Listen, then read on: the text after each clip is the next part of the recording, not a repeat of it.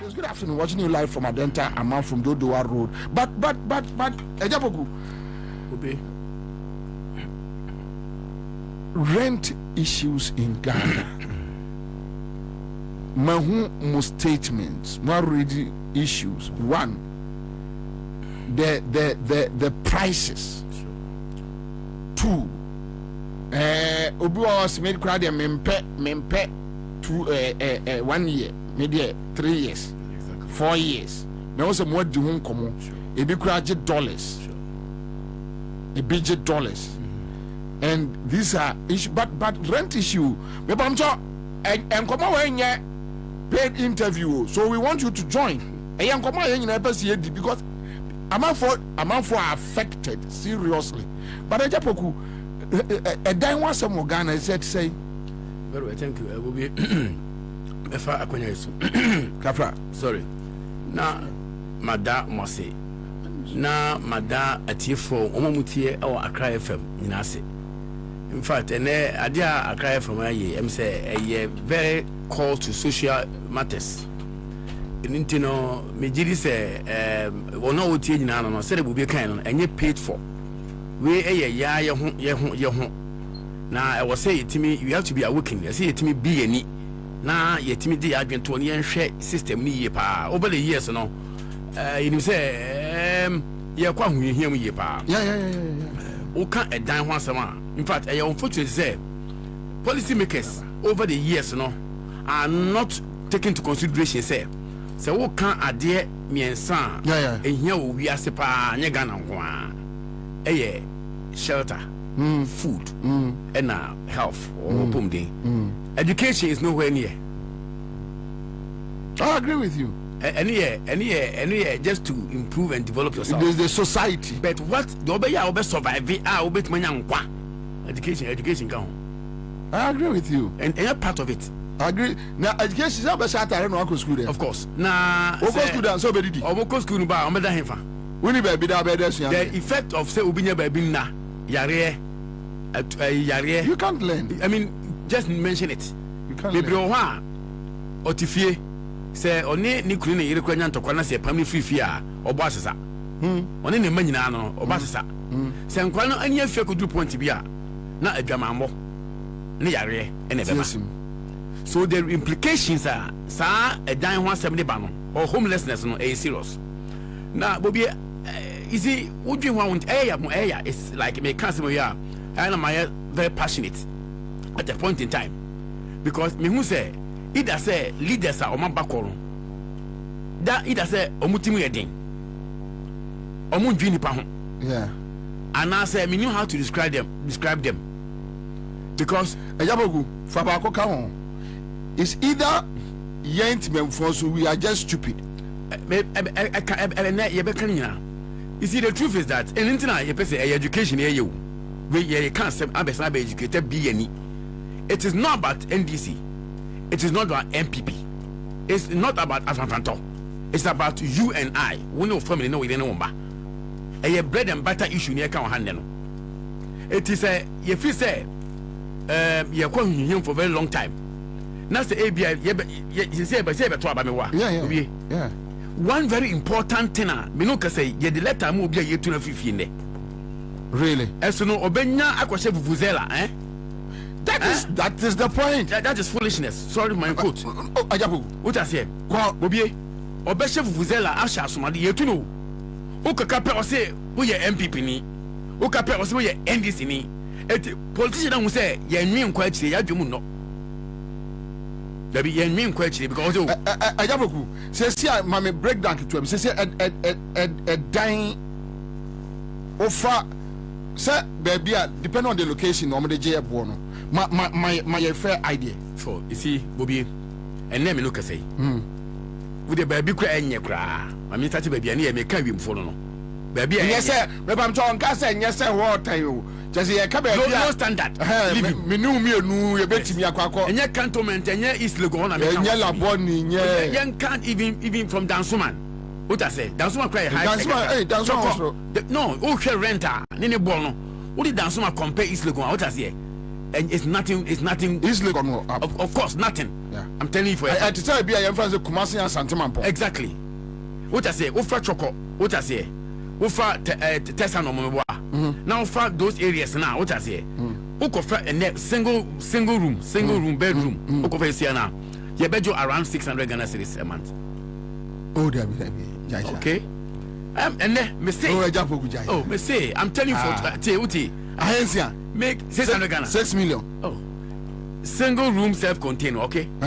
What I say, single room self-contained, not just say, what I say, what I say, wait me baby kakra I what I say at least from your bed space kakra. Okay, like a hall, a small BBB. What I say, you are paying 600 Ghana cedis or more. It took a 2 bedroom ubetia 3 times that be 1,800 1,500 1,600 a month. 2 bedroom. Oh Ghana, I'm telling you. Well, now your income so amount for any rehosem. And upon all this, I can make over the years, we must bring these politicians to account. We need to use some real questions, but only smart. They always try as much as possible. Almost free house, because they have all failed. House, what their problem? And when they go on campaign, they don't talk about it because yes, we don't question them. But Obia Sunday, me also commander in Dansuman single self-contained is 550. Okay. This is Jamila to Muhammad. Okay, that's fine. Okay, so Dexon Dagadu says East Legon single room 350, single room, small room. Okay. 350. Yes. Anyway, to us. What I say? So proximity of what I'm talking about, that's what I'm talking about. It Osha sa no more way now. A day digana phone now. Young friend to change. Bobie. You say you say in yeah. You can say rent and a tenant and your residential one. Debbie. One of our high offices. All your bojo juma. What I say? Yeah, Joe. Say your ma offices ne shop for no. Okay. Your ma offices ne shop for no. Okay. What they dealing with because young fan say any most come the high offices. Our Ghana endru 5%. Of course. Right. Commercial and residential. Residential. Then omo was kane ebe high store. Akofa ne free to go abegum. Yes. They probably 10%. I don't have the figures, the indicators with me. Okay. But when you look at omo probably do omo tia tokeke. A chunk of them, and they but they are very issues of keeping home. Yeah. On say, won't you know man nafi now near Juma. Won't me know man nafi now you have to go into trade. Yeah. Something. Yeah. Meboa. Yeah. Obiaso so kun Juma so. Won't me know man trafi wa bra won near Juma. Exactly. Okay, that's what you want to say. Yeah. What I say? Etino so okopa Juma ya won see store. Ewo kromba bia no akofa. Meboa. Almost omo high residential no. Omo de kukum ko high dan. Okay. On argument no. Yeah. Omo say obi akọ Juma so. The ebia wonye bosumi adwuma. On go try dem entran bosumi no. Sa nipa kro no. Okwa high even container kwa high essence here. With a high container. Wow. Enti na binum aye on table no, tabletop no. Exactly. It is tough for no esha. Yes. We boju for no. Ehwo na problem no wo. Eti say ofa nipa 10 e Ghana ha. Emu na e han dan. Yeah. We nipa 10 I agree with you. Na emu 9 e han dan. More official data. O say it keeps on, changing, but statistically what I say, it has been a lot of study has proven what I say more than 95% of Ghanaians rent. Trust me. I didn't know. And Ghana, I mean, look, I say, yeah, in fact, 30 according to 2021 population and housing census, 30.8. Then, 2021. Say, what day? Sa numbers here can watch me say young for among active population in Kra below 18 years they are minor difference of munya juma they are dependent we you move from young for say 10,000 10 million rather in Kra 20 million are active no 95% high dying. I see. So we are talking about 18 million Ghanaians who are renting this country. Enya better o. Enya easy o. They talk to be. But I want to say e dey ntina ahohia we nyina ba. Ehwo no sa law no. Ehwo no so ye read. Bobie e dey ntina ahohia nyina ba. Because of enya aban akwa omo ye Carlos. Omo ndwini omo ni tema. Omo ye mabofo. Aban ana omo abakọ. Both MPP and NDC. Omu niktema omu ye awudifo because when you wudini a wono yere ennan sore na wuntimi ndwen to cover the people who govern omo a country wuntimi make provision for your house your imagine what I say wuni future emma mabrofo nya ba bi na wuni future Abraham Maslow osidi the basic needs of life. The physiological needs are here needs. Or say shelter. Physiological needs, including shelter, are basic. No matter what you do, and now better sorry for this. People say free education. What I say? It's unwise. Oh, why? As compared to I'm coming. You see, basic needs, I will never survive if I sleep outside. I'm trying to be realistic here. Sorry for my words. No, I won't survive. I can never live. So how do you reconcile the two? No, I'm saying that the point is that one is about life. What I say, without it, I can never survive. No, but we can see how we can improve it. So you don't take all the monies of the country and kumu. I'm being critical here. No. You are. With that Uncle Sheba Kumu. Now people suffer. You come and tell me say fine obi so obi here support but critically no 2023 budget the allocations then they just omo nwie ye ho no agriculture almost about 2 billion Ghana cedis invested in agriculture. Health about 15 billion. Housing 470,000 or so, less than 1 million. 23 less than 1 million budget. Do the percentage almost 470 million. 470 some, yes, of course, yes. Wow. Million. Pachoti. Yeah. Apart from say, omunye we nya no so no. Emra kakra na e botimamu for ho ban. I friend the rent control law of this country. Ghana emra miensa you say mienu. Ena ye regulatory rent or ha. Yeah. Ye ba Kwame Nkrumah pencil. And the Rent Act of 2020. Yeah. And Kwame Nkrumah by 1963. Yeah. 61 years now. Bobie. The 220th law of Parliament. The Act 220. Yeah. 1963. And you war PNDC law 138 1986. I see. No. In this law, no. The framers of this law now want to say when you be straight. Was it obedient means let us try to at least protect the people. So what to mean CB now we need to be CBA. The easiest abatement say Bobie yeden bo edan ho ban bon crofo no ban now one like a cry there our mo say no no omutimi regulate and at the rent control Kwame Nkrumah pension e buy. Now, Ocha section 25, subsection 5, I was Amraima, or say, a few were bien near Quenya or Ghana. So, we sit down now, no, Opa, no, Mamuntinum. So, I won't pen out to buy a business. There's law that put that so. And so I talk car.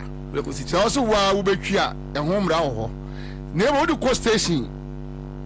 You're also home row. Quite a so far, so you what I say. Yeah. So long no and yet to Najim. Now obi say me see me die. Opa and yes opa so no get them. Ah obi but at the end of the day you see the upper baby are turning here chain there or no see you know. Yes. That is the problem now. You see Bobie me say on say me say you say our government has failed us. Okay. You break it. I'm making a point. No, you break it down. The government has failed us. In all this situation, no. Bobie, you only pay go Ghana ha. Because the boss me 30 Ghana Clomunian. It's true. Who's it 20 Ghana? Oh yeah binchia. On oyatimamini, ya anything. You go to no. Etina. In 2015, it took us 40 years to have a national housing policy. That John Dramani man. There be any company law, a policy. And that policy they say when they have a roadmap, I make sure they say, "I want almost for you, almost touching baby graduate." Eti say we so sit down, but say we any plan. She soon fit down. Or say there be they me pay my. Eti me no can say CI Obi. I can speak on authority. Say what I say. Yeah. I'm buying abako and no more so at the Ghana Hamo. It's so sad, eh? Omo di Ghana Hamo seriously. I double bako pe. Or say of a Bobie bra pantan abukobi. Omo single room, pot kitwebi, no toilet, no bath. 700 Ghana cedis a month. 700 Ghana cedis. Also just 3 days ago. Okay, so me boy say na me kan okay say bia. This is how it is now, Ghana. Now Opoku says Bobie, the government or Ghana government should take control over the housing, transportation and social welfare of the country and we'll be successful. For that one, I don't know how we can be successful with that because dan one regulations aban so nkwaso wo fa aban kwa be den aban kwa be den but said they work now we have laws regulate your dying policy. Exactly.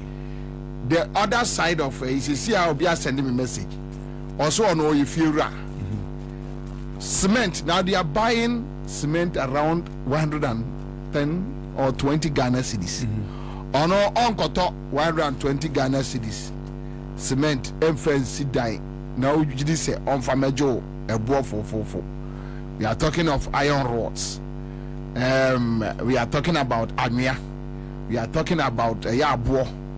Any tiles. Any the keka home. And Obi so say. Ebi I was if you know about 10 years ago.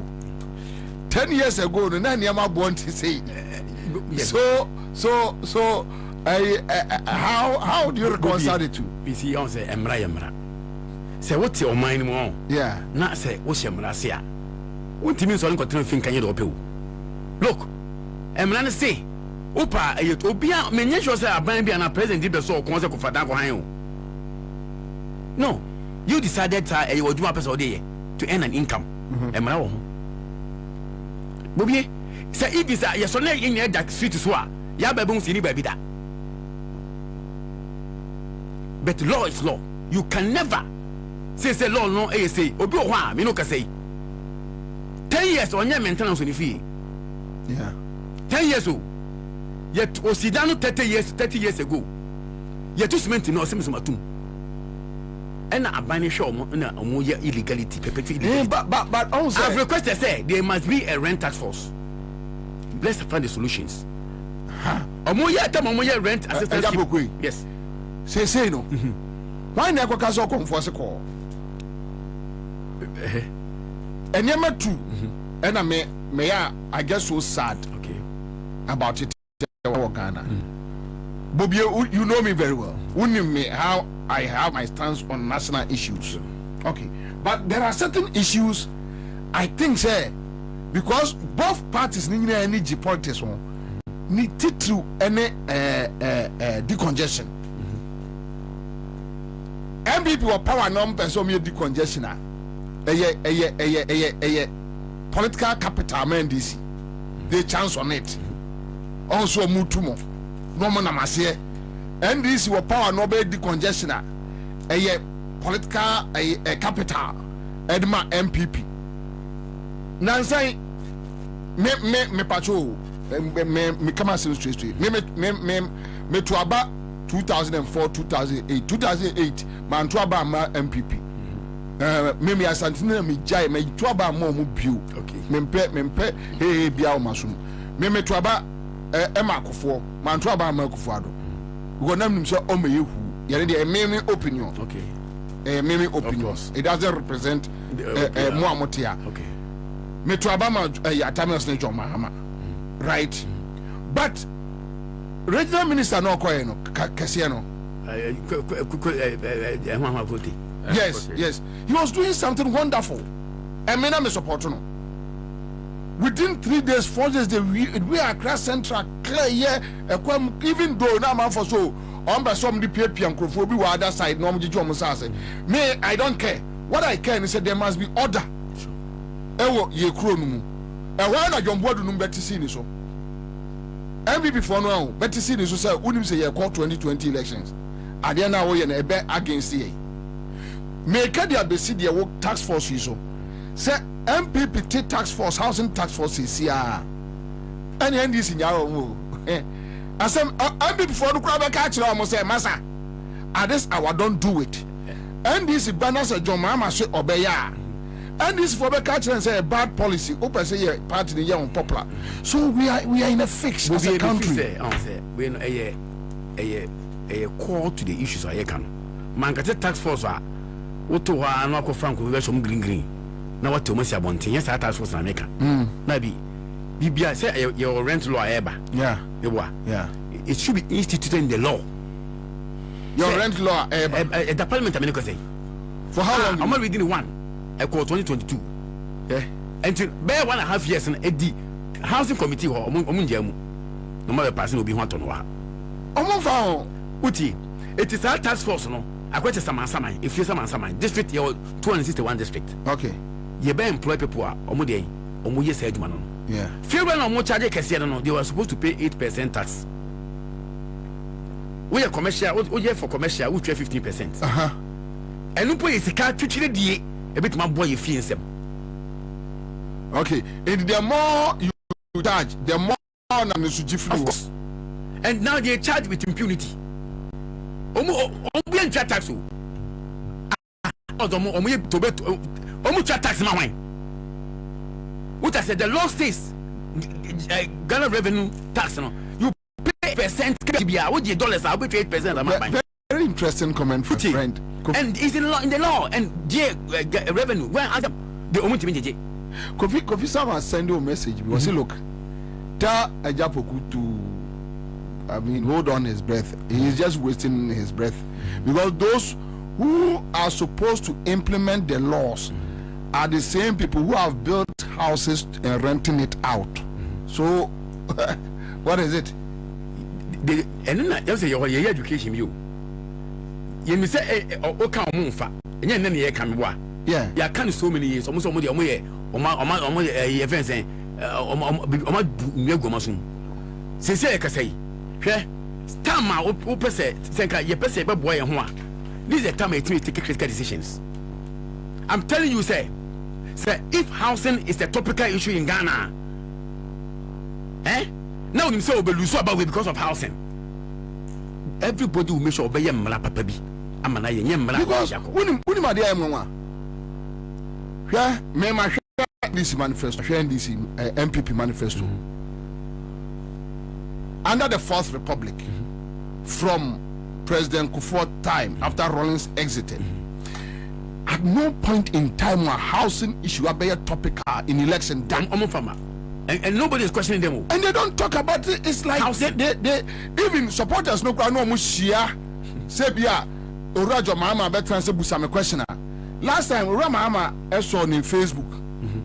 But somewhere last 2 weeks or last 3 weeks or so. Say a man for Musana questions. Nobody cared. But I'm more afraid Busan also. I'm on a bread with rental. But nobody cared. And I was like, really? That's it. Me follow at the end. I said no. Because on also or a penny. Busan and I didn't be bad also say, hey, I dear way your man for a dear here. So Bobie, me say Friday. Was it Wednesday? So I follow Mahama on the Facebook. Tenant Union of Ghana. We pay courtesy call on him. Friday we are. I'm issue statement. Nanti. Any matter say nyame come akuma say me from. I'm kind of quite aware. I'm not aware. So we went in Facebook. Comment a lot. So you see, even in the media circles, we refuse to discuss it. Any problem? No, I thought to say, Papa, he made his intention. Say, okay, me free abamuno. This is what I'm quoting Mama. No, so I was me free abamuno. Makufi. But who say housing is a bigger issue, honestly. Now me name is Lodina Mahama. You feel about I question you quiet balon. You go pay Bobie Hoja. No more who say yes. Now me go chase Kabia. If you Mahama need straightforward. And easy. You have the video here. I'm coming back patrol. Me. Okay. Or say me name is Lodina. Me name Lodina Mahama. You go hide then. And then you brepa. Now me drivers and no more you my net or say me rent aso. Now mo ba 2 years 3 years me train me so. Eti tenant union. After the accord home. Until easy. Accord home. Now me person me building legacy. Na legacy no house na ka ho. Eti no onufi say sa affordable housing na ka ho asem say affordable housing eno enye adwuma. Eti yen fa low cost housing. Low cost. What mama means by low cost no? We are waiting say onye bold. No function the manifesto na. No me defending on country how you do it. But okay no okay no me bia. Me free say senka oba na ko obeya. Me free say nka be boti mamufo pa. Wow. Ti me first akunya we so. Na me di na sia ni ka be kese. Ya Bobie den won fie. No, more engage the current administration. Me kaba. In fact, you had the letter to Jubilee House about 6 months ago. Dr. Mahmoud Bawumia won fie obia. You see? Oh, I just me say, I can just remind that call Jubilee House. 1 year. Wow. And you see, yeah, politics. Of course. Yeah, you turn policies. You promote policies. You tell policy. And now me catch your Bobie yeah. National Tenant of Ghana. I'm a 2 million so. Yeah. One on high then now about 50 million. And we decide who become the president. Oh. Over to you see me. But ebia more rent figures need to say, but ebia no nyina na se wase. There be but what you say. Directly me got your 200,000 registered members, okay? Indirectly no me take me say over the part-time emu 9 high dine. Yes, it's true. That means they have issues. It may advocacy. My advocacy is direct and indirect. Okay. Yeah. Okay? Yeah. But advocacy is to influence the policy of the government and decisions of this country. Say, I'm a boy, Cassandra are banning who say, yeah, no, you say, I bet boy, but don't smart me. Independent advocacy. No. Anyway, so I don't pay many production crew. To be honest, never mind me. But me tell you some the 5% increment in electricity bills, then the 2%. Then I started, let me drive it. Then I started asking myself questions. Like, into young guy, young lady, 20 years, 22, 25, or per se, or rented, or renting say, no what Tokania say, no what Tunsu say, ni income ye say, ubu or per se or side to one school so, or by a food. And that is where about me to say almost share to be beside me producer say you will be a tenant association as my team and I say yeah all cross check here. And I think it's a very nice conversation. But for saying West guy says it is hard to control what you are not part in reference to as what can say I dare no cost now one can to control it a problem. I'm fast to show quick now. Now you rent your national rent assistance scheme. So and I want it. Yeah. Can you believe say? Imagine say, time on launch and almost say it will be national tenant of Ghana. I'm my friend. Dr. Mahmoud Bomiato, cabinet ministers, chief of staff, we went and represent Ghanaian tenants and we cautioned them. Now it will be. Oh, I gave solidarity for all tenants in this country. But the point is, okay, so if so our program now, is it not enough to solve our tenant? You see, time we put together that framework called National Rent Assistance Scheme. Yeah. They did not see the need to involve the stakeholders. Almost say interministerial. Now, it's asking say, tell me. National Rent, almost say, almost even the legality and the lawlessness aspect of it say, almost 2 years rent advance. Oh, which negates the same law now. Man, I didn't want fight to say 2 years in Indian Kenya, 1 year. Once member 2 years. That is where the law is handicapped. Wider consultation. I think they are not repository of knowledge. And also, me look at say, almost say, come on, the 100 million Ghana cedis in the shame. Almost 30 million the shame. As at February, before I sent so watch it, trade Rose, or the man report to say. 1,492 Ghanaians have benefited from the 30 million. 1,492. 1,492. And they have expended 19 million Ghana cedis. Hey! Hey! Put us in. Oh, Mr. Wake, they expended 19. And we said we made a statement. We issue a statement that we do not agree. One, your criteria of even getting music, it wasn't fair. Why? The informal sector, yeah, they're chomagu. And no more 10,000, 15,000, any high. So, that's kind of national rent assistance scheme in the campaign. Remember the campaign say, yeah, by when I'm so making mistake,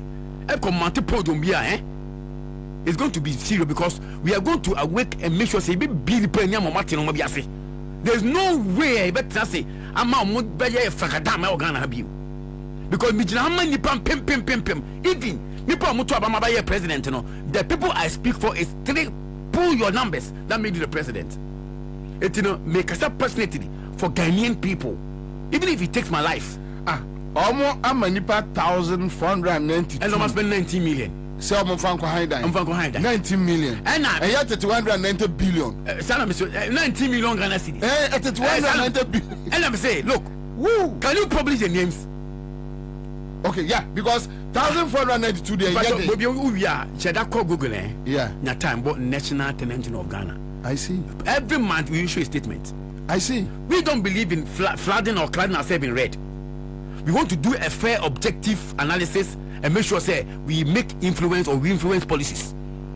You need say call demonstration. I said red no maybe pictures and Juma. Man I call demonstration my finance. Anyway, I was saying that what's it about 1,492. Maybe you say 1,500. So it's coming out to 12 million per person. Okay. That's 12,600 something. 120 million exactly per person. It's average. You divide yeah. It's a big 300,000, 30,000. Okay. No, so we know or yeah average will be 1,500. 1,500 against people. And just say yeah, ma will be a scapepepepepa. Now I could see 19 million Ghana cedis now. 12,000 Ghana cedis, which obviously is a lie. I may say, is it if you bring your 3,000? Oh, may say a loot and share. I have described the policy in the National Rental Assistance Scheme as a failed policy. They must withdraw it, call stakeholders, and redefine and review it. Now, Ghanaians. But so say I don't think say.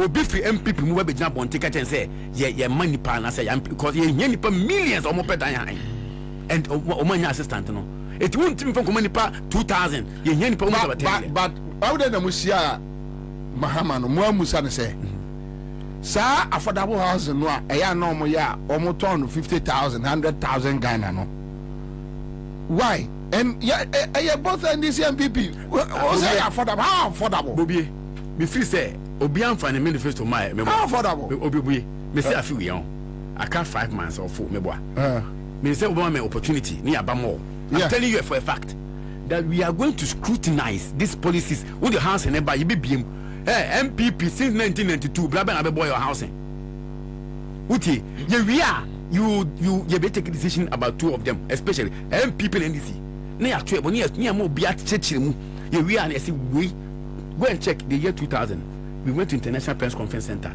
You compare MPP manifesto in housing and MPP. They said the MPP are far better than NDC. 2000. Go and check. Yeah, 2020. 2020. And they declare support. Say MPP manifesto our housing far better than Mahamadian. With no fears from them this time round. We are transit. Say Dr. Mahmoud Baumia and the face and the as a tenant union. Yeah, you be do check support or you campaign. I see. You can tag us. And I've said on authority, all the people we have in this country, we will meet them and play campaign. Say, Minuanum, Yeni Mamudi Yedimonim. Say, a dancing I got to Abana, Toma, John Dramani Mahamana, Toma, Mahmoud Baumia, based on policy. I'll come back to you. Louise Ama Ashiboy says, good afternoon, Mr. Bobie Ansah. Please, I want you to wish my father, who is an ardent listener of your Citizen Show program, Reverend Emmanuel Ashiboy Mensah, a happy 80th birthday. He's 80 years today. Wow. Hey, yeah, better. For Sydney West, it says a single room self-contained is now 1,000 Ghana cedis. Parts of Dansuman. Okay, so Fuseni says government had no right to control rent in Ghana because they had no houses to control. Commander, watching you live from UK, please. Where is okay? So let me move on. Ayi Michael says, "Good afternoon, bro. Good analysis. All right, thank you." Then another Fuseni said the state lands that government can use to control rent had been given out to friends and family in the name of PPA, public-private PP partnership PPP. All right, so. Alfred Apo is here with us on your Facebook page. Star 413 has and ubedi di peche Mr. No more atun temansana yabobo. But konwano so you can call. Ya be say a citizen show, so we include the people and minim asepa think tank. The entire more friend, I'm assuming because already should be about your friend is a scheme. To be honest with you, today is my first time me this our figures we that almost as a super running scheme be to give rent loans to people. And as a super the corona figure the abano 1,492 people also almost 19 million Ghana cedis. And we know almost say 30 million. Also no say 100 million. Almost no 30 million. 30 million no emu 19 and also on the amount in the 1,492 a year for loans. Mr. Butcher breaking it down. So if you are to do, let's say, round figure, 1,500. Now divided by 19 million divided by 1,500. Yeah. Then which means you are doing 12,000 Ghana cedis per head. 120 million per head. Tiama Kruma and 1,500. It will be interesting to know. Okay, so Ochina, yeah, Mayor RTI. Okay. I call Ministry of Housing. Okay. For them that is why I called you as a think tank of the beneficiary, because to be honest with you, this is the first time I made this idea. This is the first time I'm hearing say a bank say what my rent allowance 19 million Ghana cedis and 1,492 now benefit. It's on record. 1,492 Ghanaians.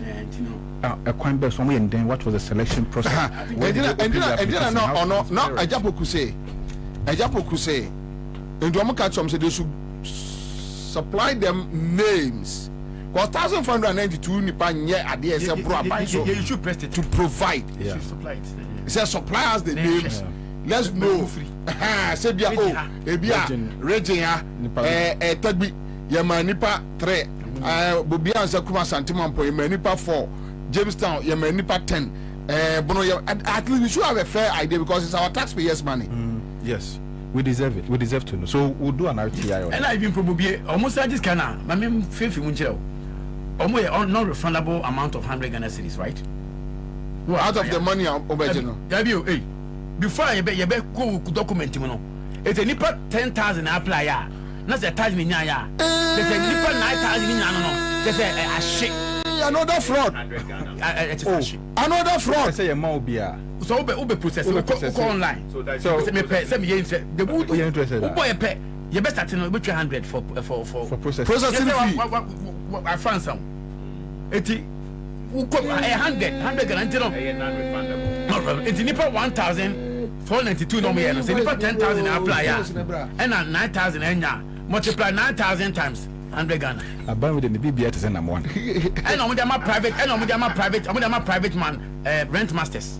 It's a private entity, individual. Matidino, okay, rent masters. Rent masters. Fiesta side. Rent masters. Any Zoom line there? Okay. We are private, no, in America. And we will pretty about 5 years. Okay. A move for him. No more to buy.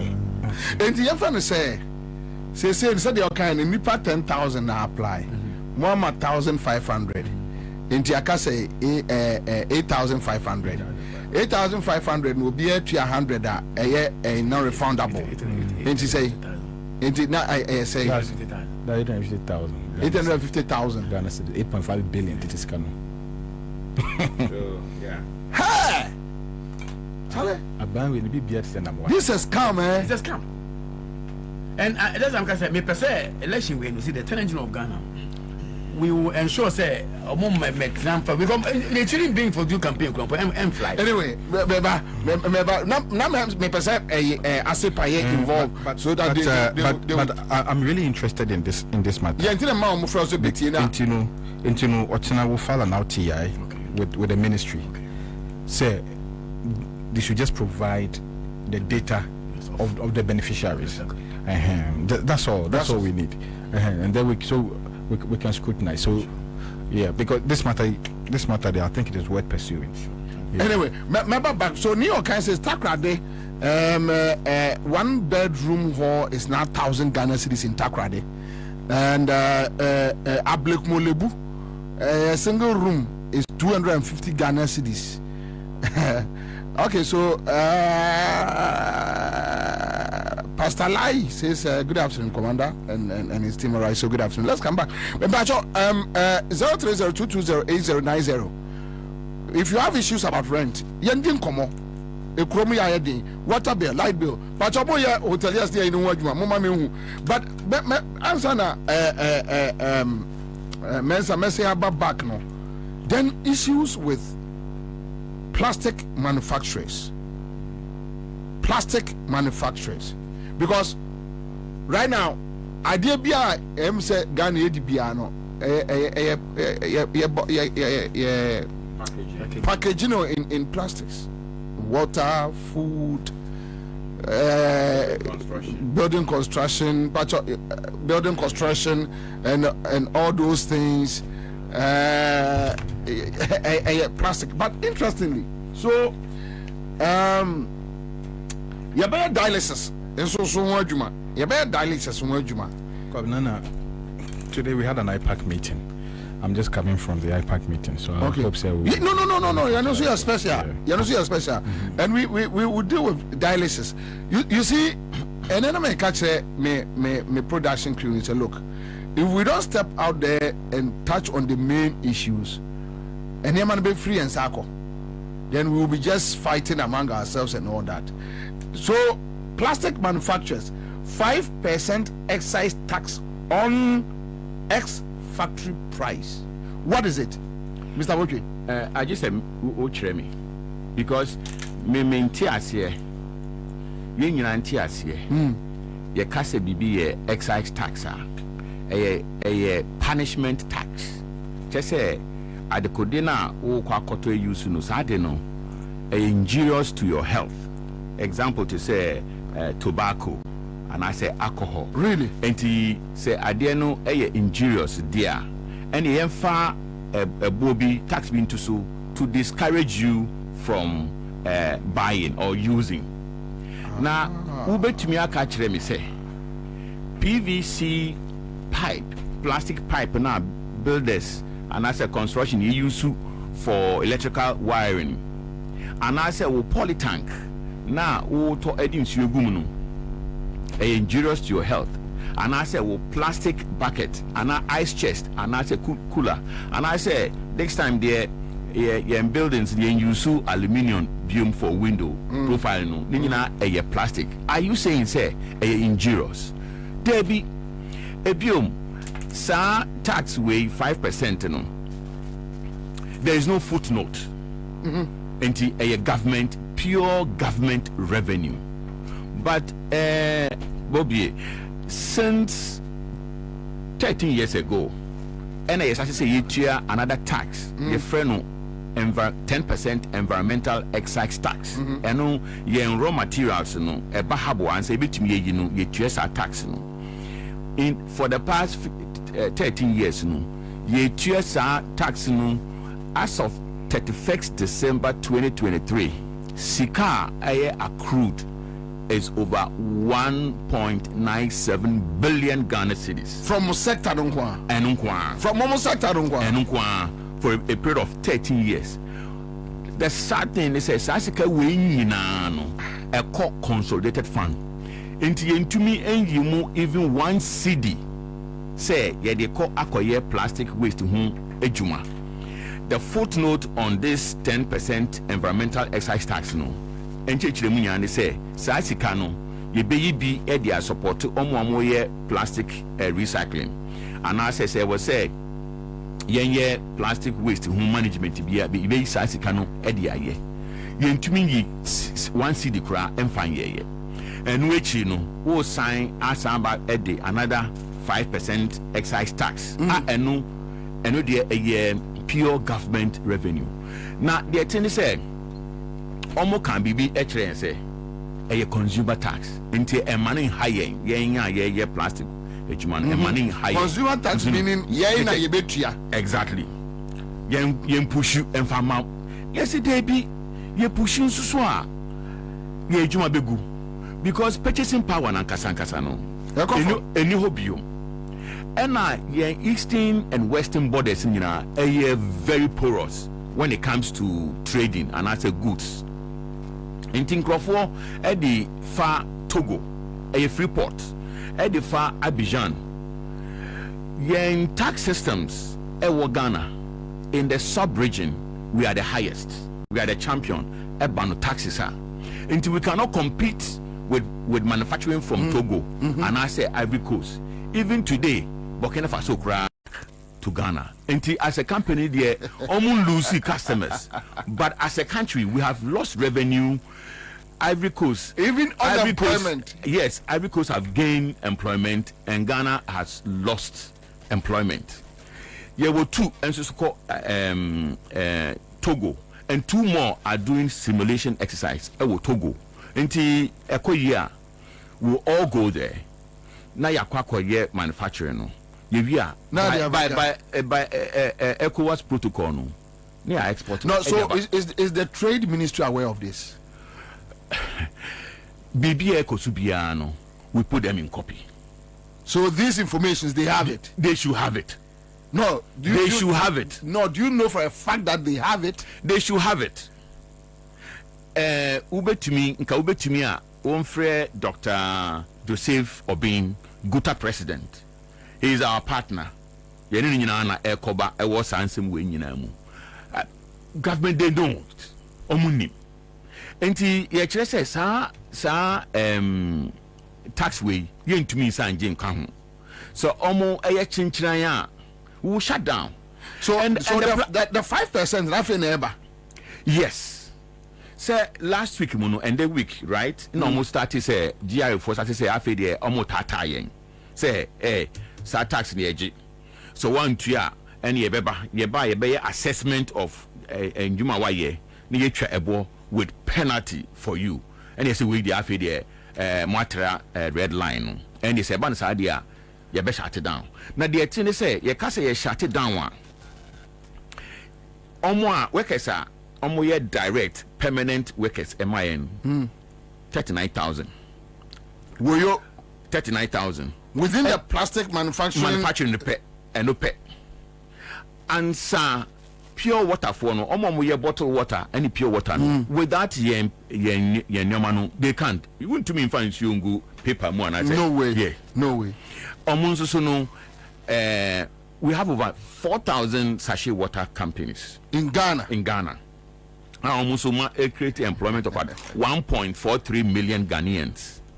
Ansah recycling. Me sure say monamo amubu hu say enkwakra ni we kra almost we ni ade. You're talking about 1.7 million people in that sector. And you can say we are talking about 3.7 million Ghanaians. Omo engagement. But enumpono company bia ewo Ghana. Ye companies ewo Ghana better say 100 at least emu 92. Omo nyina enjuma mo ye no. Omo hia plastic packaging and so mo to me ayo mo ejuma. Nti ye ka say ye shut it down asem kese pa nti ye kire aban se ye bonu kokko ye pese finance minister no on frey yen emfa internasi on ma hihye sa emre we on am frey yen awan ka kire ho de bi on mo anka bibia nkire on mo involve mo de bi and a plastics no so technical on mo ntiase on mo nim bibia e fa plastic so we can say plastic no ye wo to say black carry bags no ya jutum say eno hadwene kwan wo ho bitumi e dia esi anokwan nti wo ka say wo de eno wo de tax kakra bi to so dia it makes sense but wontumi nkan kire me say like PVC pipes and they just say Ghana water from be na omo transport ensure aba Accra no even various communities so because what they ensure konifie exactly nti we there amaya so frustrated now when you na chi no Bobie me ka bibi nchire o say ye raw materials na ye de ba no duties ayetua if you put together yen kakra na we are paying to government revenue 10.5 billion Ghana cedis in duties. Yen taxes annually. Yen taxes are yetua. It's 40%. Yen you might even 40%. Company to say ECG. You can say Juma ECG ebehaomu because every month, yen electricity bill yetua 146 million Ghana cedis every month, and yetua Ghana ECG for from the plastic manufacturing company. Exactly. Yes, we are on smart meters. So, minti abayase. We are one of the economic pillars of Ghana's economy. And ebium Mami Musa unia Joseph Obin. Of Obin. Me Joseph Bobie. Many of our books are doing command was say plastic manufacturing companies, like pens and plastics. Omar locate Cote d'Ivoire, Ebi ko Togo, Ebi ko and more partners nemo. And where you dance yes me Musa. Now we ma the cry womo. Also just ye no quantum crew. West African countries, and every boom. And indeed, so money boy biblia. Let's say you are being edged out of competition. Let's say you are free, I can't see any. And no, and our say, now we are manufacturer. Name or competitor war Togo and now Cote d'Ivoire. Or not meeting in Yamano, Eba or my Ghana, ever torn for a 10 war also your manufacturer now. Then you realize a problem. And until now, one more woman to me and we stand those precious, There's a or join those countries, There's a man on also the cost of production apart from into a car, but taxes cost. You see, I mean, say 5% be a excise tax be a abino ede ahumatu wabso consult. And that 5% never into effect. The only any option than to fold up. And if they fold up, the repercussion on the system. And the month me say you afraid enye. Don't do afro tigas. Hey, over me. No woman say this is not the right time. Upiano because for the task for Esabeka manufacturers.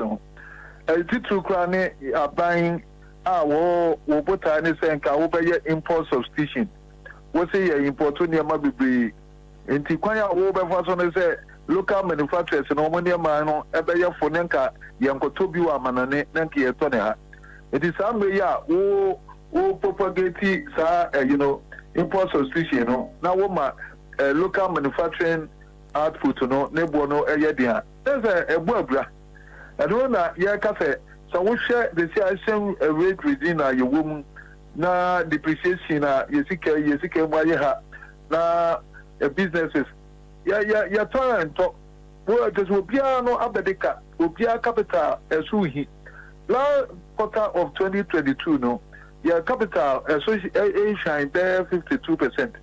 Business person, Biana will use $2. I see. And they did to Mebiano. I see. Compared to 2023, you have stability kaka. 2024, yeah, ben your growth kaka, and SM rate here assign. I come from a year they see the no. I want them. I come from Amadola ne other currencies na cost from. In the some way you make us say businesses no lose capital of about 30%.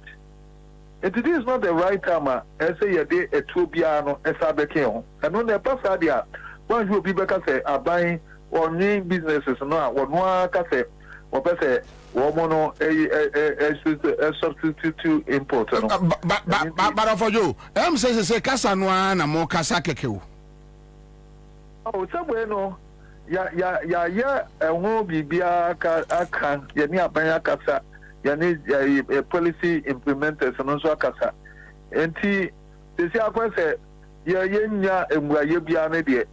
And also, woman now, so a strategy that na say womo omo womo pese womo ye womo action womo pese womo ye and for me and o support so obi so ko kudiwa onko oh there be American say ya support womo say local manufacturers no ne sache for no say womo be yi kire next week no there ekwan bia no so womo ye na aban hu say womo ntimi and containing any an additional layer of cost of doing business. Cost of doing business now, let me tell you, local manufacturing entities, where plastic industry, one industry, I mean, a boom now, and also now, see a buyer manufacturing, packaging industry, the far pimpa plastic industry, it is will be a grow, will be depending on plastic industry, will be more bag no but by depending when muso enti yasu track tomato to via na wonu nem bia eti any day petition ma ban say one hwe na ekura was ma council menye na eto no ye nyamu ko sam ye de be ka ho dia e begu nyuma they will be better say adentina abaya won fa sika no ento so ma final consumer no nonto debi wo kanu sa tra sa so eje because consumer no so the purchasing power na akofom proud do eniti wono no sa wo sa de bo no copy so a wono no ntimi ntoni ma no wano no a wo hwehwe no wo businesses so ya hold in na na turnover so business bia betumpon a na say wano no a wo de ton ne ma no the papa was abaya to me so me kwa kotum na you consumer no so the purchasing power no e wo form na hode no with me to ne ma na akofom pra na say wo kwaya na so ba na so adwuma na ne egu enti obi a wo dream sa bia say oh yeah abaya the tax at what they said man so dey to so no e just na business is running ha over you better say you go Bobie. That's maybe offer. All right. Okay. So but I think our colleague just confirmed exactly. what and it's so sad. Yeah, it's so sad. It's so sad. It's so sad. It's so sad. But there was no demonstration. Sachet bottle water company. The thing is say, yama buying to say 1 week. He say, yeah, train say beti bibi a free omoho. Na say yanti bibi adia. You be doing me a machine. Na plastic manufacturing machine. And yeah machine ya ube to me edum ne keke. Na wasan so ne keke. Enti ye sheda ama omo emre.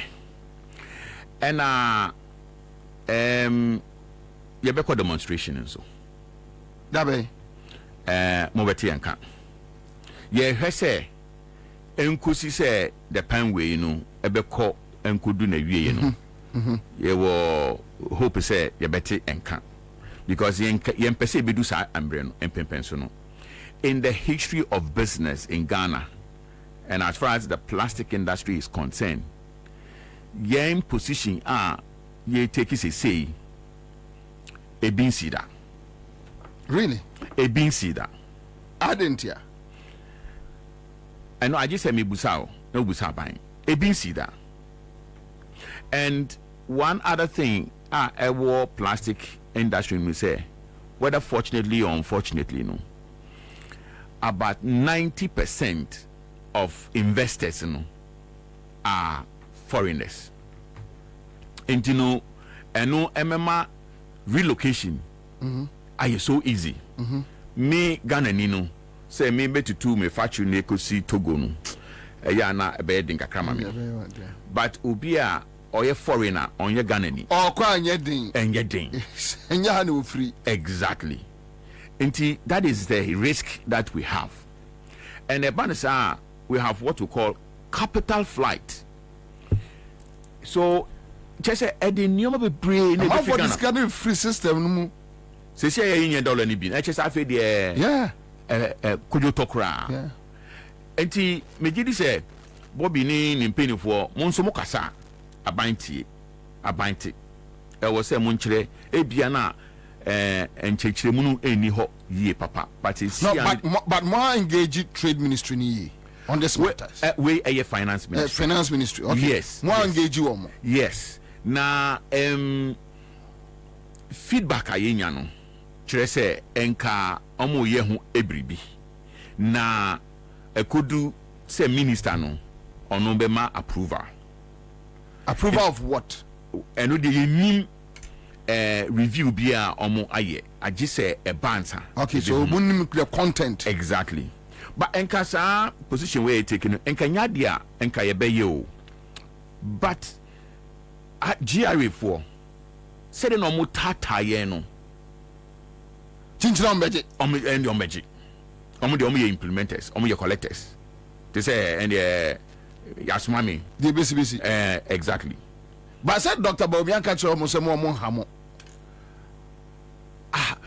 yentumi hu de ewo mu nikure ewo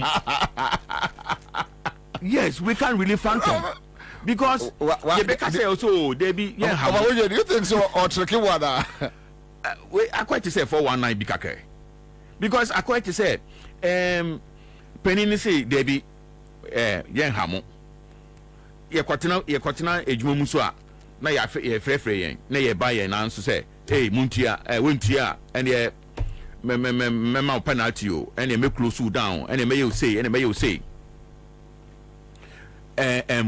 so I which means as ma Dr. Bobie can Nigeria and free omo mfi no maybe na Bobby the economy the enjo enjuma no say dollar and no another angle altogether funny say yamma ye text kra eno dollar na atem no kwa kura mo mene na de yapa me pese me sure so pese betis asem way de yapa tell me and he say ye wo de friend free zone enterprises yeah plastic companies in so ye wo few wo free zones na free zone me need free zone me the raw material about 20-footer container no me duties are metia per one container at least 106,000 Ghana cedis for one container 20-footer 40-footer is about 138,000 Ghana cedis in duties alone right and obia owo free zone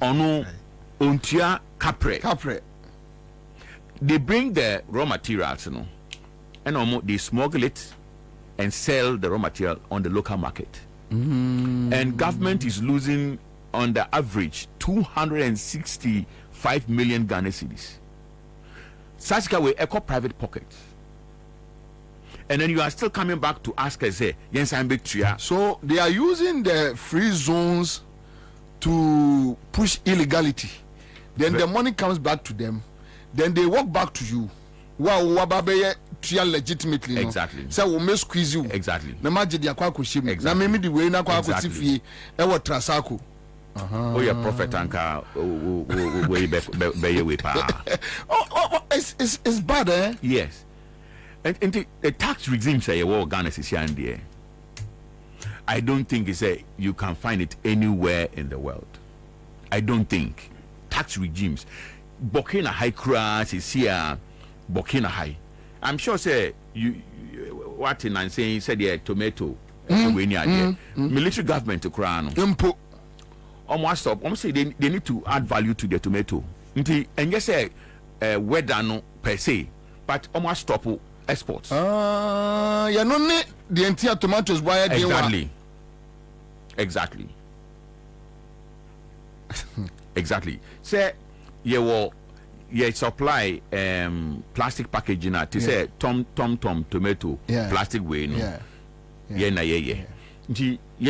supply Burkina but say offer you see yenim komo bi ne bi Ghana say baby a Ghana yete no woni nipa no be kan asem no beti ase a ese gisi wahunu say politics abem mo try say mo be engage Bawumia and ase John Mahama to know more stance say oh a dear policy na wo ma e maye say be ya wo chena bi wo meduru na fe de onko tambi bi mfa mra me say ye kon mo engage John Mahama on this matter. And no, it's quite a complex approach for us because we see ourselves say business people, and say ye were on mine be Ghana or mine victimization no.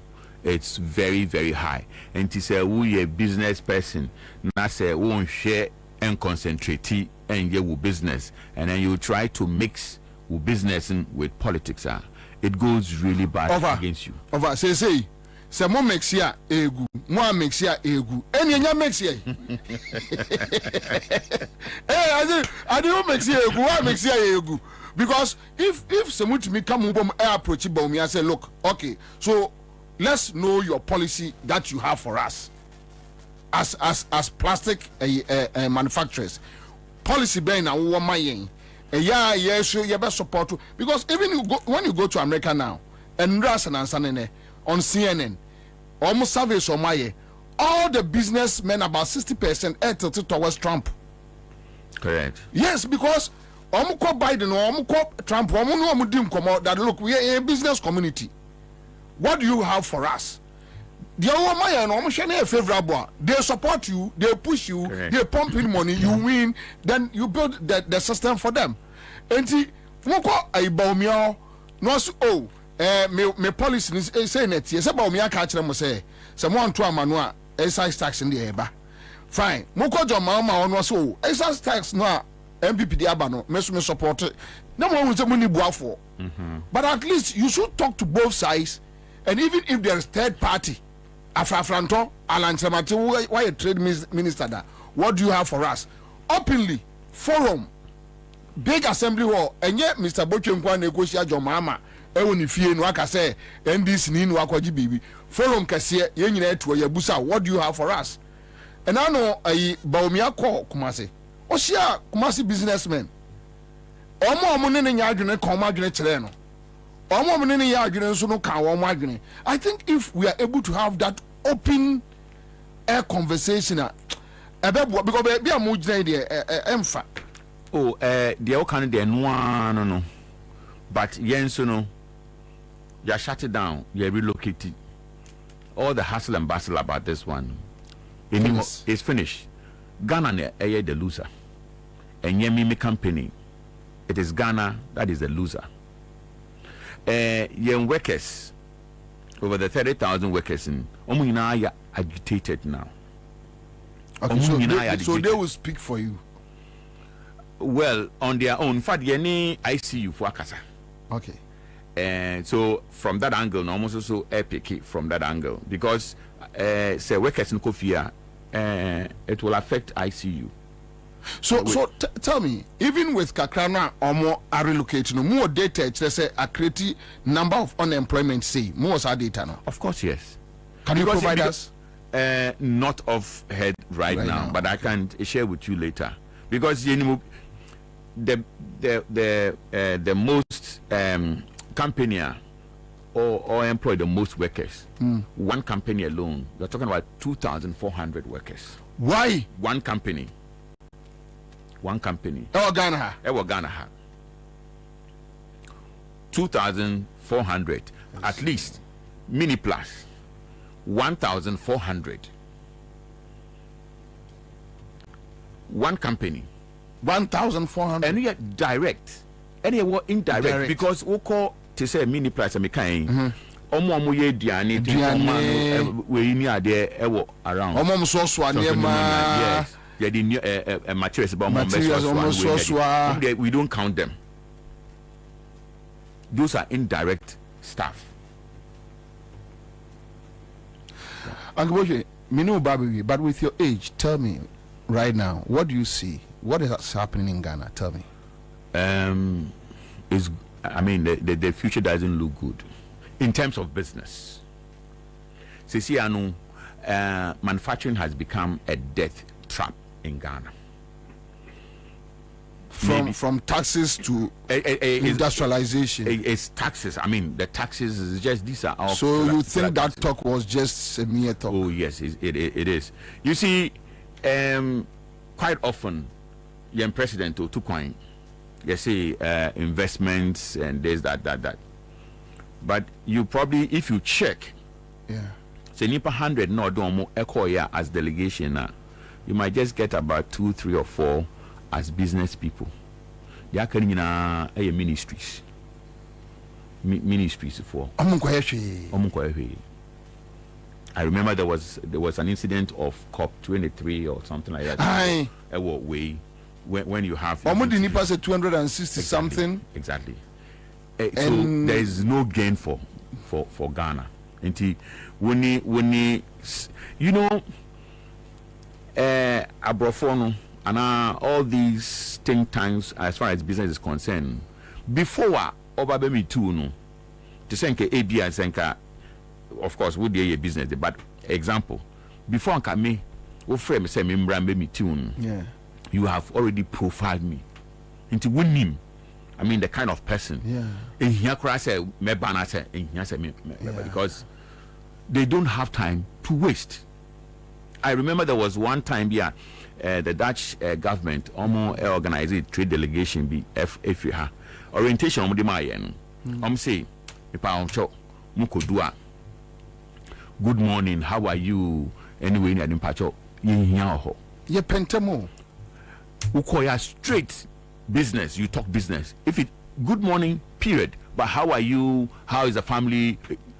Baby, yempenoha. But answer the your best start to be you should say 5 minutes. Ebusian for to saying anyway to say. You know, so we are in a global village. Into young quiet to me and yet a juma money ye near my machines in the way near Dina, a bit in a beba. And Bobby, and no man yet. I know, I can tell. And we thought, say, normally, no, enka election year, business boom. But this time round, it is really scrap.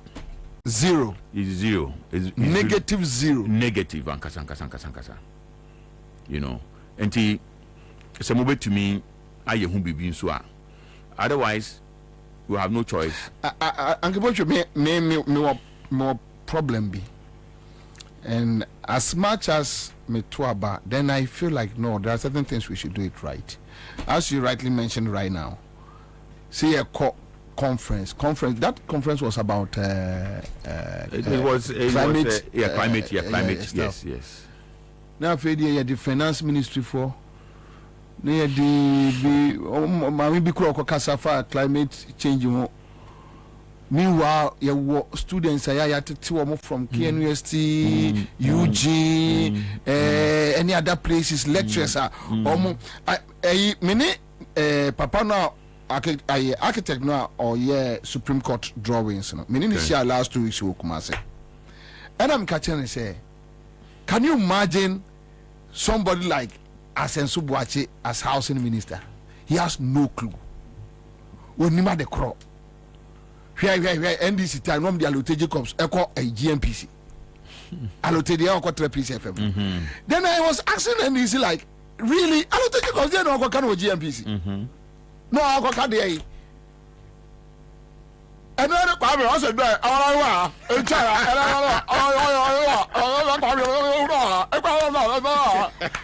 then we have serious guys who go school, science and technology near the let's put them together. Me, I don't believe Ufa politician had not got board because of support of party. Correct. I don't believe it. Sir, Wafa will be appiety and what ashe. Me ye penkrofo. Go to KNUST, go to other put students, put them together. Because when I have mass text. Correct. And almost also field worker. When to test them whether at the almost they can put it in place. But so obey BT system where we can be into and ye kofa architect no j a seed money 3 million Ghana what 2 million or the 1 million.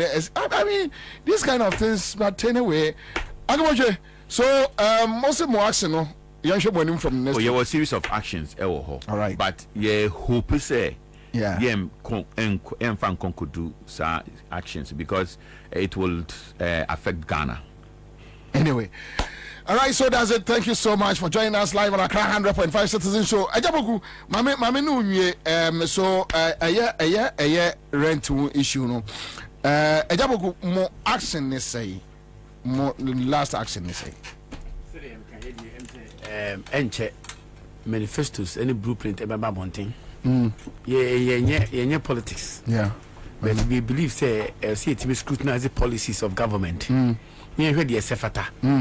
Na me say me kan no afi we die yen ko say afrase no you can tag us tenant union no mo ye one politicians and they wasem na woka because the year 2020 ye compare manifesto no support MPP no obi am kan che me say me say however no me can say support John Mama na obi but the point is say ye besa omoto obi ade ba na ya san abusa say na wo aban mu no e de na wo ye oye meboa yeah we make pledges pledges now make it no e dey na wo ye na dey compare dey wo dey ba na meboa na ya dey ya company a contrast it ye company a contrast a Bobie na you take a decision they take a decision so you be friends and for kese pa yeah trust me yeah e be mass one Bema house na ya issue ya be discuss this year elections no yeah na you take a decision ye gina so no ye we na ye decide the person ye esefata na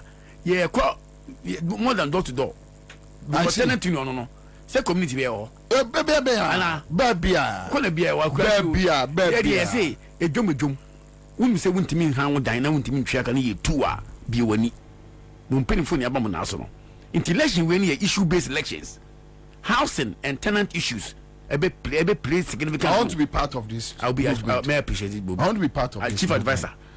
Trust me, anope me nima de kra e come here me friend me production to like let's talk about it. It's immediate because them me be wie no me di sikura no. Me san fa konya so ada John Dramani Mahama. His Excellency ase. Say atibi se bia onso hu say tenant for so nipa. No be ni door. Na wutie na onso de na adwene ni intention. Ye hu de obetwere wo. But ni intention no de beto no. Anka ye. Se ki ye hu mu and all three so be no different day and you na yetima so mu say hey Owura John Mahama say na aka ye until we can hold you on but at least what show signal be is on record say what show commitment on record now yeah mayo yeah until if say yes you done say now maybe go this week or next week no yeah you be issue a press statement okay to say thank you and we appreciate your gesture you be pa me da say Japoku for joining us in the studios of Accra FM. This is Citizen Show. Thank you. Nyame adoma ebia this week ebesi share bi. That's Bobie. God bless you. Sir. All right, so that's it. Sanico says here, obviously, amount for to bomb. Nasiru Mohammed, they can take any action, and we don't care. All right, so Greater Accra chairman, so 5% of water. No electricity and 5% of electricity and 2% of water and amount for Benjamin Afunya, Greater Accra chairman, Ghana Hotels Association chairman. Akwaba yeah boko de adom ni ahwe ye Angaben 5% electricity increment, 2% water. More business now, how is it affected? But me technicalities here. I just want to say issue and awarding. My more typical example, more office or one studio hall. Yeah. You don't turn off your air condition. It's so already nangsana about water. Almost the question new categorization and maybe quite a call demonstration almost receiving by 167% no more so and already now say also that into no also increasing by a little margin crana affect here. Miss me catch us almost 2 more earlier somewhere February no more March no more call demonstration amount for the car as at that time, na 5-star hotel be the car 400,000. Light bill and water bill. Water bill as na America. 400,000. 400,000, not all the car. In fact, a month for the car. When you yaba light is already Nangsana, and was so that it takes chunks of our operational costs. And you know, my yajumano your my operational costs also was so. And the sign to me, but even though we will say figures here insignificant, but are going to affect us seriously. We are not quite sure since you are doing CC, and so within the pipeline, outside at all a full so over coming Yabuma or not the macro hotels more a day. Because at the end of the day, no, we are not NGO, we are working for profit. And you know, in Yabanes Apena, I was said, yeah, the major tune. Ubekaya and BB. Hotels $90 that we're charging foreign currency.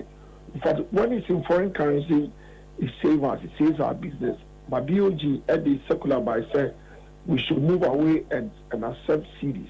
And anytime there is depreciation of the CDs, it affects us and affects our business badly. We have to say that the next 2 months, 3 months. And you didn't see because they affect it's going to affect us by one shot fee and nine or do donor start I just some prices kakra because already Nankasana most of your hotels ocean dollar no crown so most of them and namana you import free way including meat, vegetables. Yes. There was standards. No, Uncle Ben. So, Uncle Ben, hold on. Right now, more business, you are struggling with electricity bill, water bill. Or near Dumun Kanyano, as a plant, or sustain your plant. You know, be so. Sabe Pepe. And you know. Obeto fuel and now fuel prices cost. Okay. Yadi no atun chen wi a Ansah na more vegetables near the idea because you have a kitchen for the restaurant. More coffee no free outside. Why? Yeah, because your standards and most of our farmers do not even meet the standards. And the Ebanesana, we have to import them. Look, check upmarket hotels. Majority of them, almost about 90%, import to everything, including vegetables, fish, chicken, everything. Do no imported chicken? Bibia, open. Oh dear, main count question. Saying Kayana or. Munya Dadia Monko hotels, Nenko is a chairman, I may say you like a cabin, I may cut and send you go, you get the figures and they'll tell you. And you have $2 cost of capena as I see. Because most of our farmers do not produce to meet the standard. Now, I'm gonna say Mammon charge in dollars, no. Say pot, I buy no charge in dollars. Me patrol sanity.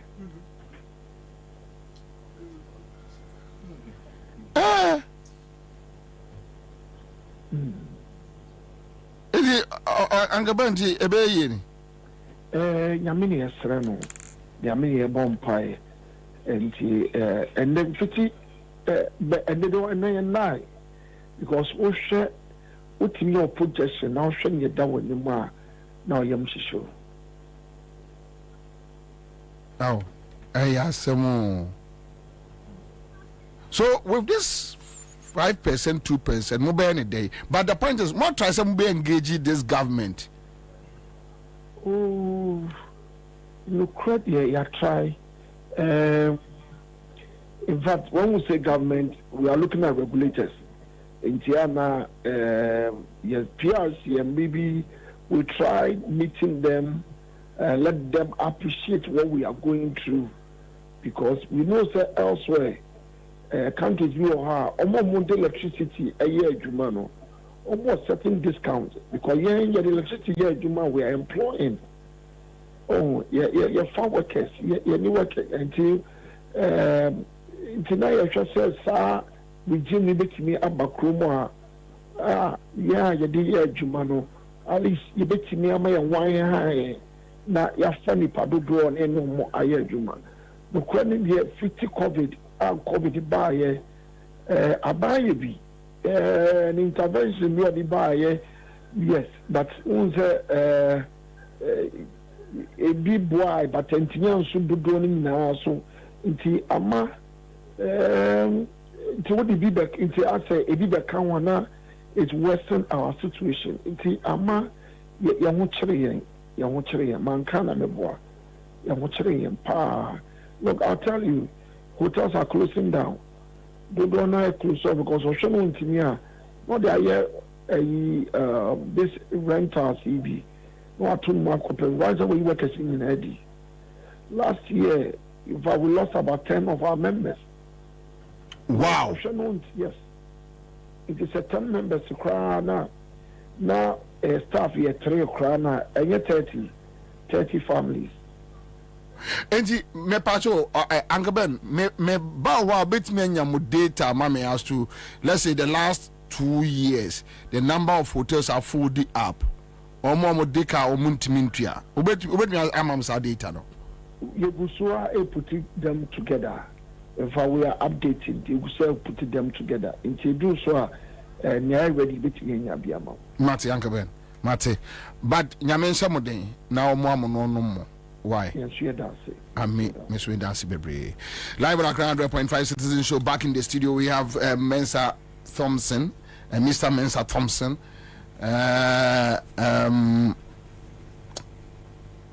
Think Asipa. Ono Ena Eye CEO. Then we have Listo and Akusipoku in the house, and he's the CEO for GAC. And Mpacha make how man for say star for 13 hash star for 13 hash miaweni ene ubedi di peche mesremo ya na wo ye mame wo ya na wo ye mame na mubedi di peche twa utwa edem tew na ona wo kro no so mamen kai mo enkomo ne bebre wo wa ye bedi the 5%, the 2%, the effect on hotels, the effect on other companies. And Mensa, before I buy a come on, businesses are crashing in Ghana. Omo jane. Omo Bosienti be come on. Utie Greater Accra Hotel Association Penino say. Say no money crown on lose be 10 hotels owners or more every business no or call them eka ameneno obi wa bia nipa be 2-3 aba da ho but insu a ekọ eden ko won't mean say nipa 2-3 into ko wura baby akototototo pipe no mu and how more electricity and all that. Now, I buy 5% aside the 2% from water and society. Echo. Ninya IMF and she say NWBA and UTA a plastic manufacturers. It seems all hope is gone. We are papa anymore. I so frustrated. UTA rent for in the or they high and dying. Now say it seems like the system is crashing. That's it. My mentality for an area. Na me magana funyina yako. Are I say we yin when you were you. No my I want to try your team. Anyway, until say shisha ya hoden kakra. To me bibia yako. Afi yansan kotin so I say ya sa de your friend is saying we Unipa nebe your friend is saying. Napo nebe running bit. I'm now who try a namwe. I won't try a namwe. Na who say, baby, I didn't could do no Aeka. But Kwabena, you see, about economic issues are. Here na pepi metabi sa me ho said. Inti se omo the policies no e ba bontia. Inti eya hwan mu na ye omo ne omo dwene ho. Answer omo the policies na ba bontia. Kwabena, there were two types of policies. We have the fiscal policy and then the monetary policies. In the economy, we are the fiscal front and the monetary front. The fiscal front, in a deal with a tour by JJ, any coin by FSO a tour. So the fiscal front deals with taxes, revenue generation, and expenditures. And then the monetary front, and the in Shishaya are buying Edigo Aquamu to ensure say Yesika Semho Ebijina painting. Now come na ya baby Sammy who say a hay for pa na yet nase since I buy almost fiscal policies some of their banyina at par with their monetary policies. Into me be some say who sits down to design these policies? God need be there to sit down to design these policies. I won't be surprised. I won't be surprised if these are the people who are, because it's very clear that the people who design these economic policies and bring them to us don't understand economics. Anytime they can actually say for economy Ghana economy age 9 million, so the monetary front and the fiscal front. The fiscal front near taxes, monetary front near Bank of Ghana. So the fiscal front is handled by the Ministry of Finance. The monetary front is handled by the Bank of Ghana. Now in PNP, for you to achieve economic progress and development, the fiscal front and the monetary front must complement each other. They must work in tandem to give you a holistic economic development. In PNP, the monetary front is like the benchmark. Say, a bank here, now say inflation air cost. Yeah. The central bank at the MPC committee, they monitors daily inflation. Into the MPC committee, when inflation cost, what they do is that they will increase the policy rate. When they increase the policy rate, it will reduce spending and bring inflation down. Yeah. Because most of inflations are demand pull inflation. And they work in tandem. But the problem is that as a government, you don't always want to increase the policy rate. Because when you increase the policy rate, it has an effect on interest rate. The interest rate also have an effect on lending rate. So when the policy rate goes up, definitely interest rates will go up. Lending rates goes up in the banks. Yesterday year the policy rate was about 27%. Bank of Ghana was lending at about 30%. The commercial banks were lending to business about 40 to 45%, depending on where you go to. Kwabena, who ye business? Na ukobobusia at an interest rate of 40%. Nancy will say ya. Oh, a juma be na odi say kan kwakoye. Uko obey production at what cost? No be turn saying and obi ote China. The interest rate is 1.5%. Obi ote America. The interest rate is sometimes less than 1%. Japan crowd sometimes be cry into Sana Uncle Boche can say Okoba to say Cote d'Ivoire a mention company be plastic company pens and something company. Or relocate to Cote d'Ivoire. Because even in your neighboring countries now. Or no business environment. Time now Ghana your banks were lending at a commercial rate of 40% now. Togo higher interest rate, bank interest rate was 16 was the average was between 16 to 18%. Togo higher. And who will produce the same item? Yeah. And I say companies need to Togo or be produce na Ghana and Yako Faba. Exactly. And nothing and Togo because now Busian is 16%. Any 40%, then I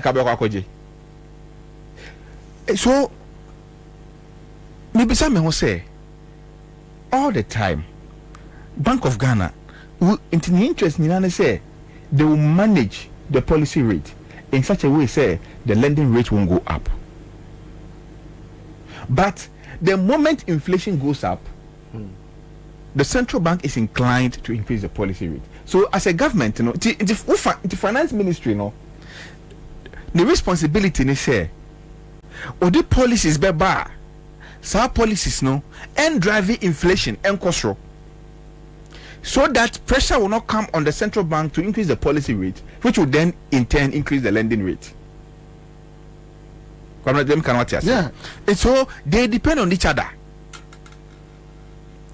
Yeah, but share 2024 by the time they call Parliament, and almost say almost increase VAT by an additional 2.5%. Come say okay. Yeah. Almost say the VAT air to electricity so. What you say? And you know, say nyoma we nyina ye ade a inflation drivers, inflation drivers. Because VAT is a consumption tax. Once you increase the VAT rate, price of goods and services automatically goes up because the VAT is passed on to the consumer. So inflation will go up automatically. If you put VAT on electricity is an input in production. Once the input in production goes up, it will affect the market price of the product. No, but the point is, you ain't being a BBA and far. I bind me interesting who's okay. Now, my percent production cost. 7 years for a bit me, enya, a year, a quenya tonyama, our nebo no work from Kakra. That is the consumers. So let me do something about the electricity. And let me do something about the water. And nothing I make say, sometimes me nim one more motna say this anjishe air sanjishe we eba. Because Senkomu Jenny now be ambassador.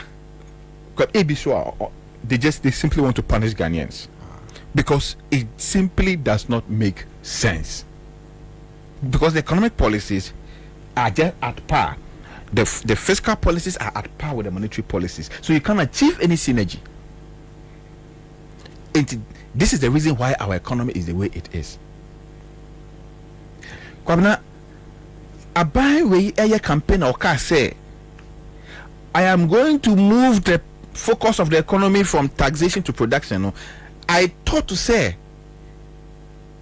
not Dr. Baumia, or the fiscal policy I say. I thought so. I have done economics up to the master's level. I was taught that fiscal policies, there are two types of fiscal policies. There are contractionary fiscal policies and expansionary fiscal policies. Because taxes are a double-edged sword. You can use taxes to grow the economy. You can use taxes to kill the economy. When you are no money. Into contractionary, the guys got the third point in the bio. Yeah, no, economic, economics, No, but it falls in the second one where would they kill the economy? The contractionary fiscal policy is it contractionary fiscal policies? No, come on.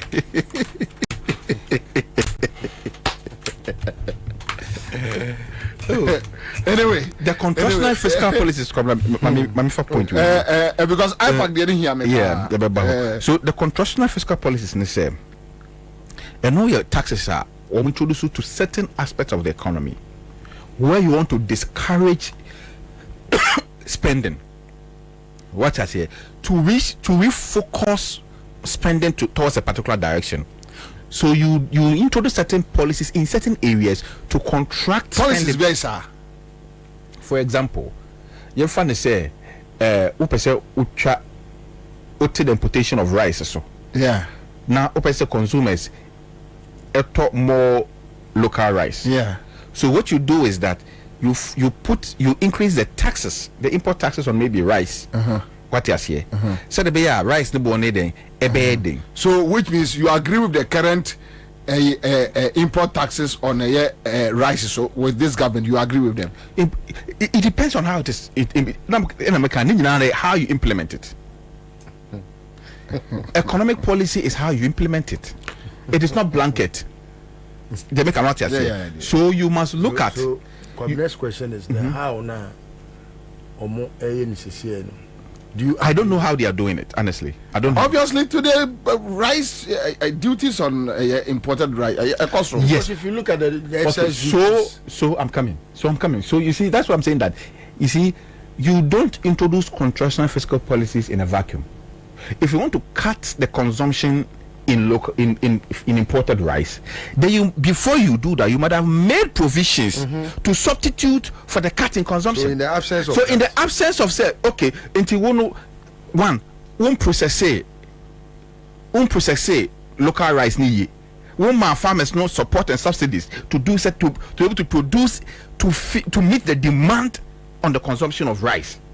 Now, sorry, critical in a vacuum, say mako increase. Your friend is saying, but the taxes are cut to rice as well. Without any alternative for the consumer, you have not solved any problem. The consumer has no choice because so they have no choice than to go and buy the imported one like that, and that is going to drive inflation. You see, so Intermaker say sometimes some of the policies are just not thought through. You need to sit down and look at say which areas of the economy do I want to influence. And you know, I buying encourage local production. So any buying the policy no. I want to encourage local production. Now, encourage local production. All your factors of production are over the roof. All your factors of production. Now it is on Ghana is one of the worst places in this on the continent to be competitive. If you want to produce at a competitive rate, what I say, you know, all the economies of scale in the factors of production do not favor Ghana. What you are doing is that in the end you are, instead of, apart from driving inflation, you are encouraging the weakening of your currency, because all these businesses who are relocating to neighboring countries now, when they produce, their goods are going to find their way back on our market. How are they going to find their way back on our market? Through exchange, through the pressure on your currency.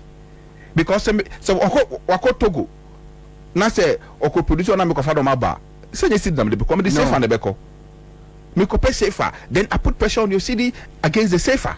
And you know Kwabena, these things sometimes me name say a bon no ma bon say share no ma share that no person punish ye say ya adwene no mo nwene, and I'm inclined to believe say e adwene no mo nwene, because in the midst of all these challenges no wo ko Bobie I'm an chair the next economic management team.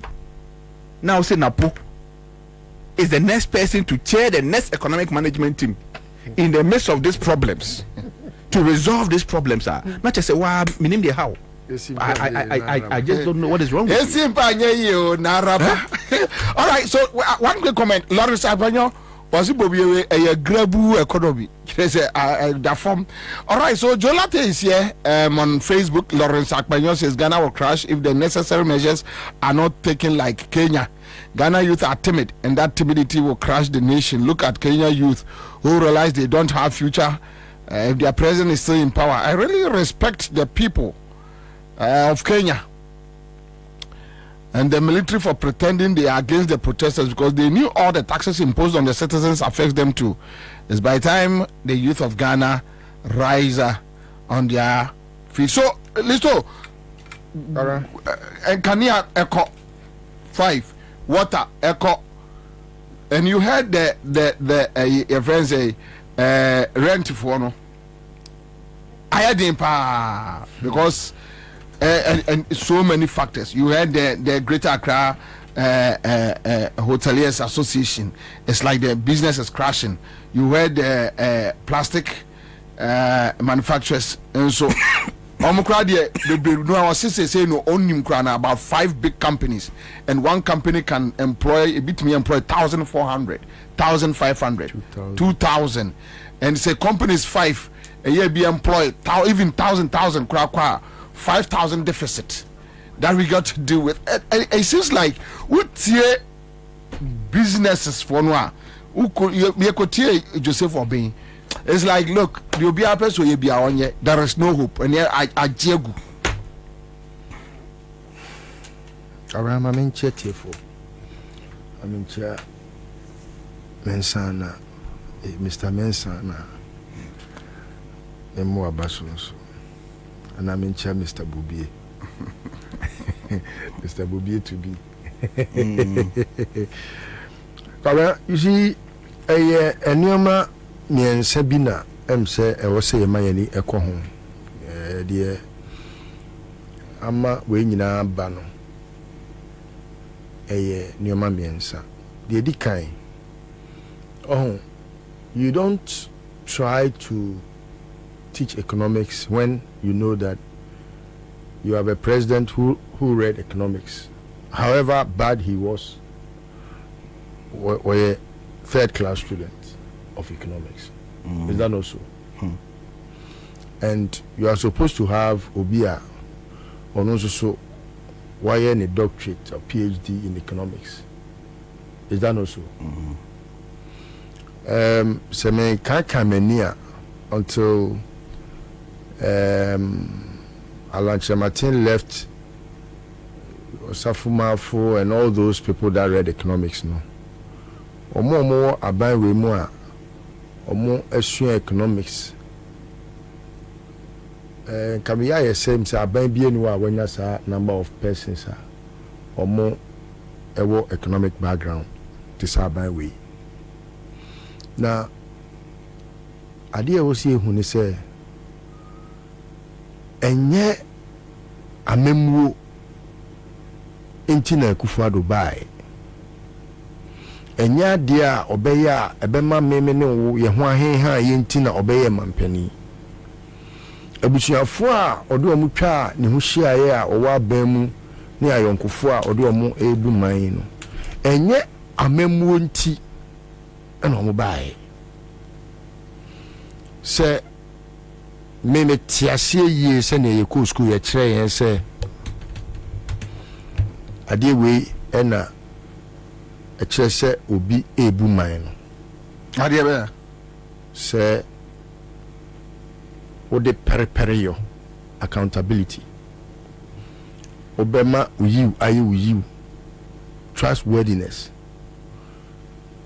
obesom wo man se sa enioma miensa we se ni amemu biemu a ye untimi qualify no say a good governance enunti no enye meni wumienu ene etiefo a ene ahwefo nti na Kufuado be ye mampani seka more ready ye nti ene obeye mampani a enka de ye behu ni say ade a edikan pa Kufuado wo senko ye as president and he say near obeto ya John Mahama krampo na enioma mu aye diama no e wa memu mu san say Kwabena economy kania nimu ya kania no enye se wo baaye no ebi bodan ho no wakodum no economy chese or inherited ye from President Kufuor no na ye economy a adisi ye koton o man ye dwapade na ye de atua adwumayefo ka economy a single spine ye de agyawo a President Kufuor na oye your friend is saying the former president no the predecessor no when to make single spine no even 1 month Ansah no free abemu and yes wo kono no abo futuo bi da ho say ma bo futuo a ye fa sa futuo ni musika entua adwumayefo ka na bi ni ho sa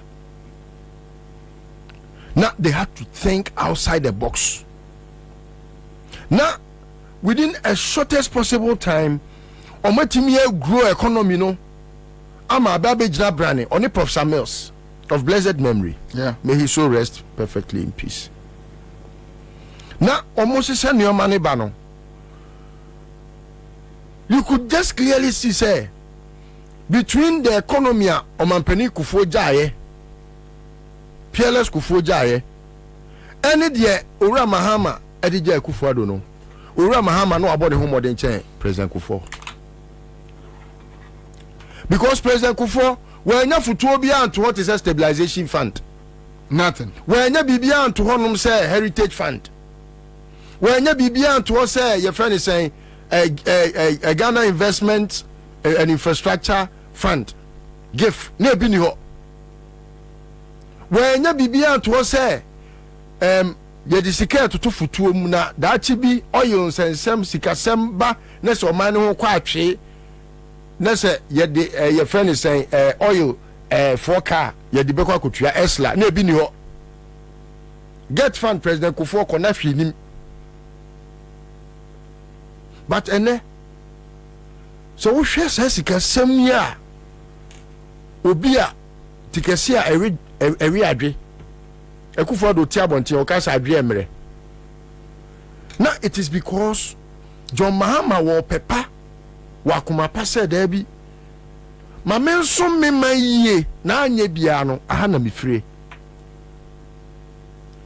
o man pani sori a o kasa che o ka brofo che broni ene no o hu ni ho so ye Ghana ni onu kwa ni se ni obeyi ne si ase aka brofo no broni kura ti busa se pare mi because obuni ho se onu no kura no oye slave master and I was a slave ye nyina ma ye hu se o my way no o mo capture emu nioma nyina and that is the only motivator Emma Kufuor do be pra akunya.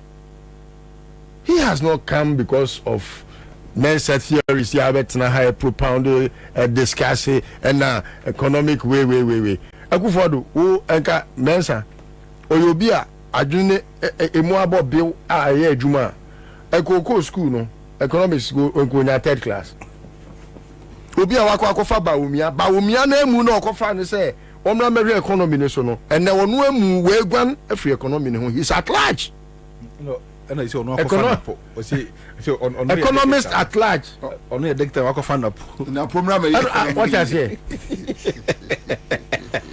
etino enye ne wo kekanti ti o ka say na hwan ne tu ne fo ono se futu wo ti ayeden o hia because ye wa maso bia betu enye wenti no baaye wa maso bia betu no fo no wonfa o ti ase na kro no so we ye ko hu so obi aka da pa no kra complaining say obutu no fo wonfa o ti ase so eno na me pese mi hu that's the point number 1. Point number 2 na say ahemfo no say omo sore nchiatia no point number 2 oni afutufo ke economy no ye Ghana fo nyina ye ka ho bi e na say I won't blame it only on Kufuor because Sebio Wesidan Kwabena na watu wa afa ho na wakofa gateman na gateman ni da bia oba no afa kunya baako no de adwane if you for ho da bia oba no afa kunya baako no de adwane afi akoba se fie no ayetimu no emu nkonya nyina ye den asa akaba akwa sebio abusuapani eteso na afei na akaba akona enkonya nyina sa ofie ho no. This is the time yen yasha ase ye kasa a kire se akwa no awia ye nkonya nyina afifia ofa baako e de no mo kan businessmen in Ghana eka ho bi na Akufo-Addo etimi a repo yen off because at the time na ye bo dono etisi mountain so ka kire Ghana for say enioma ekoso ebedu baabi enyamufo obedwi hu say oh me de enka me dan after all me ton enioma wodwom me ton ayeto me nyam kakra wa me komfie na otebedu baabi no dem na nu say saa time obi nhihye ye bi nti na me yeto a ne yeto yes so abodam enti no nhihye ye bi koso wo mamu a eni kwasi ye twen emani duru baabi a afei aso mini kane na so nan na wodo se sane e na so mini no ebi a wodo se sane na da be so nsa no e na be hu se e kwa be na be fa so a obetima eden asane yo etino ye ka hu bi sometimes ayana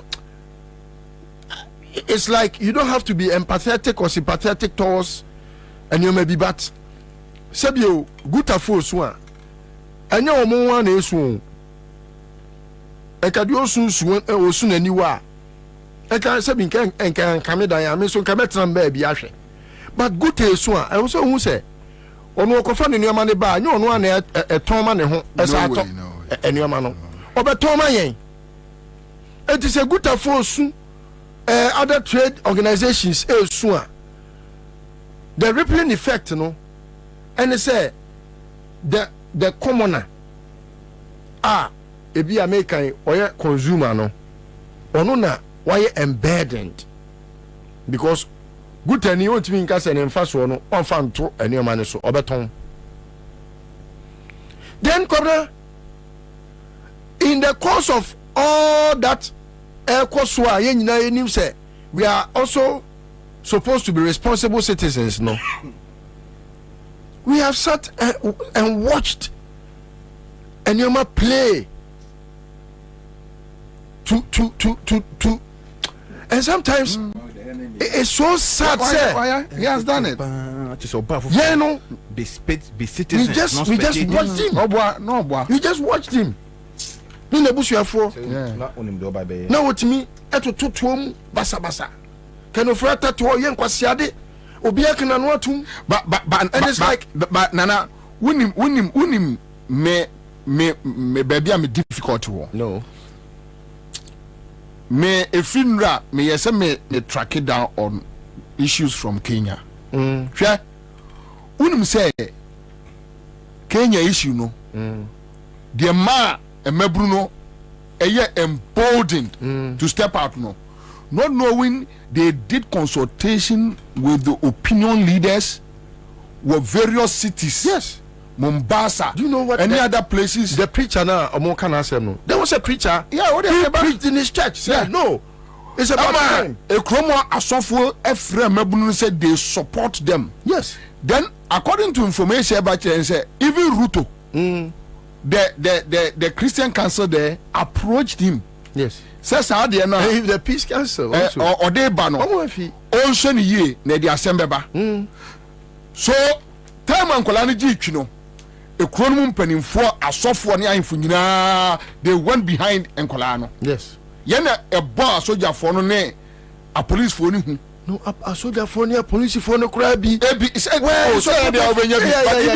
those, they supported Ruto. Yes, they backed down because and Penifo Kromosha says, Omu you omuti. Kufoti he mudibi. Now you dibi. Otun for dibi. Yeah, I've talked about the dibi. Garment dibi. I really dibi. To be meet me aka samano. Media, you father. Because we are not just no, but where glory is deserved, when for him, I can't say anything. Obi over ube kom kra na no duka daya. Ebi atama ama momo no anya adwuma na dedeba. Mo eton kunkro a eko off. Oh ba kwabra. Ekromo enka odibi na wapo ba kwa nkombeka. Of ana meka say ye krom ha asem a ye ti hu. Yeah, me nim dia wo kan but obi me stand out against the many. Over and also na was say ma ye bomb abaso. Me say others nim kwa say. Omo ya ye be bomb. Akufado nam krom a o bro so ahemfo asum atwe o batare so de gina ho no. What is to gba fede akasa? Maintaining. Oh, so the whole issue ne say Danka Williams dibi we dibi obi dibi entino se maburu no kura se listo wa ne Bobie say no ye be sori a ubenya wa won krofo a ebi fira santimem nkrofo ebi firi nkra nkrofo ebi firi a omo na be kwa gina Akufado ane Bawumia achi na Akufado ne Bawumia akọ omo o ga se Akufado sa de no de ye ahemfo no ene nko hene na no otewo no Akufado ye no sori a no so no obom ma no a o hye Akufado asum pa te de obi hye makro asum no a o ga se nke kroma nke street kan ka man fon tugu street so o hye Akufado asum ene ne bodyguards no de o wala adwo no say o mo do mo nsa beka no a o ga se sa amre nke Akufado ne ma hotel ni nyina nka down we are dead o mo nyina ye dead but ye nya pani bia obesore enti nye say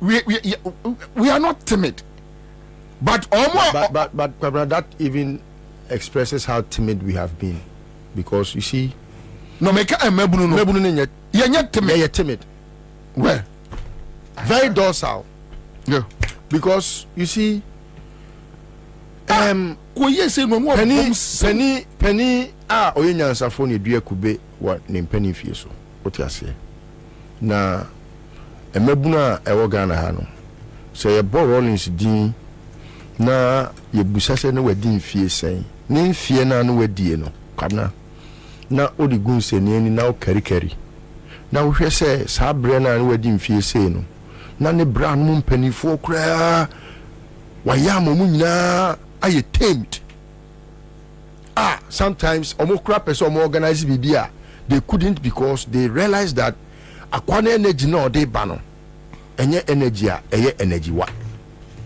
otiase the timid nature of yen no every awofo ntetie bi a omo ede ehye yen ye mofra brem ena ekwan a ye fa so a ye cool school enkyerɛkyerɛ utiranye ye kura na osako Sunday school kura de ahwa obese Jimmy kakra kan meho enti o de asɛn saa nneɛma no ɛna ama the youth no of this country no are timid. I understand the way na ode ba no say in Kenya no and penifoni bi kwa time it is the whole system now Kwabena, I must also be able to tell you say some of the youth got to a point na penny bien will bet me a stop woman. And no na encourage you almost say no. Then yeah say for example, some preacher now almost say on the co preach violence now almost yes no. Or no was the first person or catch a youth to say papa anya hwe abone so nya hwe in a youth service interdenominational. It wasn't many of the pastors. But Ghana asofo ni bia omutimi e preacher wa utie ensema woka. You must be encouraged as a youth. Enyo mu nyina na aye aprosa. Anya say betimi abokofi odro no ba ko mienu miensa bia at least you can see say they are eager to tell, you know, or speak truth to power. But don't na say it must not take Obia to come together as a union to say the question is, Kwabena, say come de wa o papa na ba be catch us say ah me hu say o ti we dey come do nti kodidi eti mebru no we have been so timid and docile by I say ye ade a ye pese ye hwe ye chi ebusa ye hu say so de say na we beka omo apen so obusa ye se dun gati ebusa no de ono ene akufo ado ye otie nso yi de omo de ye e champion ekofo mu PMFG what you say so time no it was as if say they are encouraged by omo ni omo masua entitie bi omo afamu but ene bebunu no ono opeska kwa casino opeska kwa my bet onya my bet sika kakra na waye den wa de akope ba bi afa adam hu se Ghana mebunu akufo ado afa omo te se nwa eya ada akufo ado timi mark no for yata ana adwuni ma boto we etim de 10% beto my bet so a me hu se mebunu atie sikrum yeah na wo ye my bet na wudi fancy we the 1000 na ya 200 why be that minim ye enka meye minim ye midem nyame o me pe ball pa ba minim ye enka meye minimu because mini e be say na say mo no na ya temia ya ko mampo yi ka wo ya wu meye ena ke temia hwe enka ho abufuo no ti se mimi say mimi na maye na menya 1000 ya temia minim ye enka ho abufuo no menyini se babunu bi betimi ama ne bu afu saa eno na ma mi hu se mabunu na wo ga na hanu mom no enye opani bi na wo so osore be ka che se eti wo ye bu kwasia na ye de se bia edua wo to no hu se ye oya eti he me ya and eno na ya na me make reference say ye sua emabunu na omo ye friend say Kenya no because anye bia no enye wo papa na ba be ka che se come do na kodidi enyo papa na be ka che se akufo do papa panimu a wadi mfie aduowotwe na watimi atena ho no mama papa panimu wei ono aka che se wo akoba wo bra no fa wo bra ni musika 10% bra no ono fa nkofuru wiemhyen enkodware na motom kankan wei na wote ho wo ye babunu eti ade ato ruto no enke wo se ke bia to akufo do da but unim it has sent a very good signal, especially when we are very much aware say the same consultant that the Ruto campaign team consulted no is the one that is here consulting for Bawumia. I'll come back to you. That will give us a clearer picture as to what is likely to even happen before the election or during the election and after, right after.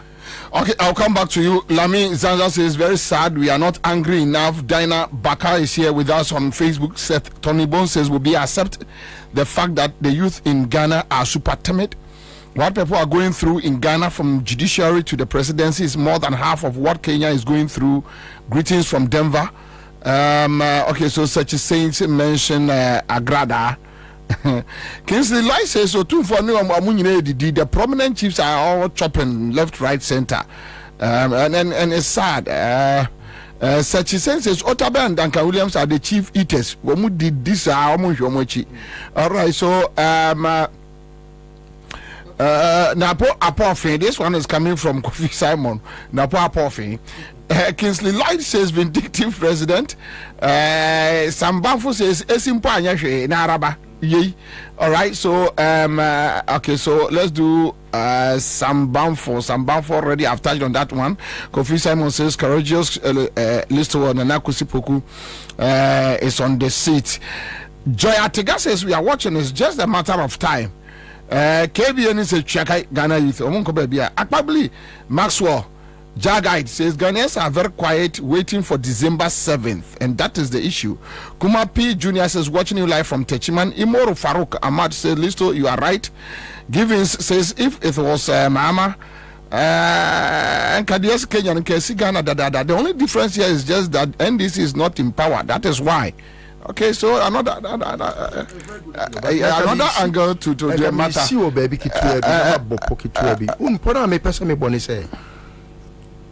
Emebunu having known say to say okwa santimemwa na se mehene I say opese onu ne tufu say muntu abama ba wumia ana muntu abama jo mahama na wa mfa wo wasetenam na o se ohene say na mpacho eya so ya no pa ko menhia kodidi eti ehonu na wo se nyina ye ma focus ne ko say osofu o so osofu akodiska se de na no ba wumia ko kuma se chichiska na wa akodiska na wo tena ho as obabunu ana say church member COVID by no pages card ya come Akufo do say onyinu ni na ono so aba one good 10 deserves another amani bi na wote wona asore be come do na wotra ho na wujimi wo ho ekoto aba ekoma ba omia ya wadi amia ya ehon na wo say ma you focus ne kose. Don't allow those people to influence your decision because in the end onyo ne beto petra na aduane ama. Anyway, all right, so see I'm just catch there. Anyway, my losing in pump chop, kakra. Now,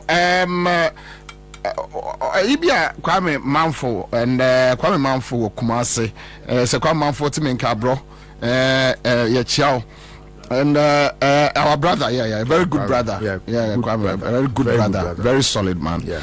And also name a tweet me from Collins Wanderi, Mombasa. In Kenya, and it reads Nairobi has become very calm in a week, even in heavy traffic. Not a single politician is using sirens or pushing honorable citizens off the roads. The flags on CS cars are missing. They are not overlapping or using chase cars. They are often rude, ugly, and menacious. Bodyguards are timid. No big looter wants to be noticed. Pride, arrogance, and hubris is gone. The city is calm and peaceful. Viva Jose Aluta Continua. Kwenu Suleiman says, please, I want to know whether I said Nketia among the NDC campaign. Obviously, he is the national chairman, so he's part of it. Hello, Captain One. Aja. Hey. Afa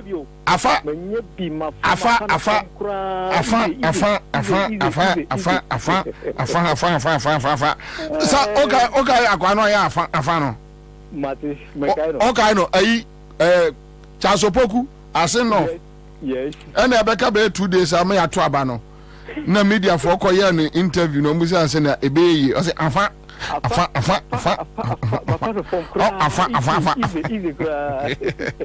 anyway na unya say minya 500 wow 5 million that's great 5 million. At least 70 cedis na je hey 70 na dia fan la la sa no na media fan pala no okay me member oh ya member oh me member akọ di pẹ̀lú wa se yo koso ane CMG sketch the entna ya da se bebre. All right, so you start for 13 hash obetumi join here CMG sketch the enso now someone won 1.2 million Ghana cedis and Akufo Addo took 120 Ghana 1,000. Hey, now my bet obetumi di kase sa 1,000 obi we need 1.2 million Ghana cedis. Yes. And the deductions near 120,000 Ghana cedis. Yes. Obi to me do 1.2 million Ghana cedis. Oh yes, obi to me took a sepa. My bet no. Yes. It's a business. It is a deal to travel to. Oh no, over. I go for the plan now say Kwabena the man the ya. Na woni me. Minim yanka me. Na minim yanka betia obi kan minim ko tobo anka metin sua no. Oh, the tennis say, Kwabena. Now we go school. Let's get this thing. Mommy, about the elect and the 1.2. Where say 1.2 no. Che mami chadi bi. Kwabena. Sa 1.2 na odie no. Enye Akufo Addo na ma ni dwetire. So prayer of us so a ono etimi taking a risk. A born ne gamble game enya sa 1.2 million no wo wati mu 10% no ye mu sankwala no so mo ye ne sei no mo nkire ye be sa enya ha na abesua enya me sua ne he na ho na betima kire wa unim ye kwaye ebo a o mo se kwaye ebo a wo de kokan okay, so you better I pack, but before that I'll be back. Me ba Bill's microcredit, quick credit for Oman aye Adania Bayer Bill's microcredit, 15 years in service. Yanko. Give us P capsules. A memedry. Manum bia ye benemua. Kani metutu ya na minkuma bua sese die. Petro esa kum menia G. Give us P capsules. Give it to me, baby. Give us core capsules as well. E mane meme nyina akoko yade. Sisi yade amamanya yem timotete wo mo no. Yedro no. Manum bi amama de me ho. Give us core capsules. Mrs. Moye ding. Give us core capsules. I give it to you, baby. You give it to me. Oh, yeah. Hey. Give us in no. Amen ni jia bebusiemu papa. Na bema ka give us P capsules. Eni give us core capsules bomu nom dia. Na eni jia ni ahoden no. Wabrudo. Give us P capsules. Ememe wadi ifiedu watwede kronkwa na efa. Give us core capsules. Apemfo abatra wo mo manufo ne nkwada wo ne ifiedu mienu nka ho. E wo drosto bia motufo nko Give us Herbal Center. Teshi Mobile. And Teshi Adriami. Phone numbers 0543 222 470 and 050 68 FD Aje Edwedi Nkratui Atu.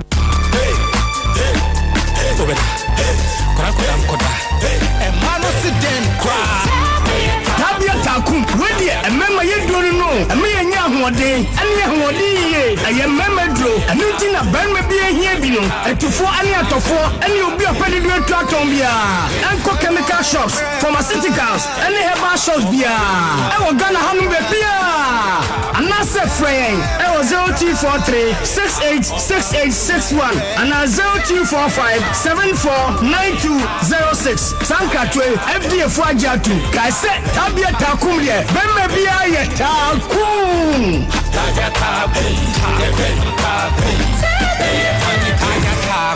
not recommended for lactating mothers, pregnant women and children under 15.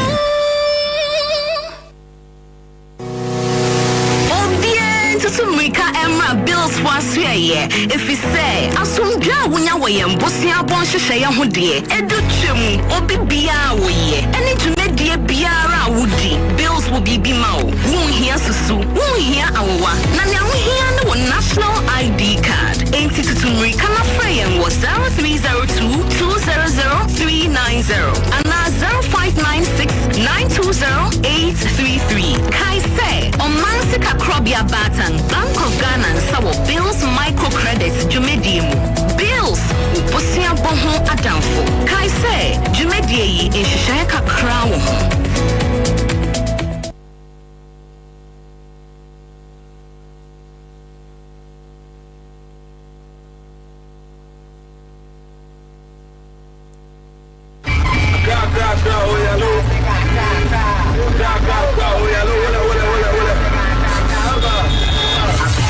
FM 100.5. 100.5. Wabatele Accra FM.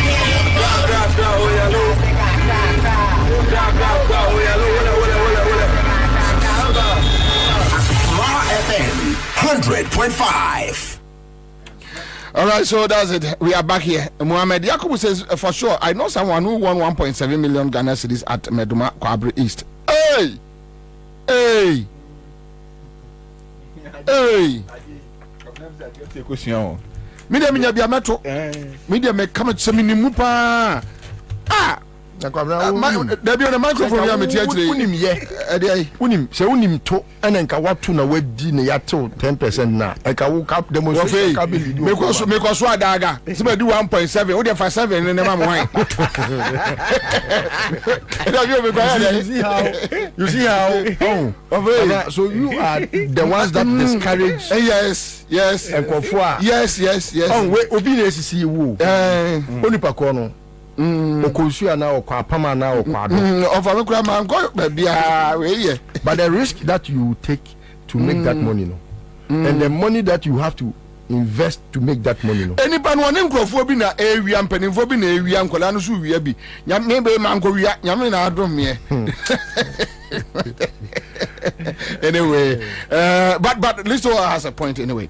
Abubakar Rice says, good evening, Accra FM. Watching you live from Kumasi. God bless you for your good work. Thank you. Now, let's come back to issues. Now, Yenya Mensa Thompson, so, IPAC meeting, Electoral Commission. Pacho, Edian is here, Yenin Komo. Bogana from Komo. Biem. Yo, Kwabena Mitas. Belemo. And the Electoral Commission here, IPAC meeting. Now, a few issues. Why I think say it is important to say. Ghana for assorti because elections we you need the chiripa, and there is no way you better not say on my electoral commission every year about we bia. But electoral commission no bia. It is very, very, very important say Obisimen chairman no Kofi Pafo and Kobe. Do you have such friends? I don't know. Kofi Pafo. I don't know this name. I don't know the name. All right, Kobe. Any Kofi? Almost mentia Muna Mom. Maybe I know them with a different name. Okay. Yes. Seke. Pachenko. So, Kwabena, 3 key things. May boss you quickly because this is not our main topic today. But in here, agenda yeah. The agenda for the meeting was transfer of vote. Pacho, my entity a infantua. Here pa, we my information free. Agenda, my church was so clear, but any problem. Okay, so give me because I had to write a few things. The actually be a so won't try saw me be also. So won't try also there. Hey, what's that? Petra called information here all right, thank you. So listen, do they need for? So the main issue was the transfer of vote and proxy voting. And you know, I'm say Mokainan say easy near transfer of vote. Yeah. We no say or yeah proxy voting. Proxy voting say enkofobi wo on election day no because of a normal bakum you be into no trouble.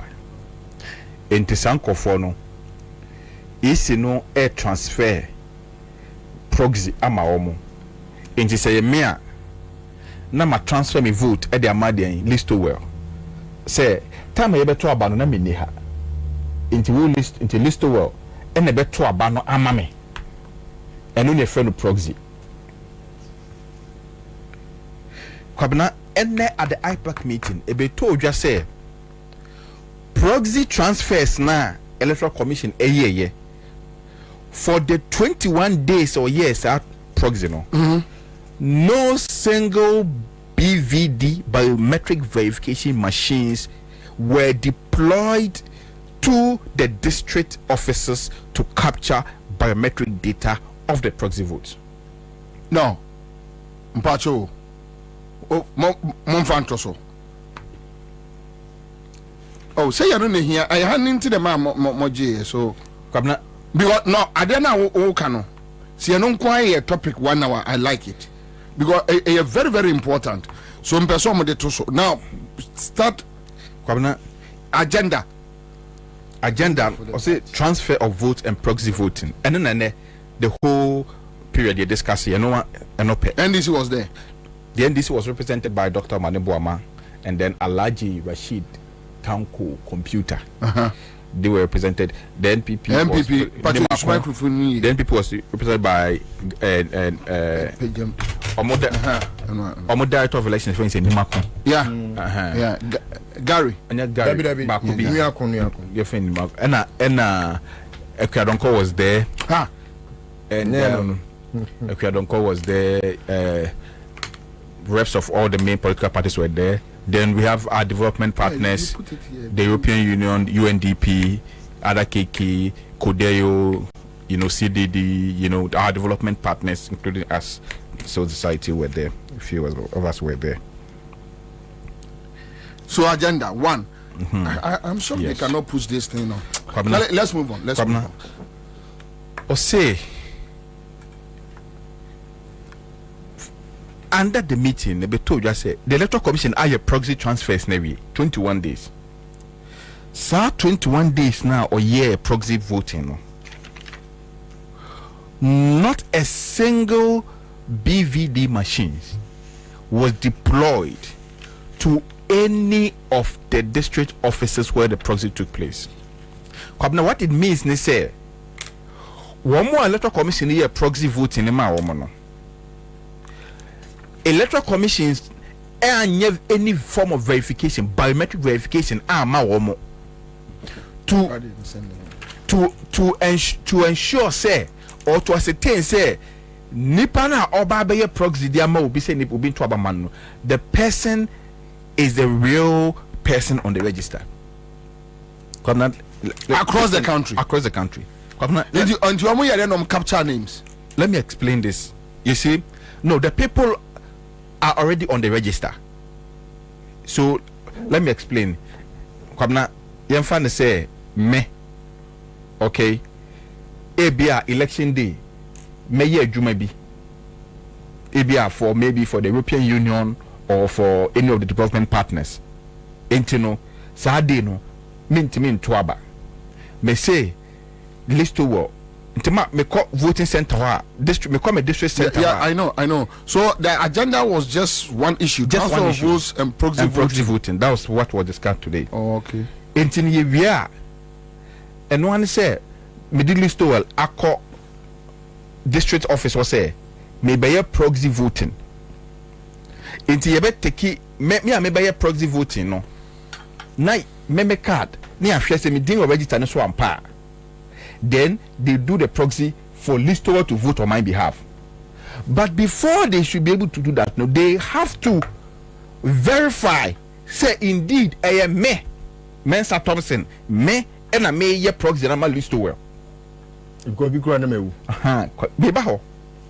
Now, what can happen? They say, Kwabena, what can happen? They say, won't bet my cofa and conform my voters ID card. And conform my voters ID card. Na se bi obi a ye voters ID card na mame. Me ba center wa me say oh election day me ntime nto aba. Enti mema list o abeto aba na iden amame. Because there is no verification but BVD at the voting center to confirm say indeed me amekuta voters ID card na ekuta me me nkofo bi say obeka say na say o picture boso picture no any assurance black and white photo no any assurance and can you introduce the BVD machine? The BVD machines was put there to eliminate this problem. Say obient and you know they say of course we don't look at your face. You just put your fingerprint, your finger on the BVD machines, and all your data, your information will show on the machine. So, Kwabena, it is possible, say, Oma consistent for Oma voters ID card. And on there, Oma your proxies, Ama Omo call for in your election day. Say, Nipa 1 million, and then dead people on the register. Out of the 1 million, they will at least only proxy 500,000 crack or 2 bar. That's 500,000 votes for them, additional votes for them. So that issue was raised. Electoral Commission say he almost say in fact at the meeting commissioners said they were not aware at the meeting. So they are going to investigate and get back to us. The commissioners, including Jane Mensah. Jane Mensah was not at the meeting. The meeting was chaired by Boss Manasare. Almost say all of them say they were not. In fact, they sounded. This is the last IPAC meeting. In fact, they sounded surprised. Okay. Kwabena, they sounded surprised. So, Kwabena. So, and then a surprise, mom. They were shocked. Say they themselves. They are unaware. Say, some proxy votes near proxy transfers. No, they did not deploy BVDs to verify. You know, bearers of biometric data was not captured. Whether some share or my share, we don't know. But this is a very, very serious issue. In the coming days,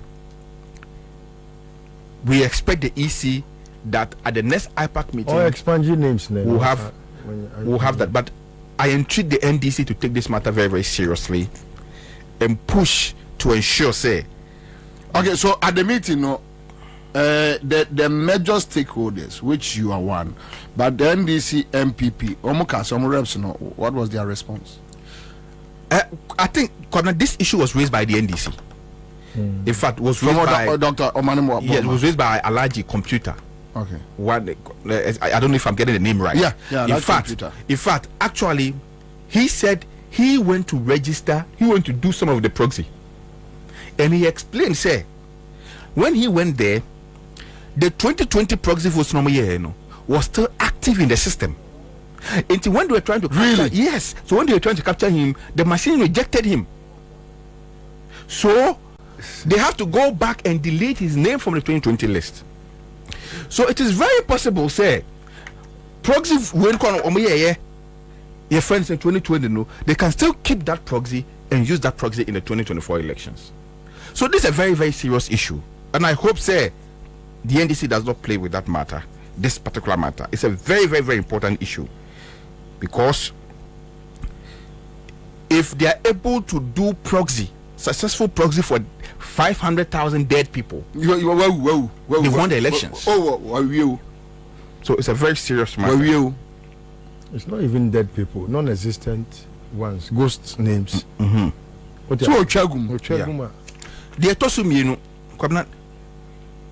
Because it's one of the reasons why they are bold to tell you that I'll break even in this stupid economic hash, so for the first time since a year registration, they were able to tell us the number of people they registered. Say time we mistake, some figures up to date. This after so many weeks after the registration exercise, and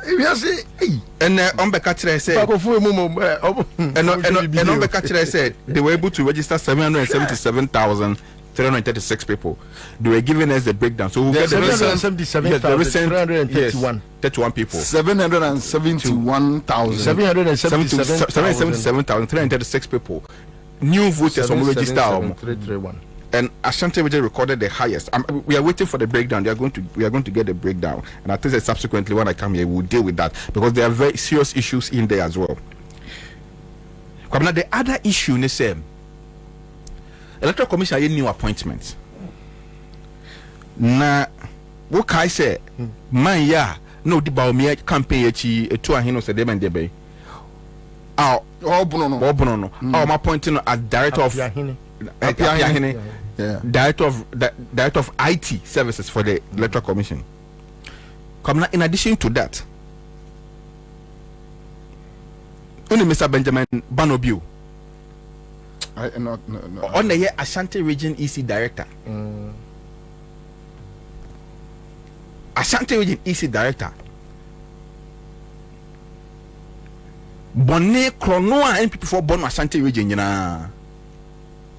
one and the bomb. One as you say, as Director of Electoral Services. Or my director in charge of training. And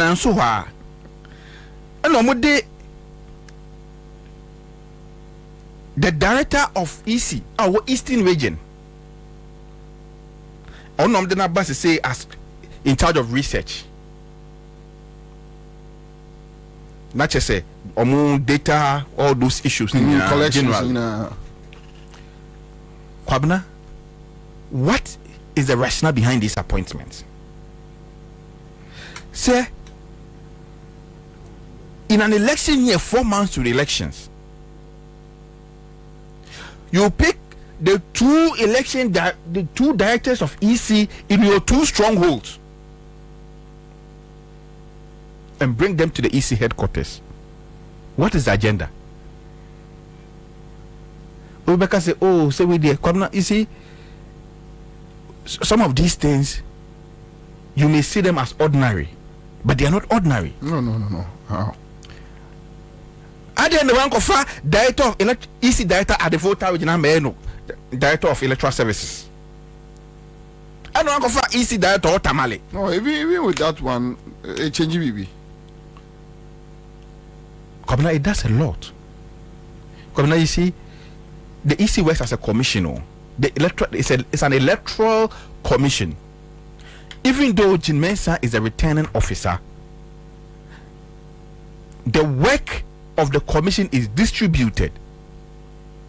Kwabena, Director of Electoral Services, one level in charge of all the election activities. He will be in charge of the BVD kit, the deployment, whatever. Collation, appointment of officers, deployment of officers, Kwabena. And you pick somebody from your stronghold who has worked in your stronghold, and we know what the NPP does with the EC in Ashanti region. We know, Kwabena, we won't play the ostrich. We know what the NPP does with the EC in Ashanti region all the time. We know what they do with the EC in the Eastern region all the time. And so all the time, because they are strongholds, it is their favorites who are there. And Makofa Mana Odiba Omiechi Ayano IT director to complete the job. So from Ashanti and Eastern and Amade Bono Namade Abekahu to complete the work, the agenda. Kwabena, we need to be vigilant. Kwabena, the final and the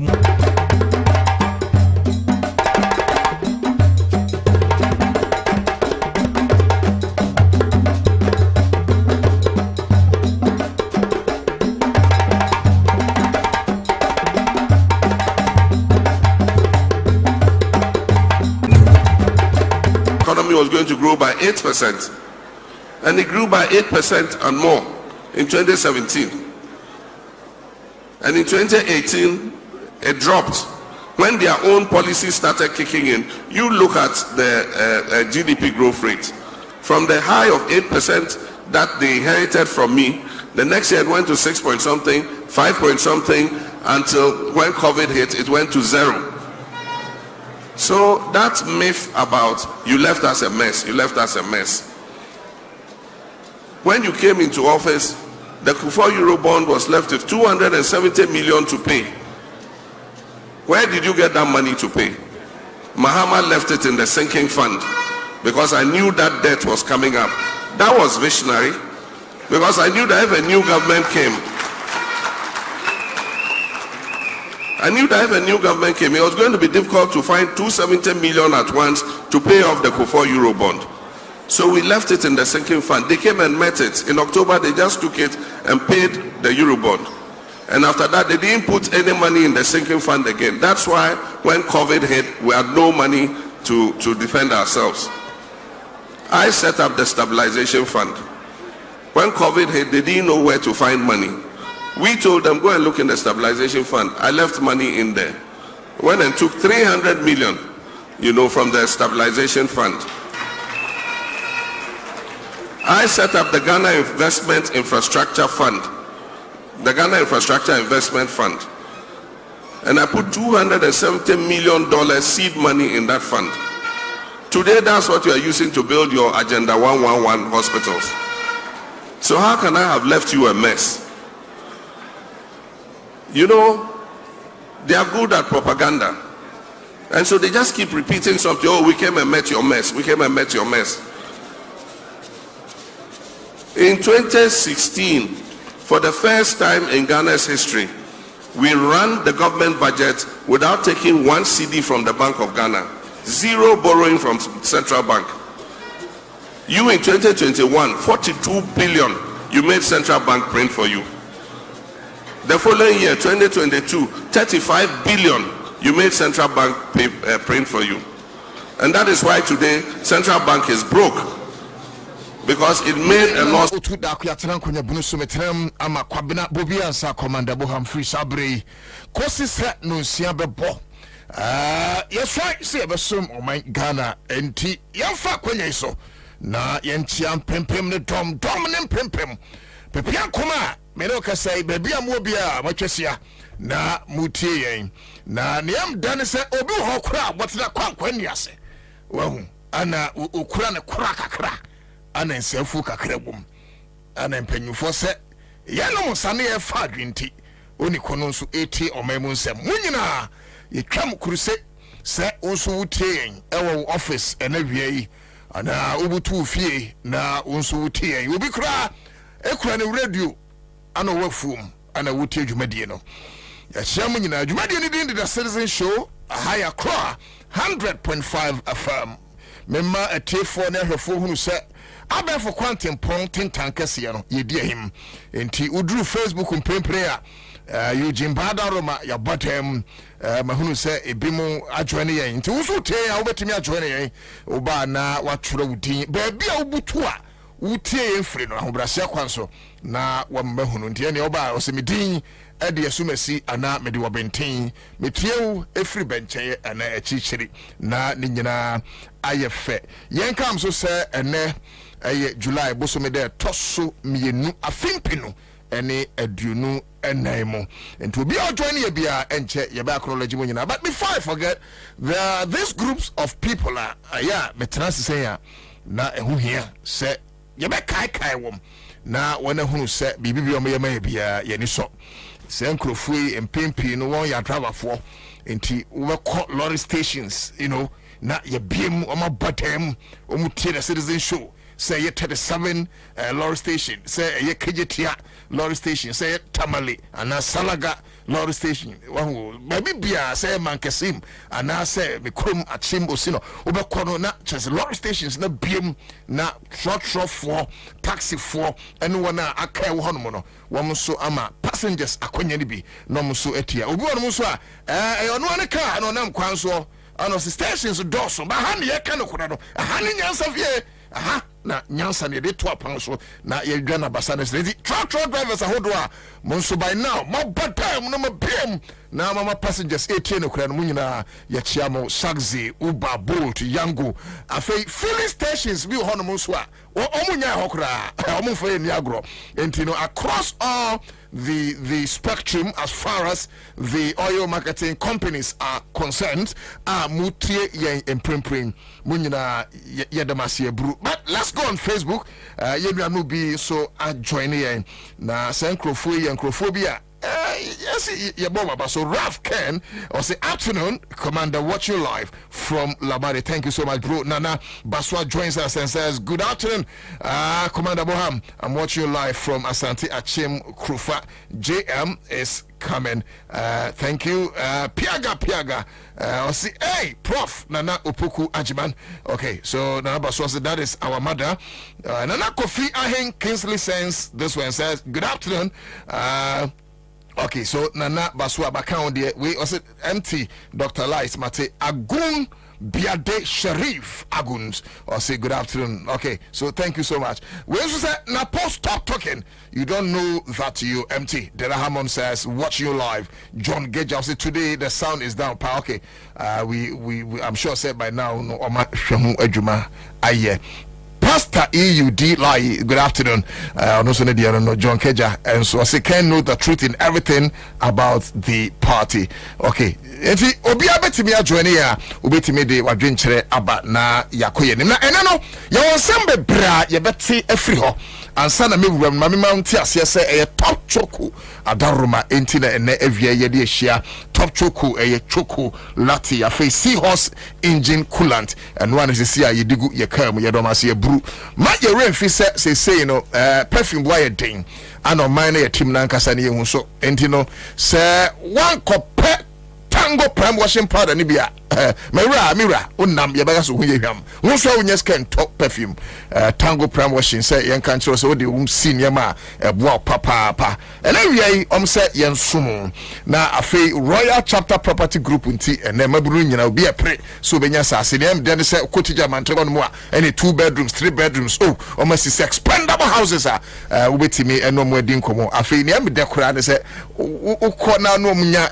ntiase apamwa wahu sika nke bia ubetua na outright no wanya ya more 6-month period na wetua no kakra emrepam maybe Royal Chapter Property Group who adanse actually we cannot forget Greenfield Scientific Herbal Clinic Greenfield and or say your last stop na Greenfield say yenka say omo rane a world class ambulance service enti say a company say schools other institutions obama kachia ombetimi aboa bright soldier capsules and bright garlic plus capsules na wodwem no boy papa greenfield and or say ya de ni nyina last stop na ya do numbers but to briefly yemfa asadaka sensoma tabia herbal center tabia herbal capsules no or say won so numbi is say eno na isi obia enum eboa because we tabia herbal mixture no chese adwuma ebono I tell you ya baba na ya di tabia takum so ho adanse acho. And finally Bills microcredits for 15 years ana ya wotwam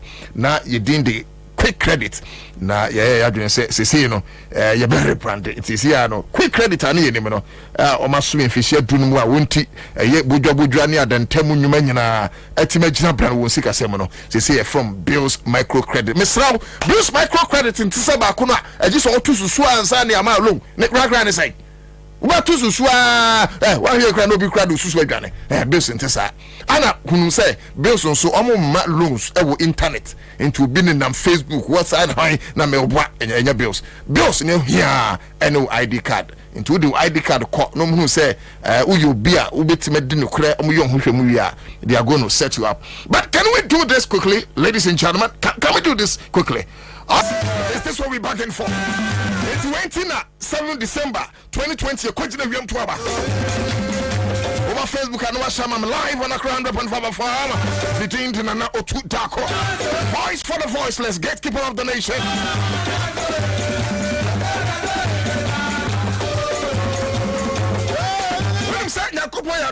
A Plastic Manufacturers Association. Then you know Monsua, Yamia Drum, Ometime beer factories, Aomia Plastics. Mamma Bunua, Omonia Jumaniano, Enyabia. Also threatens Yamia Duma on the 10th of July, almost so cost strike. MC check for the strike. Imams back on strike. Abusum for the strike. Journalists back on strike. Teacher for the strike. Nursing doctors for the strike. Businessmen back on strike. Chobia back on strike. Kufa no bami and I'm fagana.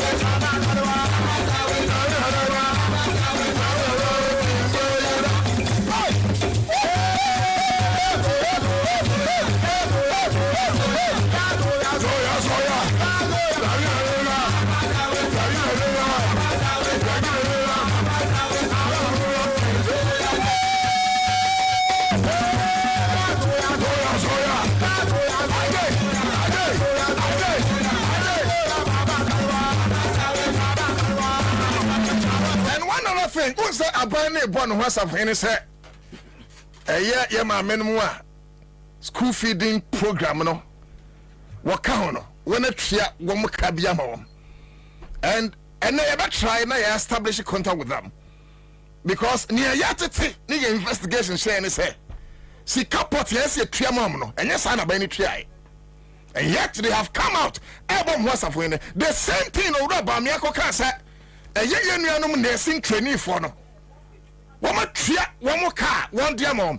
And yet ye common na a be enya 2 months, a be nya 3 months. Ha arrest a guanum from 2017. Besine omuntiai. A besine omunya day, omuntiai. And yet there are people omujini say jumano anomy. And it is so bad. Eti say ye trasia, ye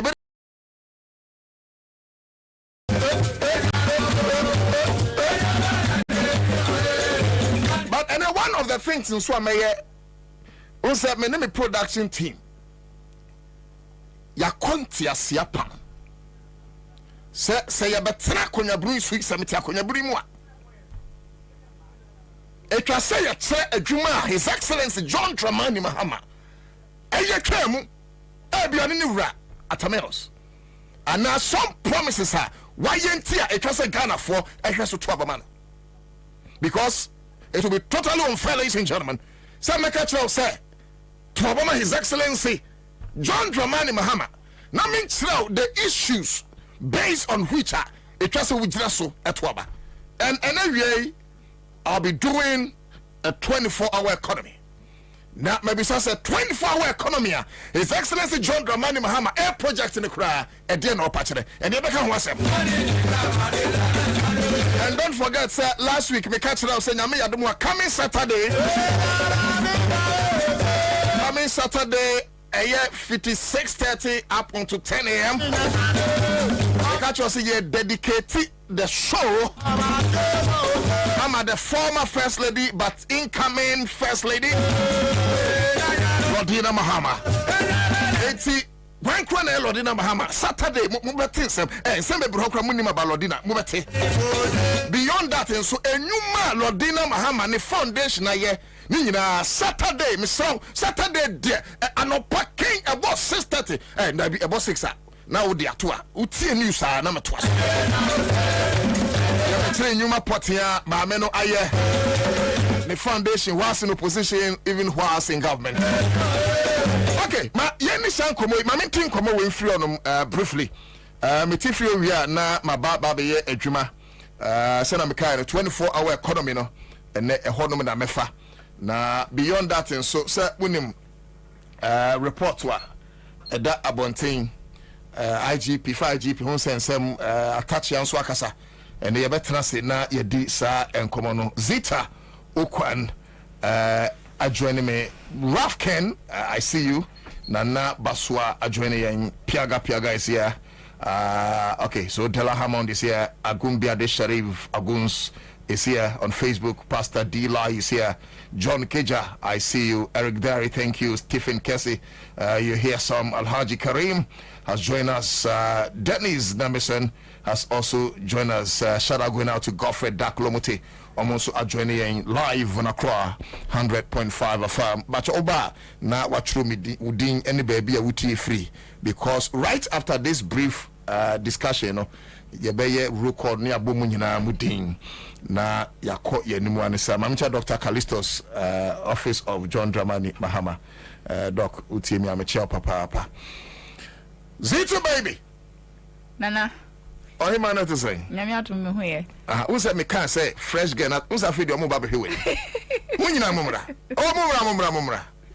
What's in the white pa na? Oh, my pressure. You what? Oh, my pressure. We normal. Miss Lot chain that Danny Kumno or ko Dubai kwa ya debi. Hey. Easy. No bana toy. Na Dubai cruise into say. See I say mokwa nam in subi so na motie. How was the cruise like? Me say me chances. Inti no crane say patrol me ko Dubai da. Me patrol cruise na yakan wasem no e lake buso mche patrol. Okay, I'm a clock sack, right? So sound clock sack. Yes, entry and a yesha. First and foremost, for the clock sack. But my member for the phone who said yeah mame and I sister Zita Okwan century mapangwaha. Now we didn't quit largely with Class FM. She's part of Class Media Group. She's fit for purpose when it comes to such discussions. Clocks are for here for number the other issues. So clocks are no you can civil and local government staff associations. Inti obioye civil servants bia oshe sa union na association yasi for instance so called ministries are utumi hu these people are birth and death registry or civil and local government staff who call Ministry of Finance, all the ministries, these people work there. Inti mother head and a clock sack because all of them have come under this name, and then there are more because we share ministries now it cuts across to the various regions. Inti clock sack is not just in Accra here. That's right. We call more national. So let's say all the regions. Regions. So in numbers, no, it can be more than 60,000. Okay. That's just yeah. Inti this net area and almost declare nationwide strike. Say earlier no. Nentia omoma strike to take yema ati4 enya and NTSA was striking say years ago the government which is Fair Wages and Salaries Commission, Employment and Labor Relations, that's right, Ministry of Finance, and then Clocksack itself we a meeting to have a memorandum of understanding almost science here exactly.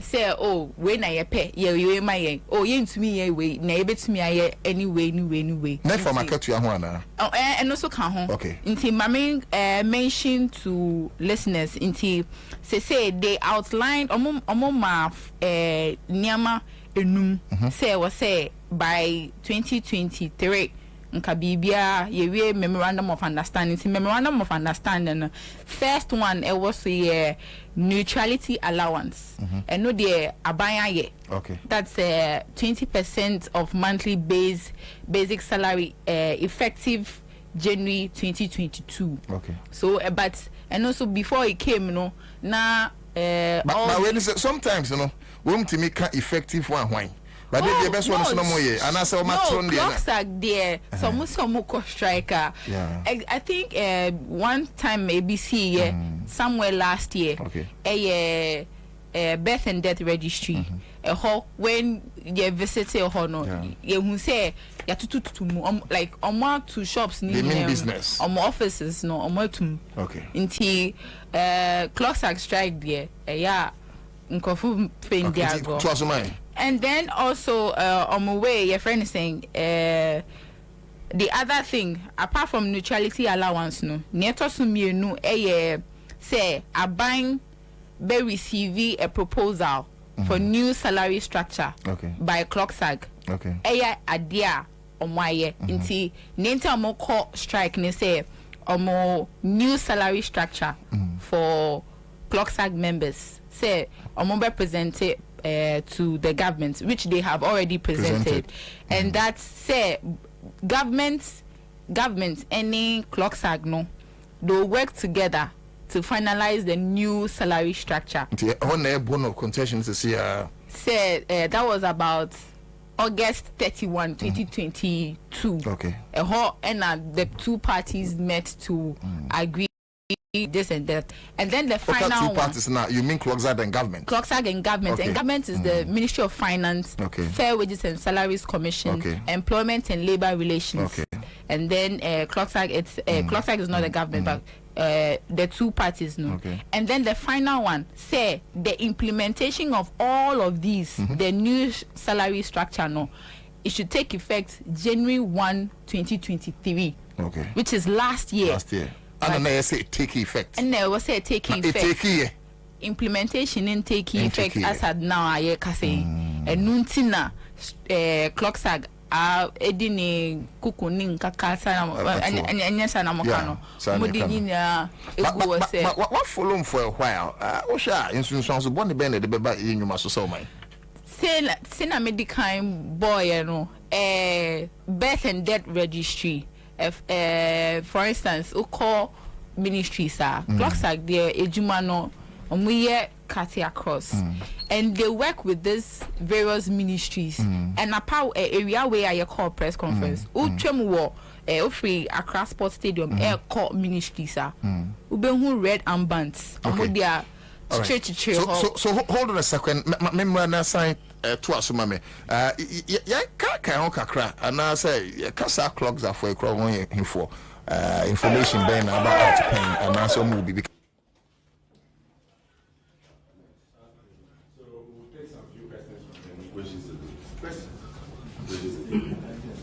So it's a simple message. That's it. There will be new. Okay, so we are assuming that we are new to this. Just give us a quick rundown. How did we get here? Quick one. How did we get here? Well, that is no.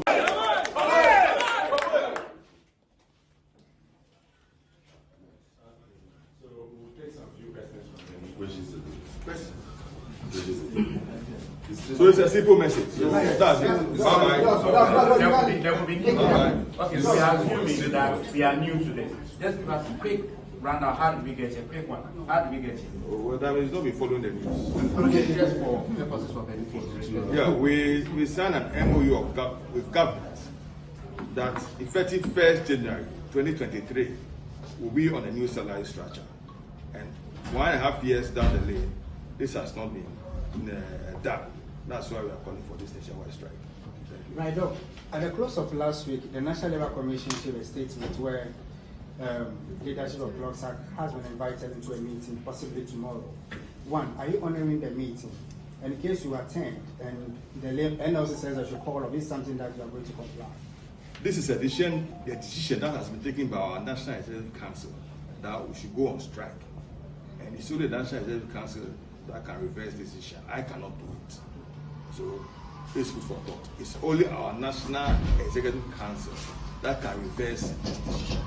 They took this decision. It's not us. Are you honoring tomorrow's meeting? Tomorrow's meeting with the Labour Commission. Well, tomorrow morning when we wake up, we will decide whether we should honor it or we should not honor it. In consonance with our letter number BA 15, volume 2, dated 21st June 2024, indicating our intention to proceed on nationwide strike if the new salary structure for the staff of the civil service and local government service is not implemented, we hereby declare a nationwide strike with effect from Wednesday, 3rd July 2024. All staff of the civil service and the local government service should stay away from work until further notice. Similarly, all cluster secretariat offices are closed. Can you take note and comply accordingly? Thank you. In consonance with our letter number BA 15, volume 2, dated 21st June 2024, indicating our intention to proceed on nationwide strike if the new salary structure for the staff of the civil service and local government. That is it. Uti a common omobono senior mama which is yeah.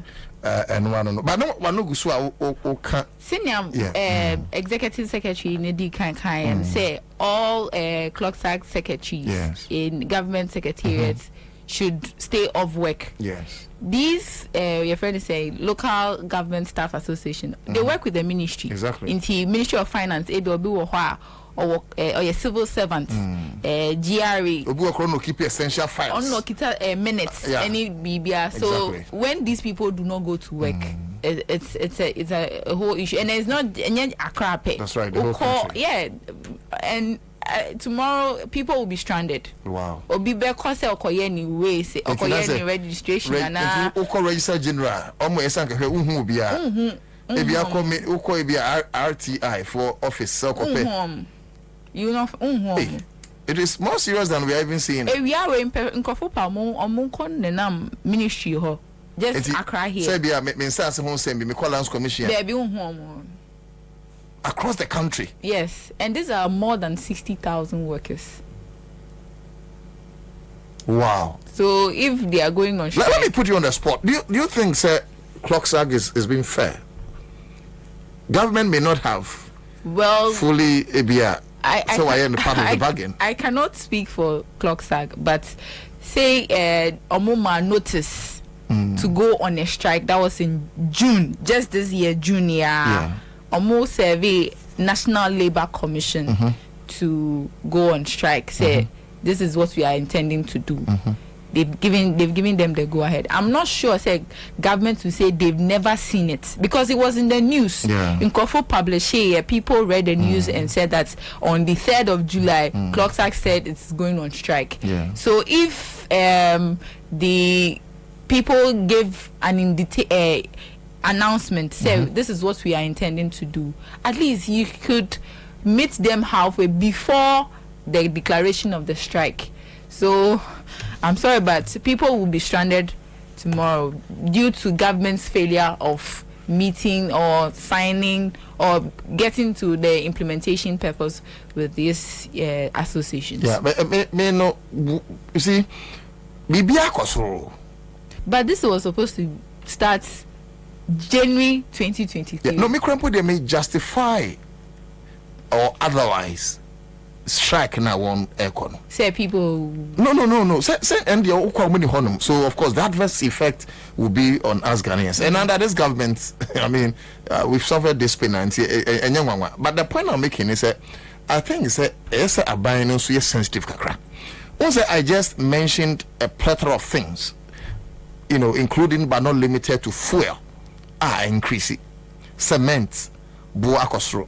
Insu, bo akosro. Electricity, bo akosro.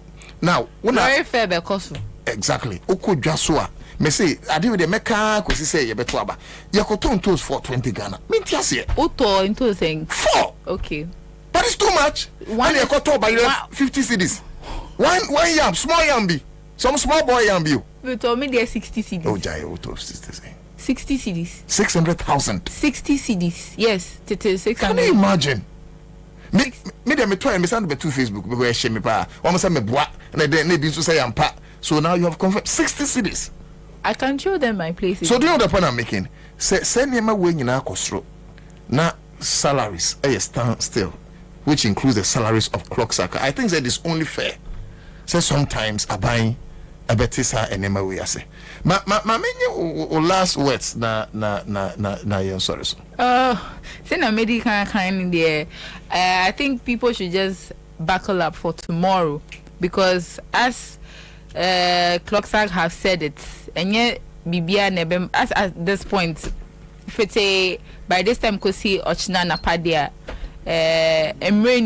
for them to reconsider. You see, if you are planning to go to the ministries or any of the offices of the civil and the local government staff associations, just bear in mind that you will not meet them there. So I think in confusion so and I yes and I'm obeshe wo so say okwa anya ade a obehu omo ho. Okay. Ono erase Zita okwan ayen century mapa say tree no ye boy oh no but I was tempted to think say I think say we are fit in peligon hey legon bi man ko kira de na me ko kira de tree ekwapem tree anale Fra. Okay, thank you for coming. And at least na himama yate say nyema no ase but men can we na men go over the phone lines me Gladys Yabua or your school feeding caterer between komo na Ghana school feeding program mikra ye krata bi wahanomo ye Siba Alpha head of public relations ana Ansah ashase na or say government pays school feeding caterers 2024 first term arrears. And the other issues are that abai NPS dodua caterers on here until you have free caterer in by but let's get ourselves familiar with this letter. So the government of Ghana through the Ministry of Gender, Children and Social Protection has paid the first term arrears of caterers under the program in all the 16 regions. The total number of cooking days for the first term of 2023-2024 academic year, which began on 3rd October 2023, was 58. However, 4 days were deducted from the total amount due to official communication instructing caterers to use 3rd to 6th October 2023 to clean up their kitchen environment. As a result, official cooking day for the term commenced on 9th October 2023. Now, the crux of the matter possibly is here. Consequently, the caterers were paid for 54 cooking days at the rate of 1 Ghana cedis, 20 pesos per child per every school going day. It is pertinent for caterers to note that the payment is according to the numbers of days they were able to feed beneficiary pupils during the term. Meanwhile, the attention of the National Secretariat of the Ghana School Feeding Program has been drawn to some lurid complaint from some of our cherished caterers across the 16 regions over alleged underpayment resulting from the recent payment. Inti uti we are not say school feeding for person say ometria caterers no name caterers for ni bi kasakasa say sikan we sanka yetrio no omo ate so and nam so ma krate we babontin.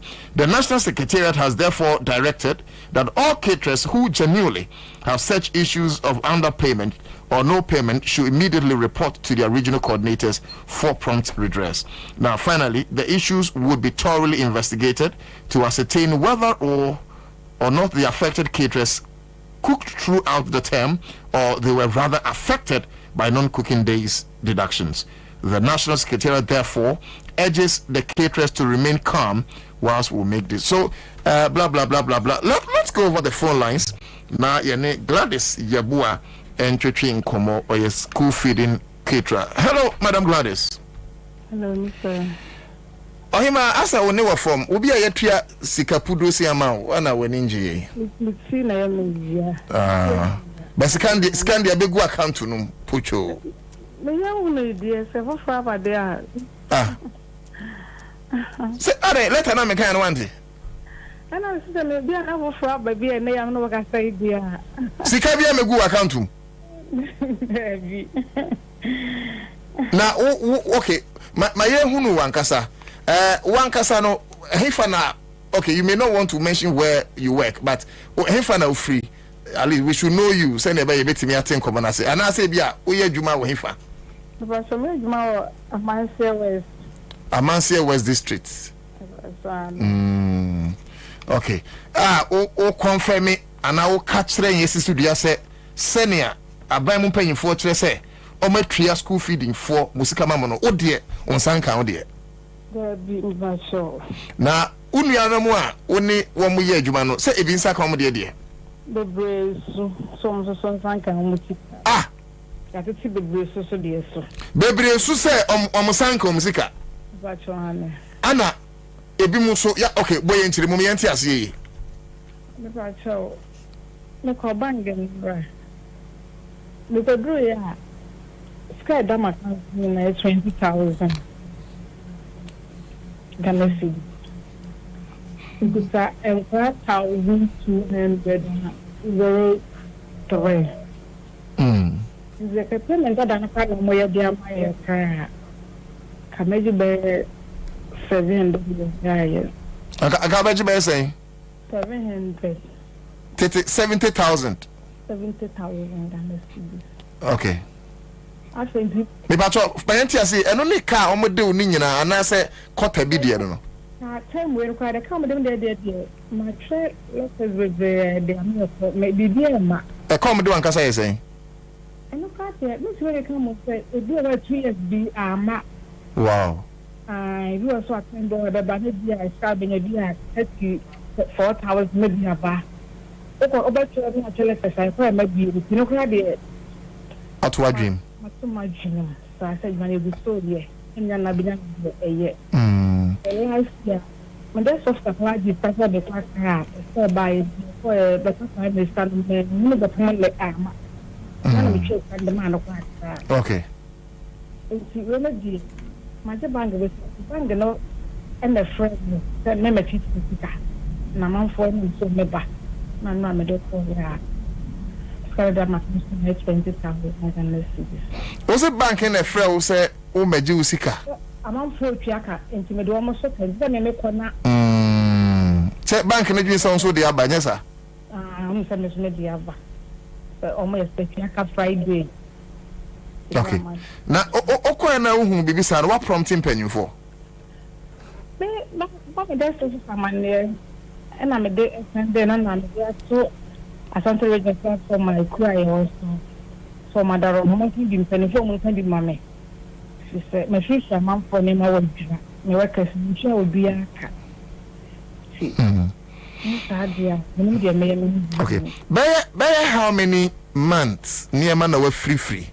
And I feel so workers and on Kiomacano. By how many months now? Almost so, Sabi. You become official on Monsanco, man. 3 months. Aye? 3 months. 3 months. Wow. Na me say me share style ya. Me ji na ka me share wo mo. Na if we ne ma wo jira. So madam Flasha o na mama me. Bin sen ne ma wo jira. Ti Aisha Honso no here we free ne ma be how many weeks and how many months? On dia ya do school na ma ko jine ma ni. So me say me na ya juma ta ta. Okay. And then ya juma so ka dia na completion to say kana ba me dey send na. One serious area. On Kasayemuno, okay, say, Bisian Naya, Modi Juma. And what we know is that Okoji Bisian is Hono. Say your mom race a tria, no one tria and channel, a cost wow.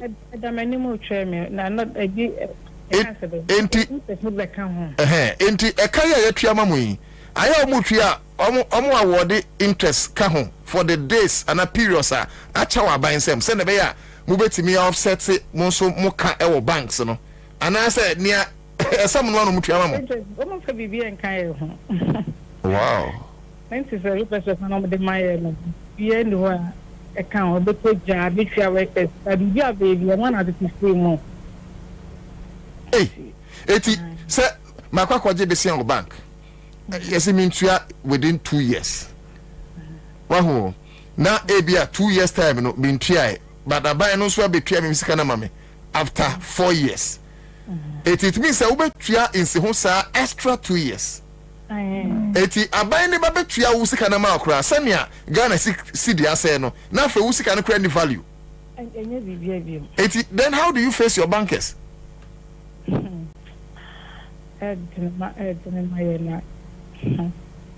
Sakotu ya lefo dia nso ko humpu eso wudi the time bi esa ko mutia ma te dia pa mu dia dia ene waje kwa ku ne bi mo ojai na ko be bi a tun je fellowship no na o ho ko je bo sina so o be bi ko je kran po nya bank kran pa wa ko jibi wa video na da so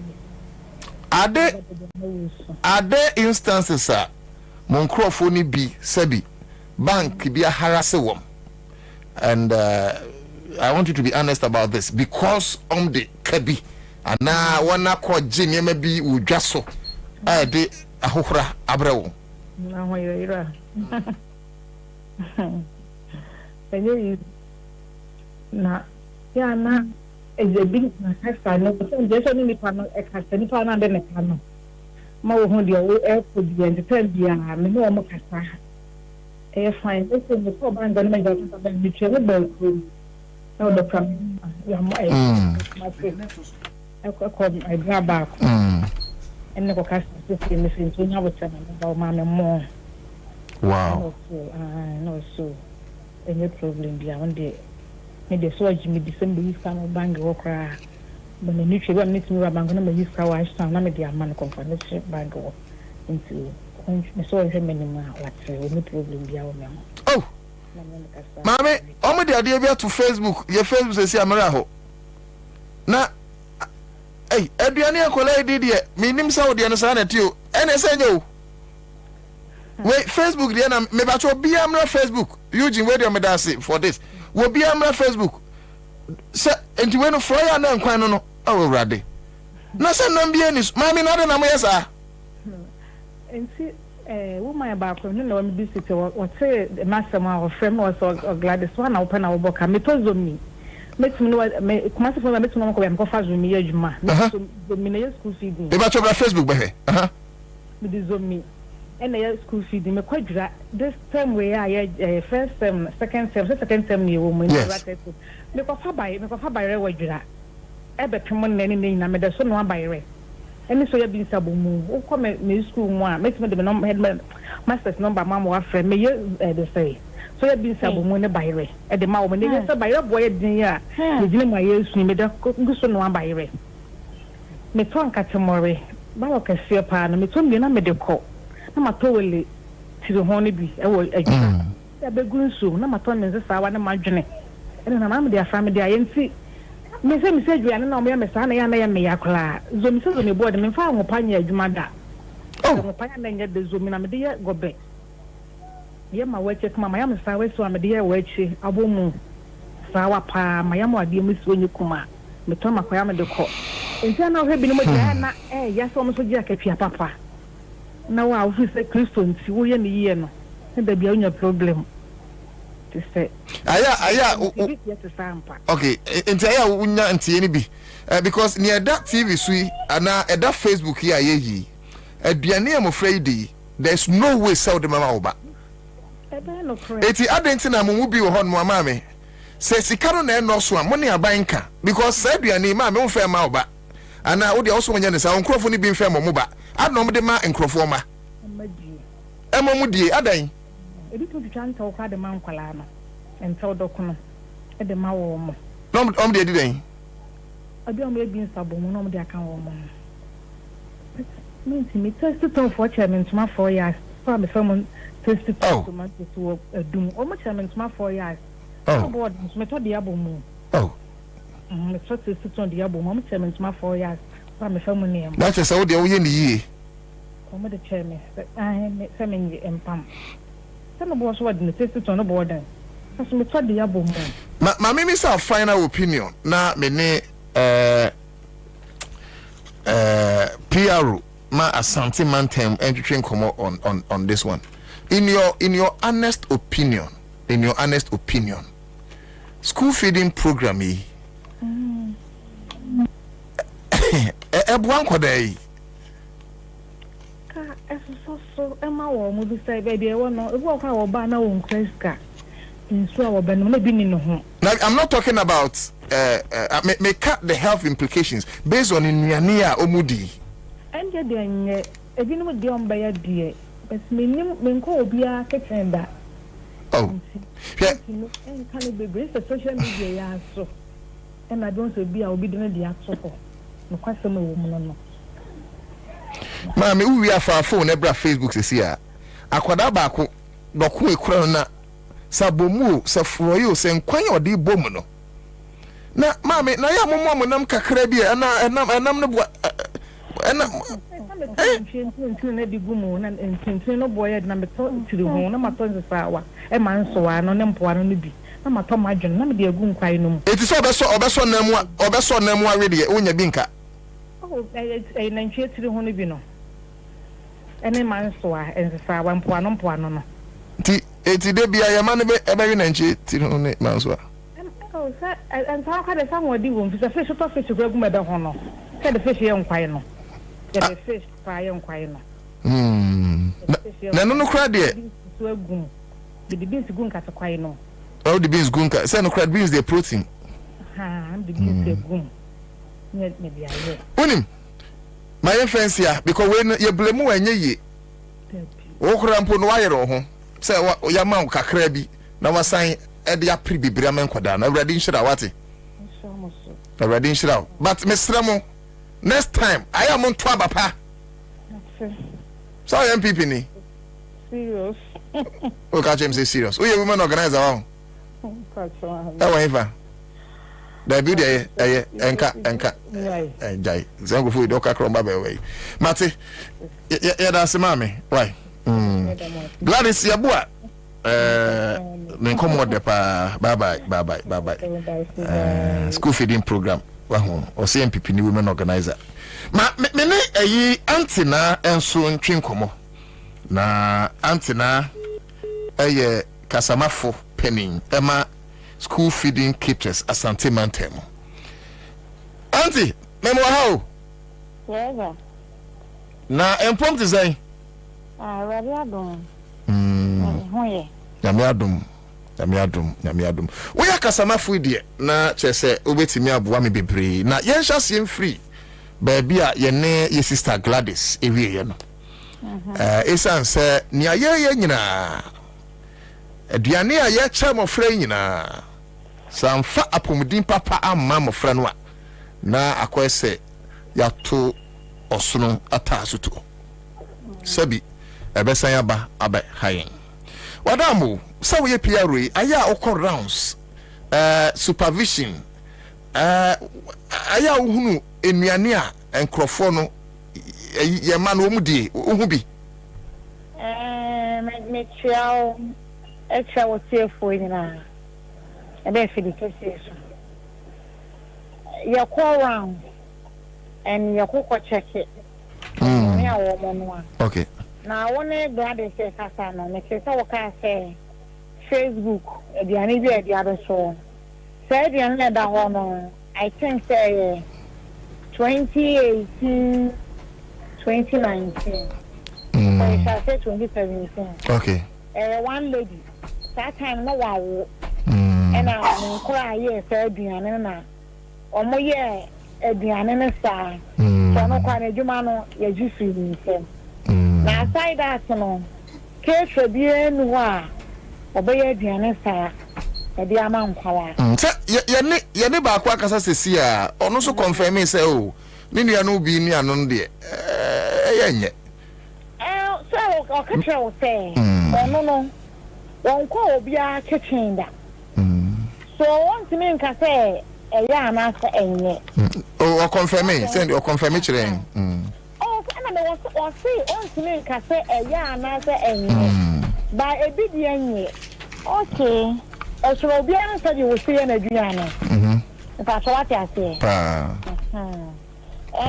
aduane na first na yo no na 97%, which is 2017. Yes. That time, no, now you talk more one back.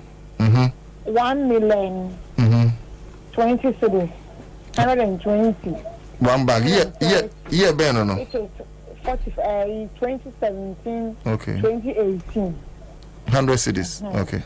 And I'm not about to try 97%. Yeah, make hyper. And I trying to reach this person. The year to this time, I'm no worker. And you know, how are you expecting say about or you or enrollment of and say 350 after 450 no the 4 or the 670 cities and what the amount call 470 obeda why you say you know skaniswa and you know, say, Oban one aquatic janona, the catching some cooking days and the payments one when in a day. Obey Adriani. And Adriana, or Modem Emano. Ye get to say, this is maybe a while. And one Kalana one in terms of health. What I say? Quality no form. That is why me plead say abandon my at least 3 years. It's ample. It's but you say I want something here no or put on some when you once na bia ye piato you gold your diamond your bauxite you see it's not when you enema say ye patcho abandon duty say adwapade no obetoto na said your mother for bia 5 cities are saying you know at that time na ye kasamo na ye show international schools ni bi wa omu tra campaign 5 and so our government ena o hwa nkwala bebre and you know eno de akwala bi a wo school na ma be ma no campaign star ba we no ye ma wo mo campaign so said they be boa ema a system no I aman enema ko nanim na because of say na ache any san kwala na wo mo ba ni no you should sacrifice it na dia ye djuma hwa kwala no but it is say ya to you say abo osmata aso na for me me kan krata bi e kire say mon crofo no eye caterers for no e ka ban de mo de so mapia but ebi mu so kire say enye sanity but o ya kasama fo de but ma ye nkiremu e bia na ban de bem ana ban de for 2023 and first 2004 academic year no from 2023 okay which be a school no date me I think 4th so 5th and you said I say on the 9th and up to this time I feel na banichia na yebe jumano then former minister no gender no obeshia near the kasai said this time no abine so what okay to 1 cedi 50%. Yeah, who knew 1 cedi 50%. I request for 3 cedis.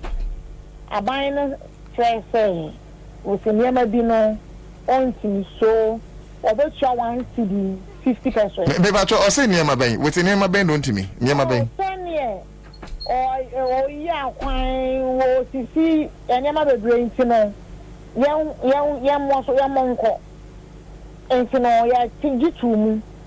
So I'm crying now, yes, because you're that, you know. Na Sabano ya kwa ni na ye mofre yi edi nuani na dachi e ko homa pomudia hwan ne befa sa kwan so eno na me ka se ewia se no obie sidan ya wato foundation what am I saying obie sidan ya wato foundation and deke bia no ye woni pa efiri mu a eba obia ni hobebo mpa ye se sabi obewu eja ne ba okay ne ba bewu eja no rada ne ba ni mo bewu eja no okay what the person is saying I say so who sit down ya over to foundation and the foundation na water no the foundation anya ya edan na wo besie no wo de ma abrosan no edan no enye fe ensobo enye hire seden edan ni bedwire ebedwiri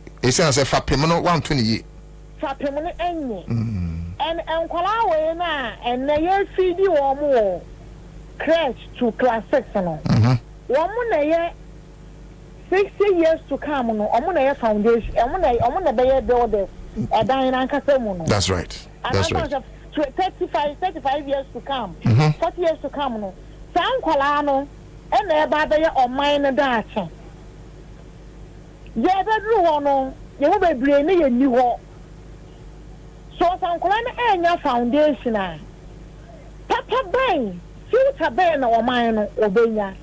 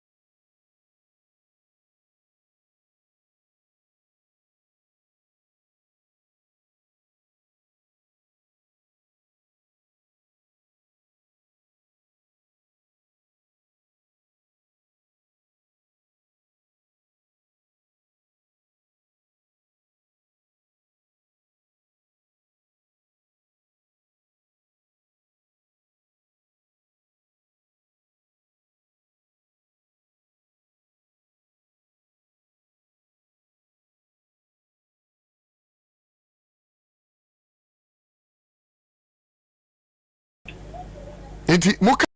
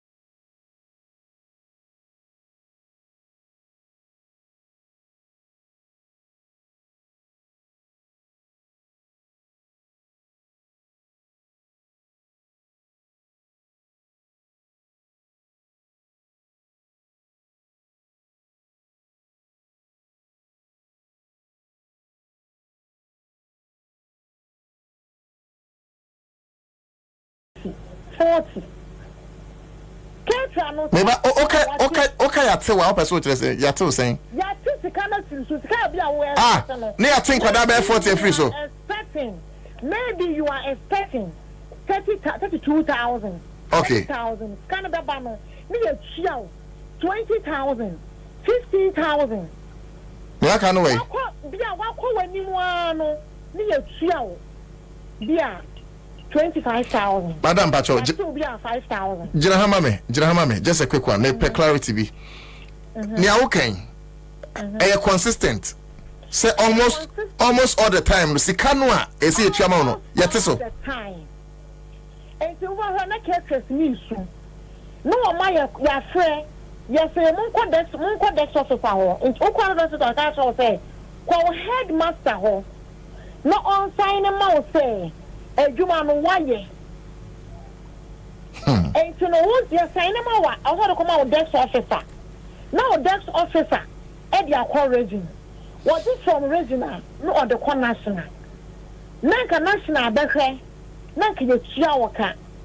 Up to date for a 2017 hotmail I am one up to this time a money yenya sika. Oh, and it's time to come out more to see no. Our ban so or the 30,000 a year, Juma. Or certain cause or the 25,000 a year, Juma. Be our certain copy 27,000, 28,000. Let's come back 24,000, 23,000. It is kind of a swat. That is Okojo one. I was a water on cemento. It's about a Tilabia or Towaya or Coco Filibia beans at the sauce on it. Yes, I have an idea. The man tenant to Babano, may I say a so. No, I say coffee. It's also very bad. Market to my because a derby. It's not enough for sin or water or bank, a quadril loan. And Oko Bank quadril loan now. Interest and also so no. Accra FM 100.5. What I say? Opposite bank, scan of banga. Because meaning that and money because this can. I say more 10,000 a month, Diano, or much 600 cities. And imagine, say, from September, your dear school, I am quine, which is December now. Up to this time, calculate how many months I won. Or just kind of September to December, I think it's 4 months. 6 times 4, I am saying 24. Because the Kana could you want 10 good months, 6 times 10, I am saying 60. And it's a Kana or Banajay, interest in quite this 6,000. And I know about the per a Jumanonka on yet. And I said, no. They also want to say a belly given to opposite loan. To opposite loan, 10 months, good 10 months, no, 6,000, and so about a better watch loan. And it's kind of so banner, they are saying at tenor. And you call bank and bank are first cano. And my two men said, "Be our G Moko, what G BB Kakada also no, when yes, you can't come out. So better than what let's hear them."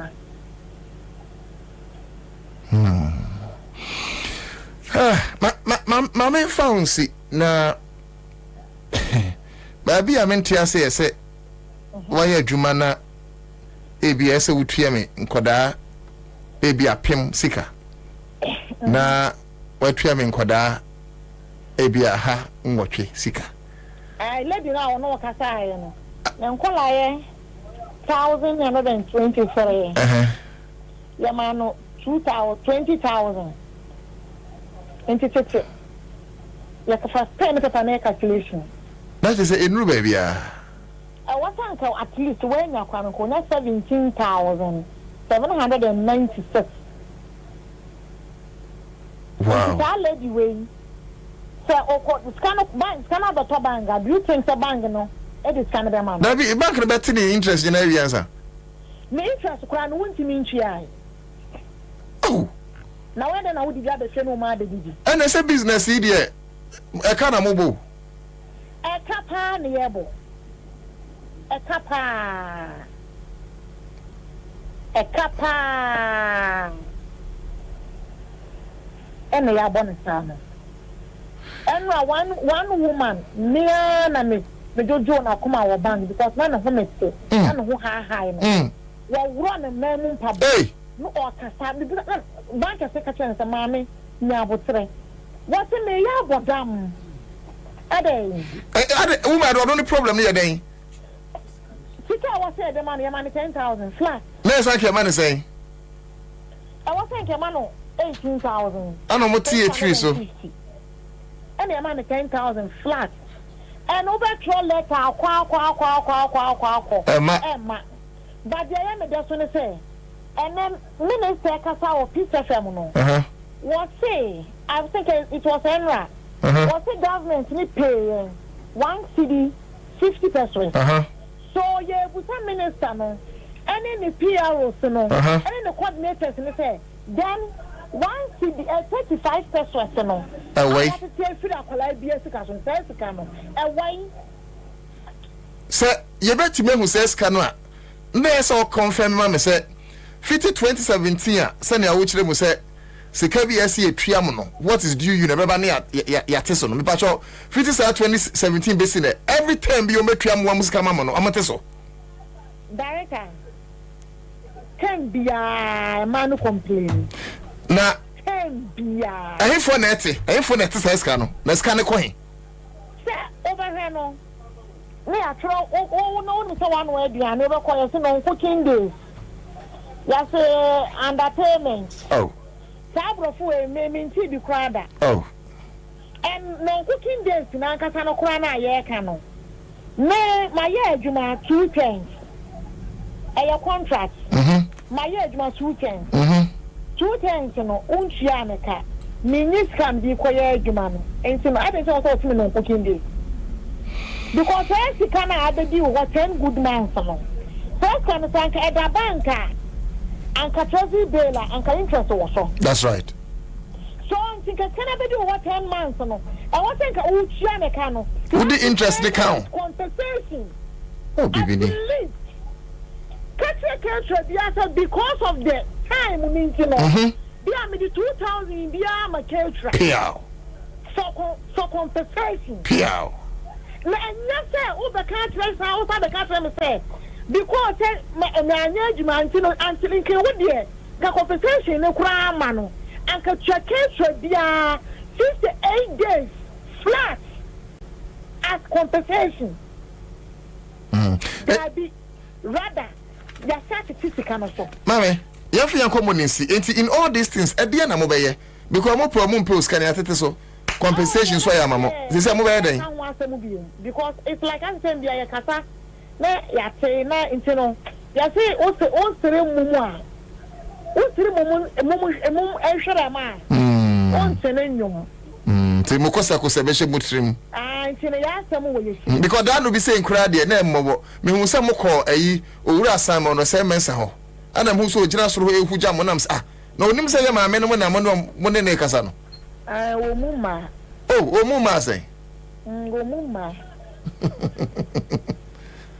Minister ni muma Simon Seven say muma na sabra ye ba no e man ye ba ye nkura tuo ye nkura dwa ye nkura sekan ya asema ya hayen ye papa no won ye de kan ya asema akirawo e wo so ye sa de ne kire so bi wo yo ba ke to ba o ba ke to ko wo fie kwa no wo ba ye sa de na kire no. Okay, finally my maybe some a critical question afesi in all these things we are Ghana ni and send an America no me hu say what dream about Bobie wo akwada mu nso woni awoye no enti mani so enkomobo no would it affect your voting pattern in the coming elections? Oh me ya Ghana ni said wo kan no and about also the e kan ye ho e wo say me kira ma adwene nti da na duru wa na kwa kira ma adwene. But affecting the voting area. Eti so we are women organizer MPP wow. Me no woman organizer. We are there opposition there. Me position. Okay, we MPP nikeke. Okay, sorry. Me MPP ni. It still not about MPP. Say area say I never say. Say woni oba wo fia na say woni wo papa wo fie no wo ya ade. Na hawa e wo so man hu sade a wo ye nenye na say from 2017 mama ho a bia na sa time no won say odo say from wow speech also from 2017 Anna, Oma Musaya Bissine. No, Papa Betty and Conti. Oh, send you be about time on me. So, Untina Mubatunisa. Oh, and the master woman team. Hey, Nahima. Say, Minnie Babiata can me pack the trout to my navy. What's up by you? Now I say, now, what brother me pure for a brevna so better me. Oh, I'm sorry, they make an own say Matthias, you fancy. And I'm sure say me repeat the creme, na musa wo hima. Mate. Eti bi ba kuma say ma ba here, why? Modo mate. Na mi sra so so na yakasa. Accra FM 100.5. Odo ye be for the man, why? Okay, yo. Anti na abutu Asante Mantem. O kasama for ma school feeding kitters I wa Asante Mantem. I've forgotten this man. Me refi ni is it Plateau? Me refi onikona o ka kire ne ma say o brave, no a brave soldier. Ana ne ma ka say papa you brave pa o. O say am de mo akukuduro. O say papa nti usura de. O say o me de o mo amesiro mo ye idiot. Say bi ejimifo. Ana ne ma mi say papa na o ejimifo de. O say ne nti amesiro ni say o mo doso.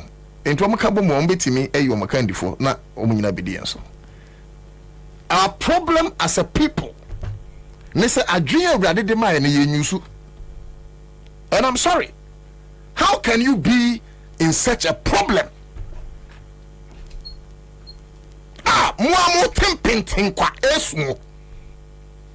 And you still say, Commander Buham Akwaba. And you still say, anyways, Huntoa. Mammy with them Mundi on shame me. But let me do this. Let me do this quickly. And right after na yabefi na yedi enkomo. Let's do this.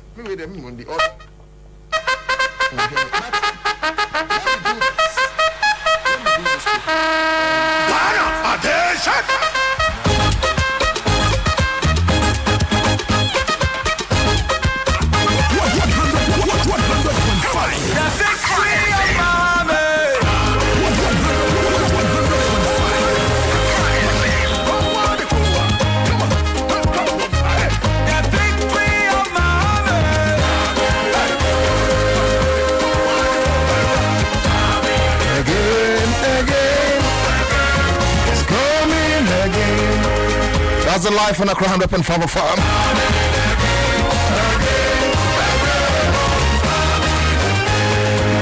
And let them record into 24-hour economy no mean gram.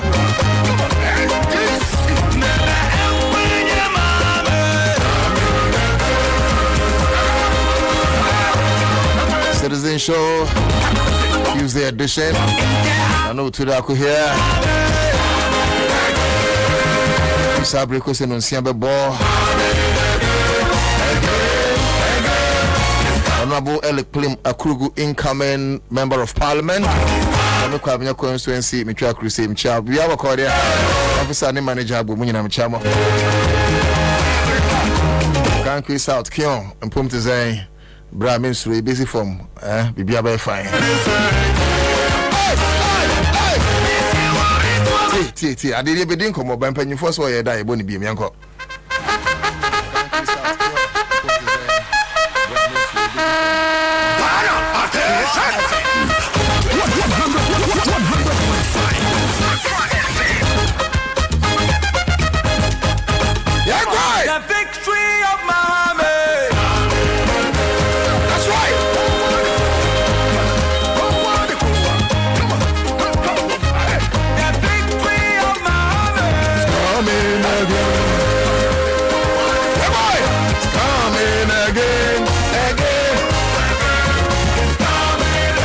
Pretty 24-hour economy,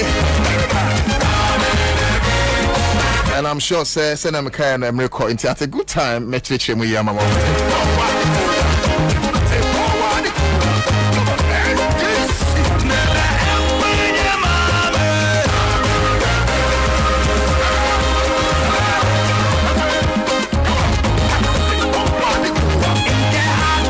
Name Brauha Samuel Hunto, broadcast journalist, original TV. Nana Poku Kusi Listowell. Listowell Nana Kusi Poku, executive director Gaga. Kwabena Bobie Ansah is also joining us here. Grace Aframi Ashanti, regional communications team member, NDC.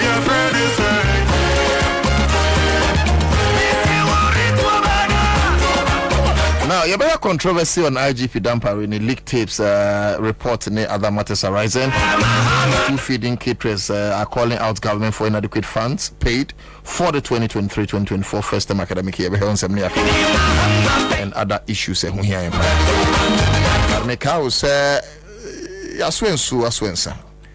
Compare John Mahama, compare Kufuado, and we know Nimudro. I'm preaching His Excellency John Dramani Mahama because of a boy. Come on, the victory of Mahama. All right, ma yemrefi na yeni enkomo. Abejafo. Empom to say. Empom dem nyamiadum empom dem timisa. Na botum dem mimisa. Anya wasem. I tell maoli. Ubitan say na as a nyakran timi muame. Also dey na fine pa. Anya wasem because I think we say for na search no na so utiwe ni miamete. No person say TSC about critical na say. Yan for 50,000 tour. Oh, kakasi na 50,000 tour na samo honto yen shasi enye surgery. So would it be? Surgery say. No way in fact. Kakasi na 50,000. Cities and dollars. 50,000 cities. And they do it too. Na dollars there. Anyway, my minchia etie for na hwefo na minchia miniaba. Miniaba kwa bawai. Nah. And now topics now they very interesting. Some of them the better does be. They are not the better does be. IGP Dampare. Oh, send the ticket to every. Bibi Hona. Debia me baha. And confirm so some to controversial. So me controversial. A big class say be me a tribalist. Me yet tribal politics.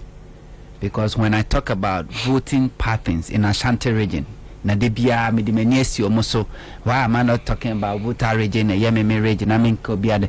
You see, time na vindicate me. Last week, now Tiedremu. I think it's Wednesday. Yeah, now doc and society Dr. Mary also. And then I may catch her say, man, this form for many into Ashanti regions will be brave. Say, the SC no bet me a police surprises a man this year win election. Oh, man, no one see now Krafana doctor Sukrafa. So much sachra. The Kaipa. 1 week in ye. And I have say 1 week. Or trying to video now. And come out with him, me ye. At a point, me buy a chu, na mitikanu, na miti. Okay. Mr. Sade Crown, I waste your time. And they have this conversation. Because the bottom line is MPP are buying our bapem.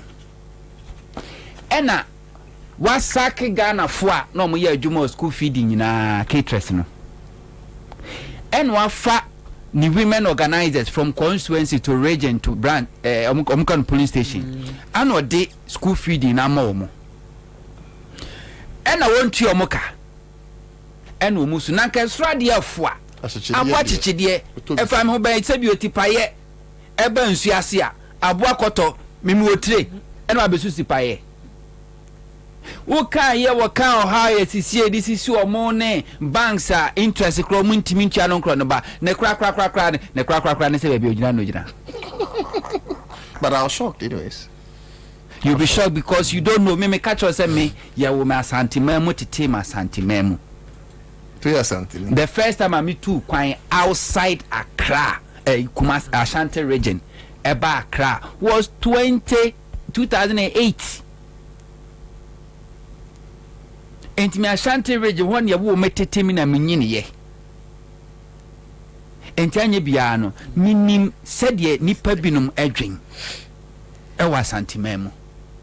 My bet na Accra since 2008. And to person chem say me ni experience who busa me said the Ghana for Ghana yeni e ten kra say niama hu do be reto aba minti me nkyere my experience. Me to me. Voter regiment na ho me need 2 weeks crowd voter regiment. Do say when I'm free. Ye kofie. But menim how yenu anom so mo voter regiment and so a dream when come to a battle. Intimidate bia since 2020 afutu am de man this ni say uko Ashanti region na se utie ye na o vote runya 10 beka ho a woda nyame ase, but that shouldn't be your target. Wasting more resources or your target is to make sure say abano de ma wo no enwa na de ama de ma MPP no enwa na de ama no obi nwe bibi nka ho. Se NDC timi saade no a MPP can never win election in this country. But okoka una V8 mu Dr. Enka odin ho unya kesisem onka brofo akese enti do beka bia ne doesn't make sense to people. Ashanti region na wo honom no MPP vote omunya nyina ya artificial. MPP can never survive election in this country without rigging. I was Ashanti region. Officer DNT na registration bia Ashanti region kwa de bia report of a year minor and klanketwa near the mukoko register. Officer DNT Ashanti region kwa netimi to abana police station 100 over 100% voter turnout. Ebisida. Apart from say where MPP strong would I do not talk about MPP. I want to say we are banum. With the help of some of NDC. Because MPP for I infiltrate NDC when we call a year branch executives in moi. Be brave MPP for no makwaji NDC atade ahye. Those times, Kwabena Taifa. Those times. Ebina wakano. Strong word be that's what they do. Enti ukwa Ashanti region. Obekwa branch biano NDC ni kura no 9 executives. Womo ebe ko up to womo aba be ka ho no. At least omanya kura they should get between 15 executives ewo ho. Enti se ekoto aba wo police station, branch bi aso e police station. Enti se ekoto aba wo police station bia na say wode omo ti wonyina kra anto a we expect say obi o ye NDC executive de obeto aba wonyina be kwa koto basanta zo be kwa ko na vote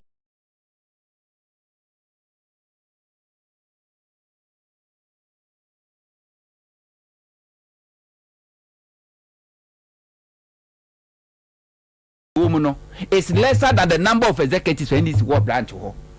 Where did they vote for? 2020 election. NDC Nkrofo NDC form as a party agent. So no mu ko school, mu classmate, no mu ko school. Ehun foni ni bi, ehun list ni bi. Mr. NDC said this time running. Nkrofo do meko Ashanti region especially as a party agent no. Omo publish omo list no. At least 1 month to elections. Now offer opportunity to everyone, especially NDC for Ashanti region. Now, omo shesa microphone say omo nim omo a any omo political affiliation, any omo loyalty to political party, whether a NDC or MPP. What do you make? Me kind of make sense. Isumami, say this election, and microphone NDC for best select omo training omo. Say omo konko represent party as agent. So man yan wo baby akra Ashanti region. So omo nyan baby empa omo the Ashanti region. No. Omo publish omo list no with their names and pictures for at least 1 month. Omo to me 2 weeks to election omo publish it. Na offer Ashanti region NDC for wo honom because agent bia no what important mu ono obi kwa asori ono obi donku ofrabusia mu ono obi na ye adwuma obi nim baby a the political the loyalty ewo.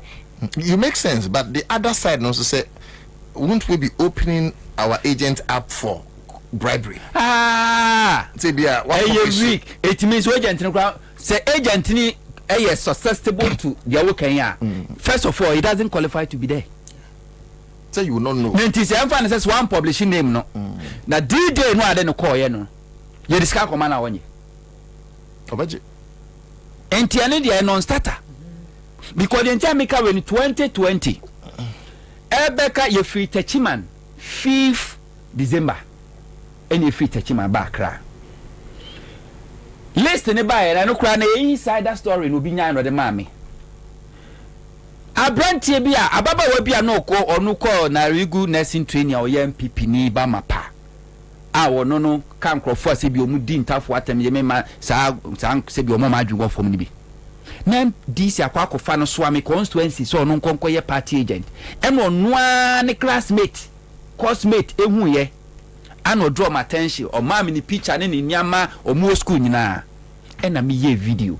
Sabre, you see one thing is say when it become closer to elections. One show you could have very vital information at ebetimi abua party but enkusiaga because Sabre be aswa she information cry enko. And I me a quick video and I me lady ni picture eto ho. And nyame ado me call viral. E call viral no.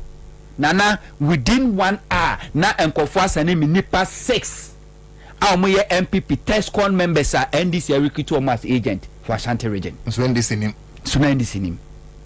I call Nana Kwesi. Quick one was to give me the names. Was started so you moving, but that time was too late. I got NDC parliamentary candidate for Swami. Or my friend is it Kwame Duduvi or whatever. Well, no, Kwako statement catches on Mondays regarding the American on a lady no yampa, no MPP ni fearful in MPP, but it's all not by NDC. And to the American, that's what NDC near agents near can was I'm telling you, come membership. Kwame Duduvi. Oh, yeah, NDC parliamentary candidate for Swami constituency 2020. Listen to me, yeah, video no kwa no Honorable Joseph Yamin. Onwa kasa. Ne church member. Bako MPP ni na ni di wom.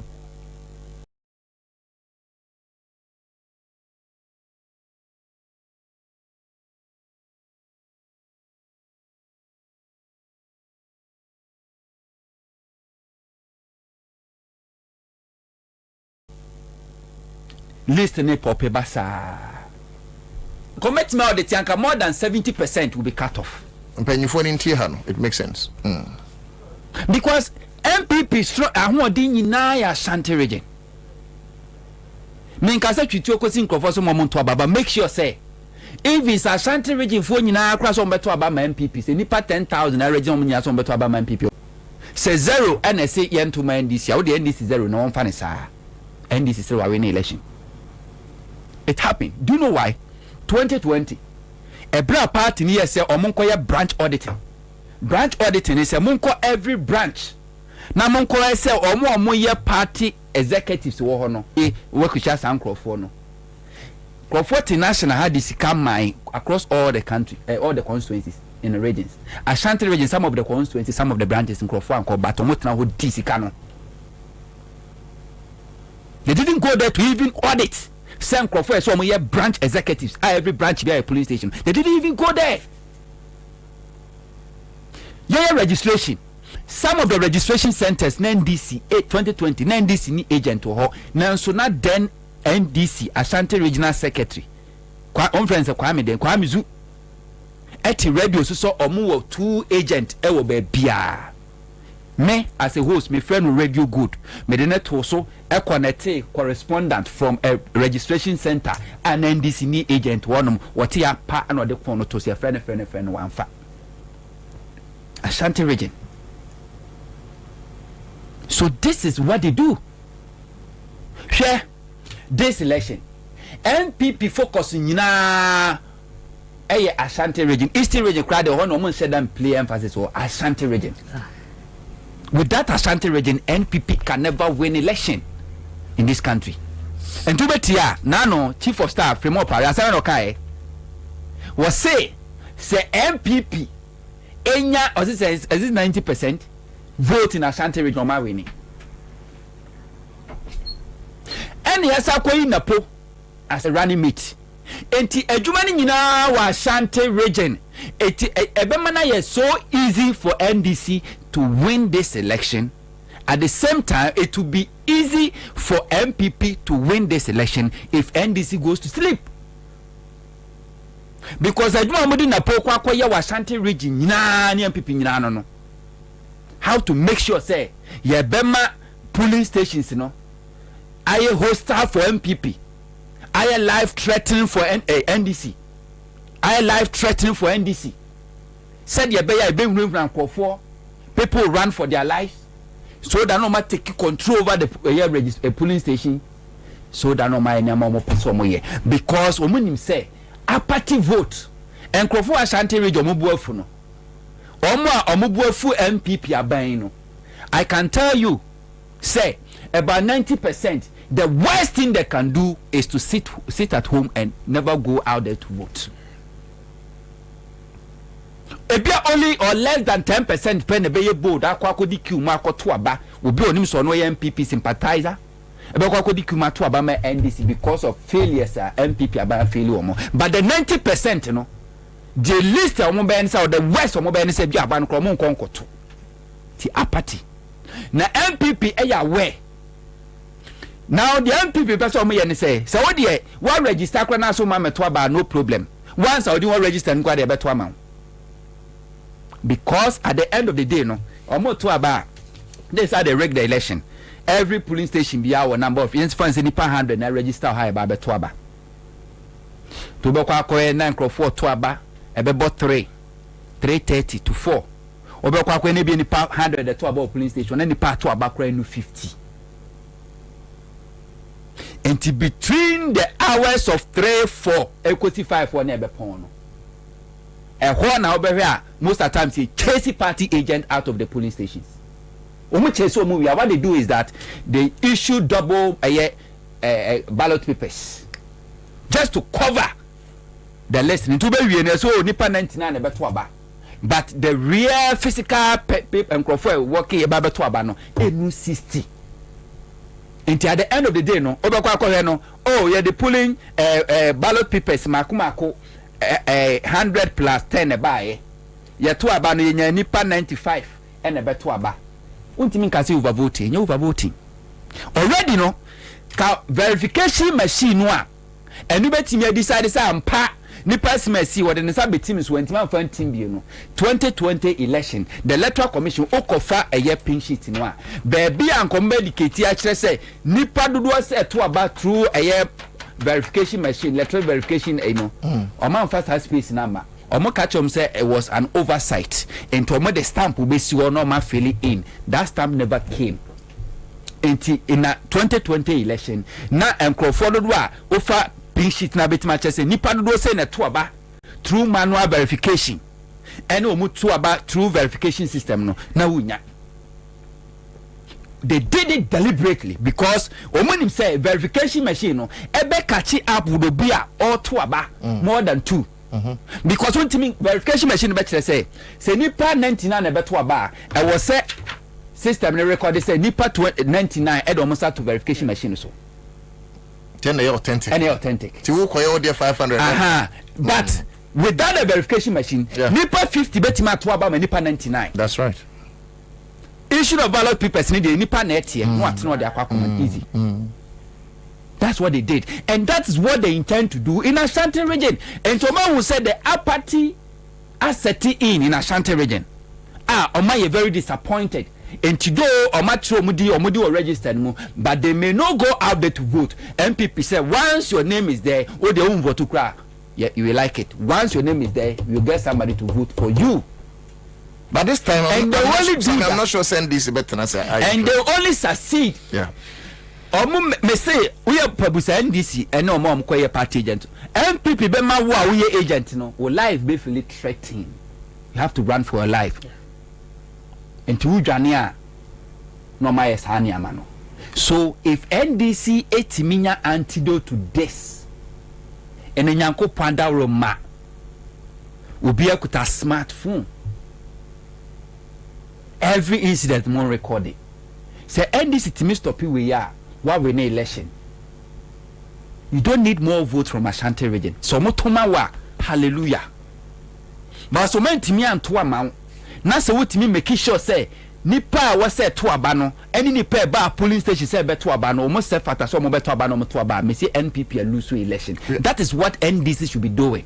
But say we say kwa convince ti say maami ya wono ne ya party ni ba MPP ni na ne party aba ne ama no contract as a school feeding caterer na ye ntua ne ka na ono ne say use media esa de ko mo ko ma wo mo say the MPP aye na ne dwetre ehye na wakwaje bosia o bank na wontimi ntua interest no eno ye enough reason for her or him to change the way or the style of voting another voting partner. You lie bad.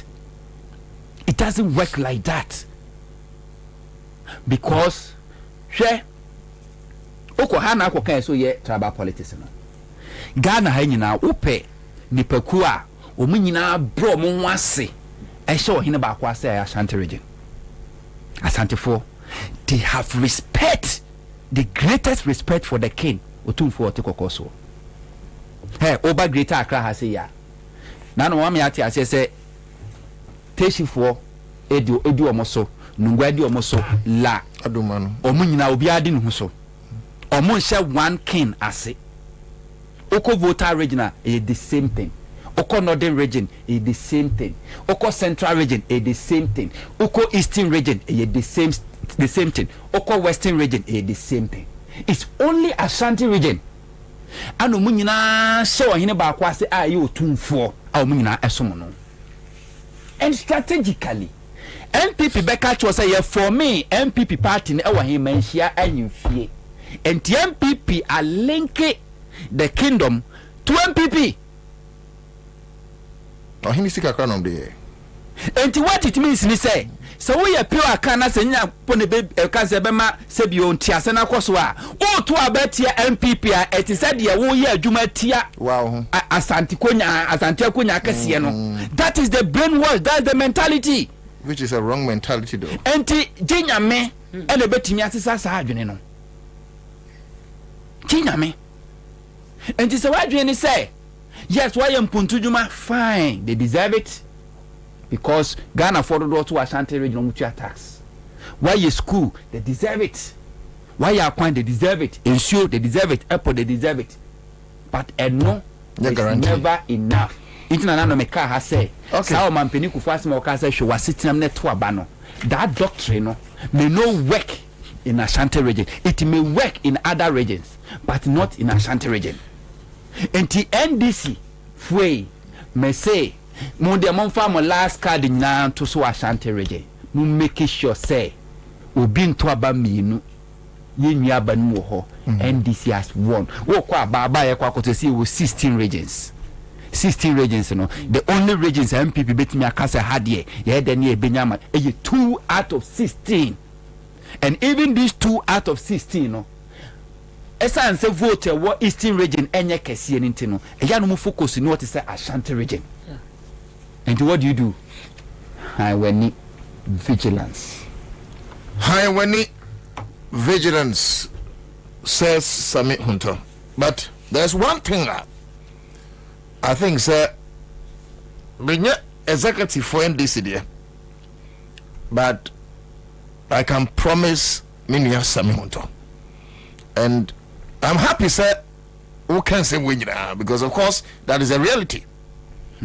And send your kind, in terms of agent, some come publish ahead of time, I mean, it makes sense.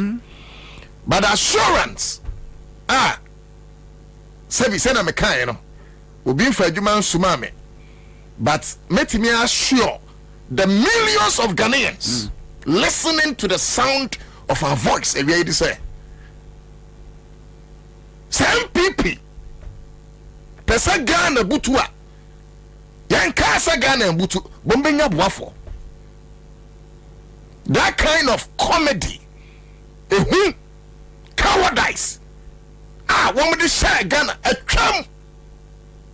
This time they should make sure say abana yakotuno omba no kroje se na sameka no. But mo bi nwen so okotwe sekan na nyo bi kwa bi beni abrewa. Say kind of fear no sabi. Ebu obi fear. And I pray we don't get there. And I know say anu any ye trim. But me person me use of video with my electoral commission. MPP especially yan the Shanti region me am Eastern region to think say a grow as usual. They are joking. Yes, I'm telling you. They are joking. When you see Kenya, no, worst things can happen in this country, but they will broke. So nobody should try. Nobody should try. Sabana yeba to 7 December. Nobody. Nobody. It's a warning. Nobody should try. Yes, nobody should try. You dare it. Nobody should try. And it's a warning. Nobody should try. So mufie na mema sa. Ebi mufie mema ho. Anyways, mommy. Papa. No, Samia Kasa and you see, my picking from Angua. Udi agura na Asia Sunday afa ho bi. Me da ni o kai no figure adwa me nya film no. We be say hwete oh we hu ane Sunday. No wasa be gina ABCD. O kaka wasem. Because when I'm here for NDC, I have a lot of issues. It doesn't make sense. I will go there. Ma me ko. Asamu. Me nano meti say yes ya power na pu. Say on the bear running meet. In fact, I felt insulted as a Ghanaian because Ghana map na da hono. You can never take away voter region and still say we have what? Ghana. But they make a what I say. Ghana na da hono. So we voter region free more. Ghana and CP. Voter region come and a Ghana yedebi. Ghana. Na prayer yes o me running meeting. You know me say the voter your friends see friends no e budget mu a obe lead Asante region for a demonstration. And then yeah. So when I heard say no yes o me running mate for Baumia, even though they are not coming to power, they are not winning this election, I felt insulted. I felt say MPP for ni obubia magana for. Fi say media minim say you can be a leader. There are some qualities here. You should say a leader no better. Ebenya. Ebini say leader or the ben or whatever. Nanka say be so chiafa o mindful na voter for so na your friend say yes she say de omu hu nsem na say defense aye no ho asem she budget mu na akobom ho banya. Usi ubede lead demonstration. So when I heard his name, so no obey running mate, I felt insulted. Na me who say MPP for omuni wobu omu fagana for nyeshi. Omo te tan so. Enu ti necessary brewe. Na obana no wakasa feed ni na no wakasa no. Me say omu nyina ka ho na omu nyina na ka ho na pokure asanya ahoden ka kire say ye mpehwe this t-shirt. Sa nipa no wakasa sa obana wakasa me di no ya papa. So ye mamia me di ne ho ya papa wo obi bu bo wasum to ne be kan wasem ne amoawa hwede okeka hwede okeka mo ko asimo ho anwani office hwe kwa papa no e de mo fa send now lady na ka se omu man what ya see hwe kwa o de mo fa so nti mo ka ho mo nyina mo ka ho me nua ba utie mo ka ho na Ghana e du di aduri moka wona ba omi abegina simpie so be ka say ye ba ye be yese ni nyina na ya tro so mo boje so and now you see ye di na po e ba be ye running mate nipa no se ye nyi grofo bi nsi nche omo de ye mansuo entwim form so because omo ye voter region for Ghana for mutie hwe Ghana ye nyina ye di o me ye santini mi fra Santa region bansem ni bu ha na chese wote aya na se mi predia se ye nkwase asem fi se adenti na otimi ka se gwemu de ye ko ye bibia mo a onti ase mi why ye nka se Asante region for ye nye bibi mo ena obi aka se wonye dai ompene Asante region se so obi antwi fa so ana won mo na omo hu ekọ ahoyehia mo na wo se ye bibi mo wo gina abrane ka se wo particular na sa ni pa wei ene wo hu se bibi wo ho ye wo akunya bi beto nti yenye dai ye fa nka ba omi a wo di atro e kire Ghana fo ho na mo mepe akunya na enye Ghana ha na ensi minim se Ghana fo sa abro mu nyina nsam ni bi atam didie nu ebi akomu mu na po nya ono kura na sa didie teacher fo atam ka teacher fo a ko training college say ya bon ana mu ni ma die nti mo adwene wu eti no mo ko training college enne na training college sabi obi aye sin na ka first pa akra no teacher ni fiti no oba na obi akọ training college professional teacher opie no oba obuo sunko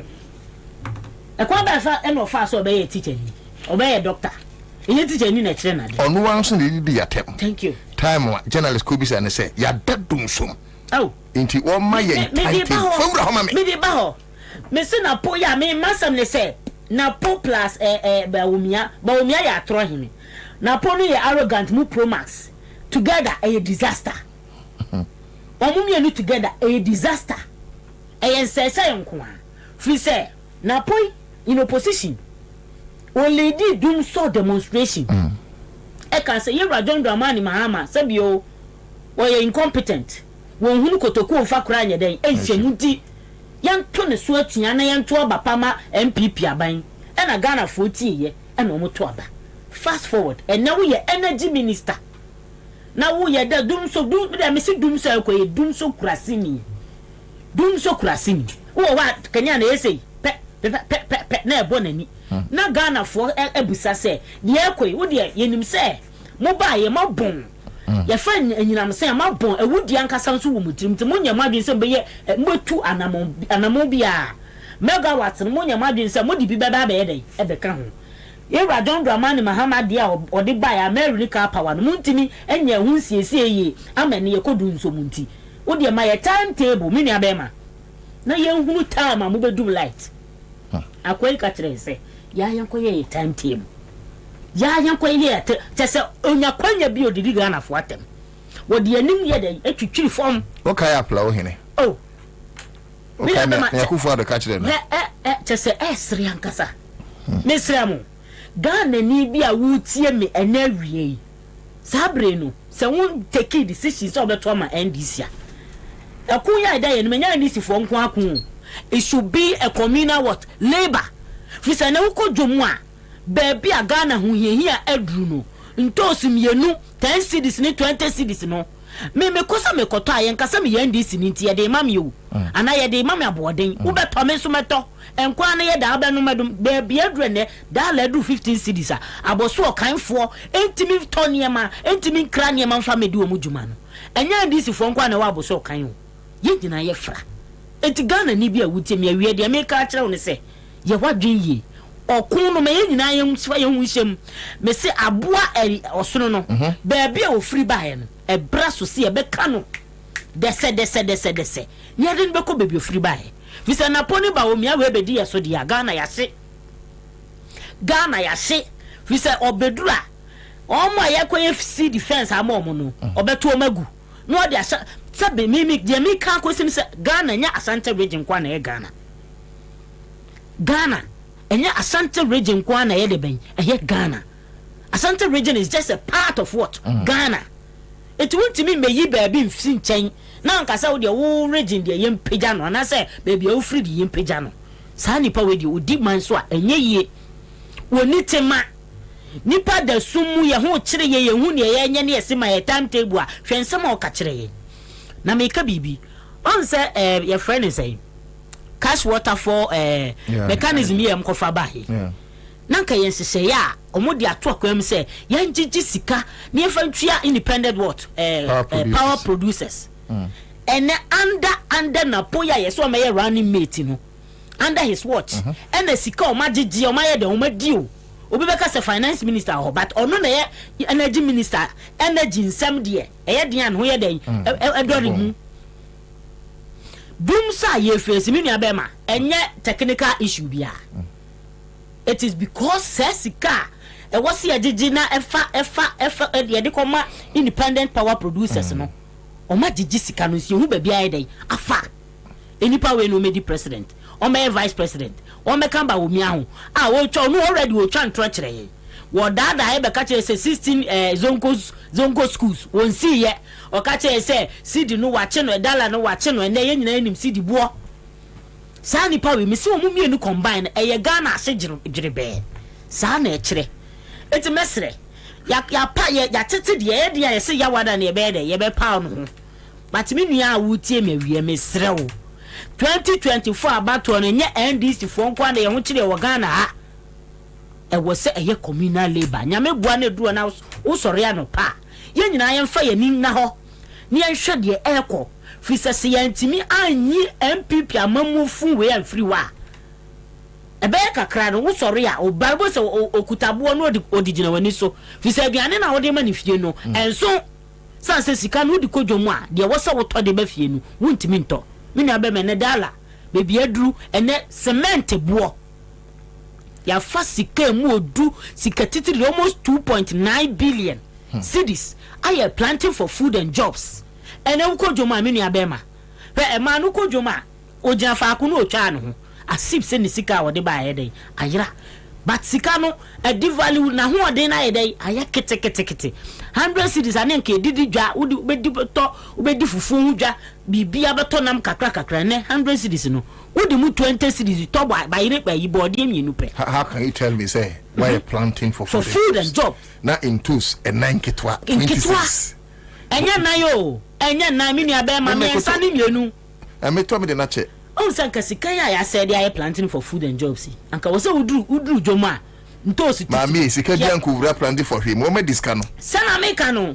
they spent it tembia no MPP abande minim se omo hallmark ye create avenue na yenye de yenye sika eno ame ba na me call ye friends SYZ me sha baby yesi national cathedral na eka ya bogana sika ya wia wo ho na na de create avenue mo bi enkrofo bi nya double names kusi boatin mu nya double names e fa Ghana sika ena onim de asi wo ho say hoye your friend is a poster stand enti NDC for yes amuso mfa mo de enkobo fi say nyina sika na ase wo ho no ye nyina sika na ase wo national cathedral ho ti say no mo de wada ni poster stand ye so ya fa ye John Dramani Mahama visionary leader na wo beji ya free sabia hohihia we mu no sika sesi u sika na ebubo bidin a uti ana wo ye maso uda ho ana wo ye maso ubobrim enso hwe nkoso abanya wa ba wanya tese sika nkasa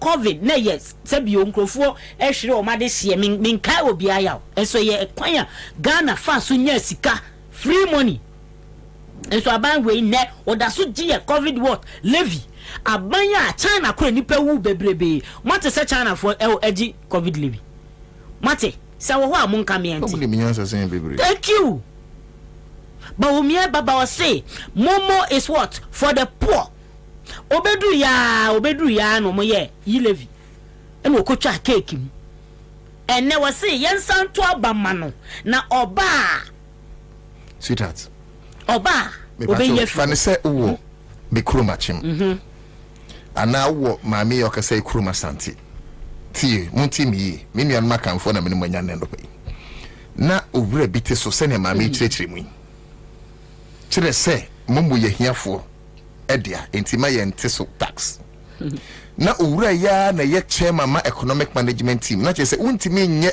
sikasem ntutu ye nhyehyeye even through the finance ministry ehun enkratasem beto nanim na owura ya agi atum ama eneme no ono o ma ya adwuma kakra na ye kwaye na ye nya to ye fun so na ye se ni bia ma berewa kurase no omo se atibi owura ne se sa 11 no a what ye so tax no wonu se si o wabam as vice president but yan to abama no na se obeye president a na we ye frio da bi se ukogina butunum na se woto abama no a na che se adwen na awrade de ma no wo se wo de wu news no so adwen ye adwuma pa question be bi sane se na de na wura unyini sesia so adwen we ye adwuma.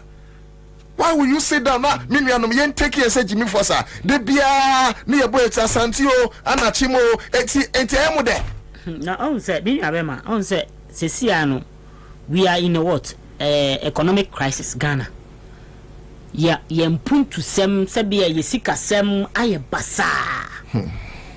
This is the time I hear economic what lectures. And anyesa, this is the time we need pragmatic what solutions, economical solutions. But nipa na yedeni ba ye boni din say we economic whiskey no. And na ye hwehwe ne baabi aye hu no. And na ye hwehwe ne baabi aye hu no. Lectures na no man those days ye penso no. Ye hia say those lectures no. Sa brewe on be bie mu maye. Ye hu no. This is the time also o kire ne bobre. This is the time Messiah na the born no say we economic Messiah no ebre we na hwehwe say obeba be kire ne bobre enso na ye hu ne ba bia wa yira eno nam no say it is possible say ye be talk dollar no 15 cedis and above. It is possible say light no ye ntimi nto menu aba ma menu aba wutie mi ye raba wo miane na na do ne MPP fo de sabio omo kasa na adwenbone ankasa na omoni Ghana ho adwenpapa bia anya sa baby omo di akoduru a ono ba wo mia ka ho woda economic management team ano a enani ama nyina ya basa si yesi kasem wana abeka kire se wode wati dollar di safo akoma IGP enne ye kwa akoto almost 16 cedis for $1 ye hu sise ye papa bia wa ya afa ho wo sa na mo nto ase Ghana fo ntoma Ghana ni bia wutie mi sabi o menu aba mai kan o se ukogina ballot box ni mu na akohenya mi anim ahokyere wo Ghana fo ebi mu ntimi nya aduane ahokyere wankasa wo na mu wankasa wo na mu muntimi nya aduane eni ni mienu ni miensa ukogima ntos buo ntos mienu ye 10 series ene mu wuntimi to cement wuntimi nto na akohenya mi anim pa koto abama ba wo mia sabi na nyansa no ebi ni ho Ghana for baby ye dru no ye fa ye hu nsem ye hu se Ghana ye dia se baby omo de dru no omo se ye dru no ya na ye be kwa je o ye na ya asanto dru baby a na mema no entimi nkwa ni mu no ono ana tigina ye eti esra mu baby adru ya Ghana for ye ya na ye be bo ye ho na ya je ye hu afri sa hu hienya we mu na menim se abato aye betu is like ye ko second independence na sa second independence nipa ba ko pe ene betimi adi yanim ono ani yera John Dramani Mahama na o ka se bre no ntimi ka 24-hour economy asem biya me de wo ho me pese atiefo ete ye ti de biya se nkrofo ko Saudi Arabia ko pa adwuma ye ye bu omo ne ye twiti omo badly ene 24-hour economy no e di nyuma bebre beba na ne nyina ankosi ho no papa ne so or the employment what act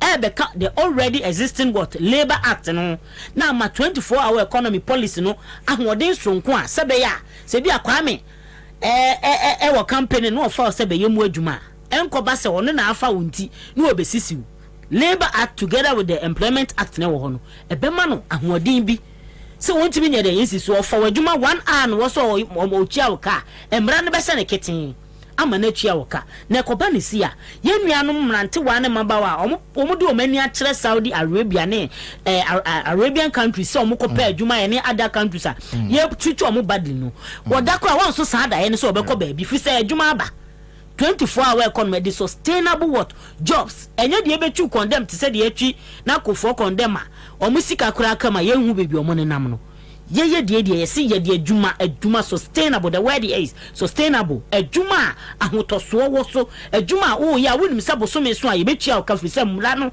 e be sha o keten eti esro 24-hour economy no eye adwuma a e be pagya ye nyina na nkrofo ka ye ntia se 24 no kra ye de eye already 8 shift na 8 hours na de adwuma ye wa John Dramani Mahama so de mienu e be ka ho na ye what 24 ye kwa adwuma from 8 bia 7 to 8 ne yapon no partnership from emphasis 8 to 5 thank you ne yapon ti sata no obi pon a the next person bat so ba na the next bat so abasa enti ebe ye what 3 shift enu na other European countries ukọ America ewo ho enu na ne ema ye mante wa na ye maba wa wote wo se mekwa bruchire fi so nim se obetimi aye adwuma 2 times in a day anya sika saa de na bi na yewura John Dramani Mahama ahu se ebeboa yen ama yesoso ye mrante wa no anya adwuma hwe se yesusu ano Ghana na ebo ye ho bra ukọ school a aban fa ho ka afi wadu SS wadu bia training call wadu bia tertiary na wa wie school bianca Ghana bete so emfaso no o se me kwa abrochire and then nurses are every Ghana ekwa because of say omu ye 24-hour economy wo no enya sem ketwa enu ti yera John Dramani mama sabi nyansa woni trim oye visionary wadwene hu se ye di bi pa hanom a ebeboa yen eti nyina yen na baba na ye de ebeboa me ne wo ebeboa wo ba na o tifie na na Dubai wontimi ma na adwuma nyeye security service be fa adwuma pharmaceutical service be fa adwuma every sector e ba bia mo wura kram de cry agric. Thank you. Agrarian, you know. Thank you. Yeah. Fisa on say na ade ba ko so asese sidi ya. Asema me ntwe ho mra. Dala ya ye ntimi ntoi. Hwe ekomia say ye niema dodo na ye kra. Ti say the 24-hour economy banner pharmaceutical companies e ko fa bia dialysis nro ye den e ba no se ya because ya benya more what workers no mu worki so many times na production akosoro na ye nro ni be dodo na no. Sika bia nke betabiri dia kwa abrochire akoto foreign drugs no ene ye wa ha enti ebema sidi no ahoden no ebeko from the be balance na fei be gina brand as a country. Thank Grace Afram Kasama NDC asante man tem no de nkwe pa na yentwe homra na ye ba afi kra na ye be hyase enti ma chonko ba bia obetimi adwene on Facebook Accra 100.5 FM adwen chire bia obetimi dia ba ye twe ho ba isi stay on.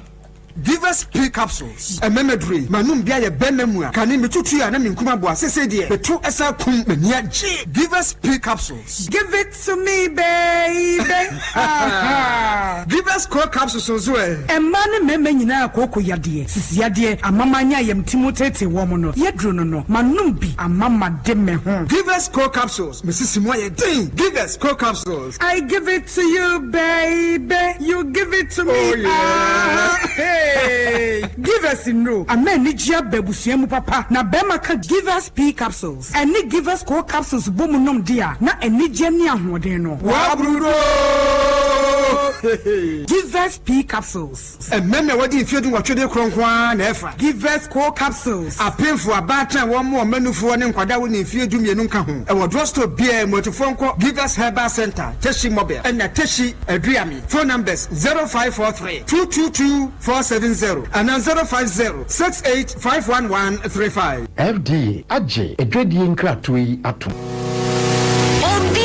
Sumrika Emra bills was here. If you say, Asumja Wunya Wayam, Bosia Bonshaya Hudie, Educhum, Obibia Way, any to make dear Biara Woody, bills will be Bimao, won't hear Susu, won't hear our Nanya here no national ID card. Ain't it to Sumrika Frayam was 0302-200-390 and now 0596-920-833. Kai say, on Mansika Krobia Batan. Bank of Ghana and Sawo Bills microcredits Jumediemu. Bills Uposia Bohon Adamfo. Kai say Jumedie in Shishaka Crown.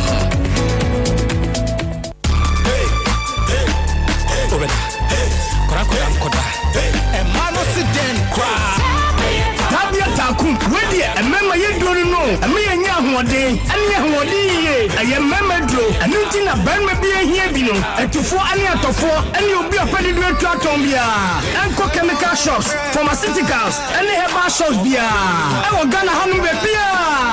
And I said, friend, I was 0243 686861, and I 0245 749206. Sankatwe, FDA Fajatu, Kaise, Tabia Takuria, Bembia Takum.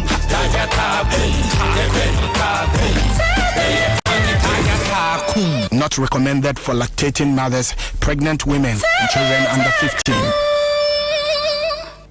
That's it live on Accra 100.5 FM. In case I fail to join here, Jumedi indeed the Citizen Show Mondays through to Fridays 2 p.m. to 6 p.m. Saturday and near the extended edition April 6:30 right up until 10 a.m. Ghana Nyansen in Egufia. We've just been joined by Papaya Dibia Meseniding. Say listo nana puku kusi say listo nana kusi puku. But I think it's listo nana kusi puku, right? aba say edin no me ma me say frame na epoku simple also da ko ha ho sa na epoku wo fia listo wo no papa na unu say me so papa ma me Joshua ba me se me nyogro ni nti me ba unu say me ma me Isaac and papa say oni say lo listo wo na eye adwuma oh okay listo wo no he lo listo wo say no a governor general a governor the last governor of Gold Coast. Na unim say one ne ye adwuma ne so no. I think say o pemi papa senche most of omo ano no mo ye adwuma. Enti me papa oko odibi ko Nezri foforo ye tro mi din o cho say Lord Listowo na kusi poko oh ade now is me my account. May I my prempe. Oh, okay. But Nina a troy and not a wadodo. Until me na me say no, my main until listo on no crano and Temesua Fidel. Miakasa de listo never me yet Brunido. Pezemian Nana Kusipoku. Yeah, and I say. So you say if I do one me dwen ho me kwa kubusa kusi boate all no bit mama idea no bit mama manya two different identities na ti wa wo de sam ono no ni nua wawu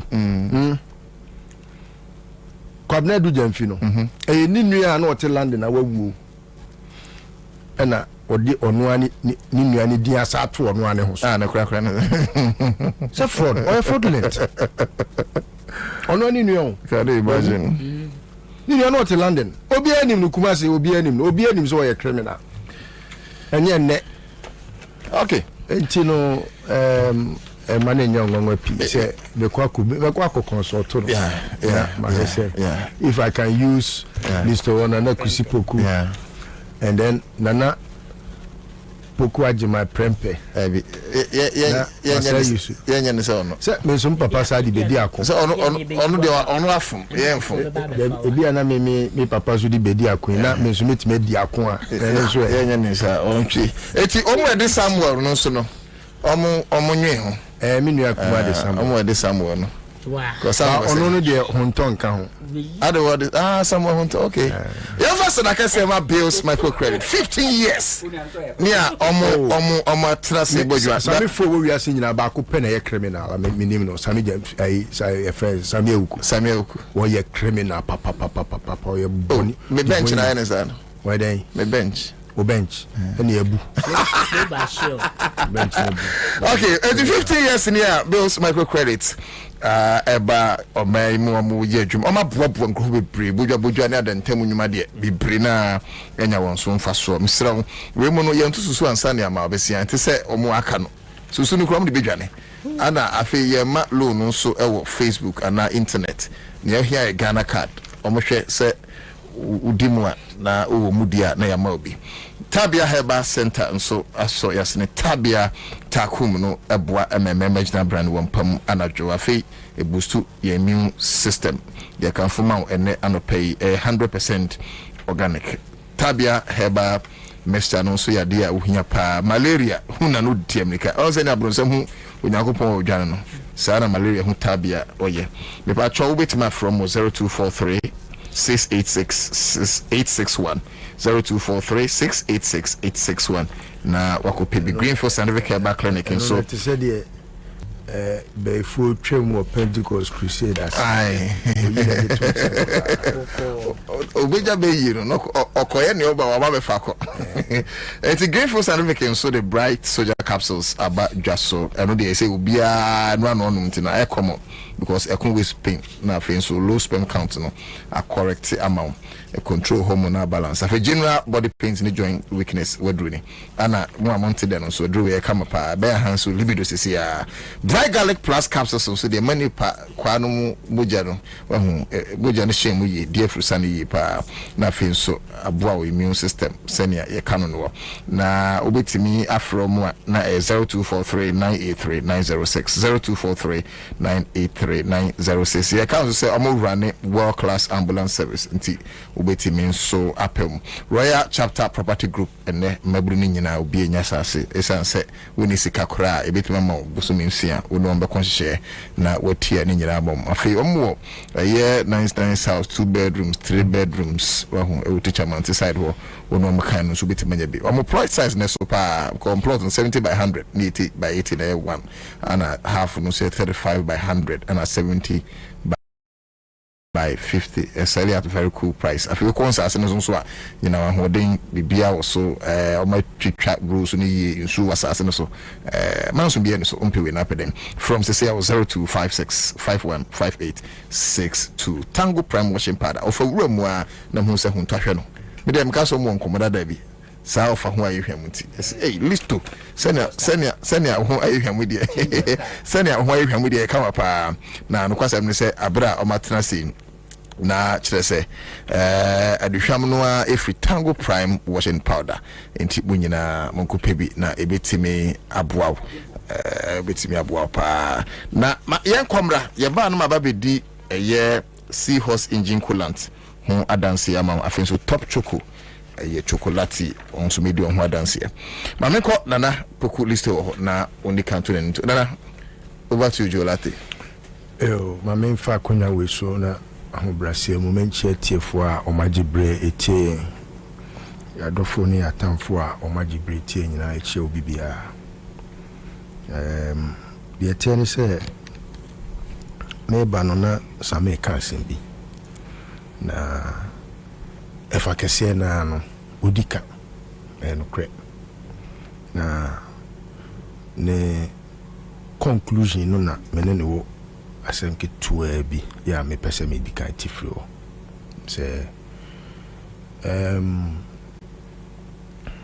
yes per historical records no obetimi akase enoma akoso from 92 through 96 2000 2004 2008 2012 Accra FM 100.5.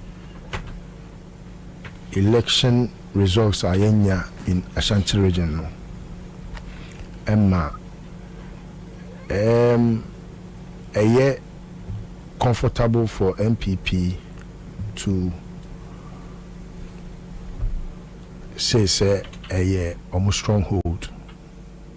However, there are not me pese analysis no ekokukusi ni se obiti baby was antimemu. In fact nyoma yete afidie so kan nipa bebre kumasi a se utuni radio we anase radio bi kumasi na nka omu tuni to the air kan ne nei amo matia and get news to them utumasi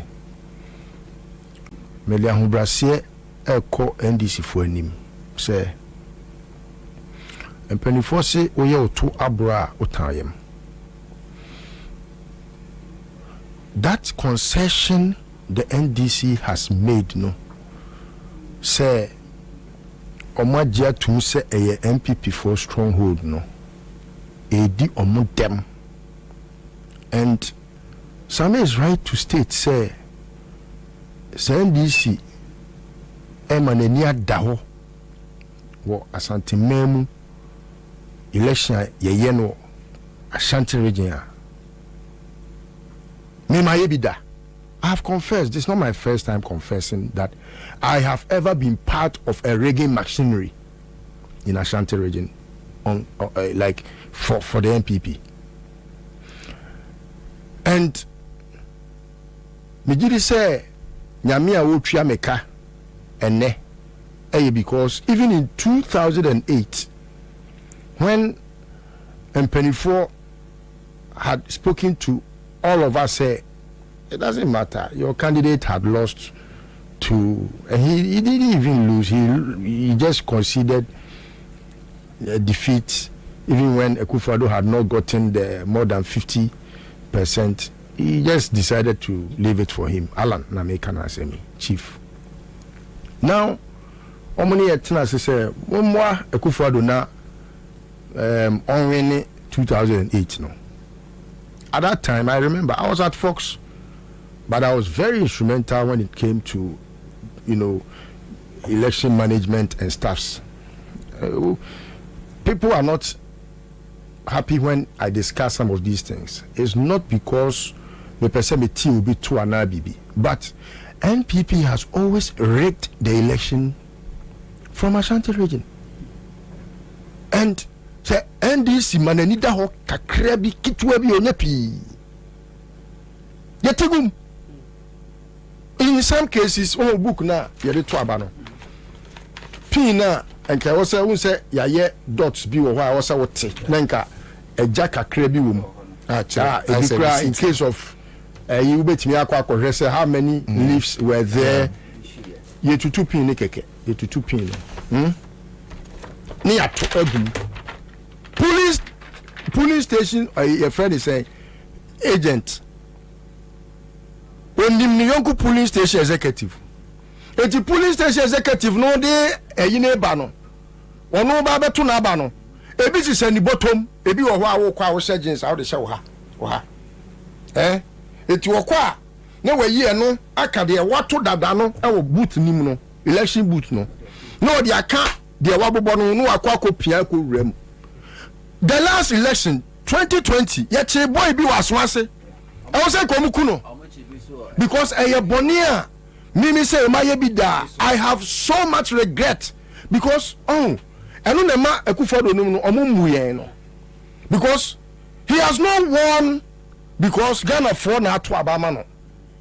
Sisi mampeni they tell Ekufodo di kwa say more is because he is president not because the Ghanaian people made him the president. And so he doesn't even care. Who the hell are you? What I mean, asema okakra wontie because who say and now we president. And if he should force Baumia down our throats, Baumia, they all carry OTI. And so it's something that has always happened. Now, in some details because Sebio and Penifose and Semni Biwa was so the womb. Now we take one cry. Ene ensem enni na pani se ani wutri enni enti ebi wo a me pone ensem ni bi hu a MPP is not as strong as the NDC sees it in Ashanti region, and it is the laziness of the NDC that makes people feel say it has become a stronghold. But Opa ene minua bay ofa santimem Opa have her some time now on discussing the politics I koso Asante region properly. Uba say first of all the wrong admission by the NDC say when the oya den say now sometimes it is very insulting. Say, I quite to say, yeah, Santifo, yeah, Jimmy. I say, yeah, Jimmy, you sabi baller, you who say, way, and the Kogu baller, so near Saku, yeah, them. And when I sometimes meet Tia and my Maria who to say, I said, yeah, Santifo, yeah, Jimmy, say, we are Secrano, yes, Jimmy for the be murder. Yes. I agree say ebi mo Jimmy pa. Yeah ne ekomodi no. Onya hu ba omia na wade he. Why say oba we hu be ma openo. Na ni Jimmy abete. Omo de he wo. No wade he. Na why say enkuto a esi awiem. Na wanane. Na why say enchine a ensu abo no. Na wasa nane atebe. Na we Jimmy. Bebre wo ho Jimmy for ne doson.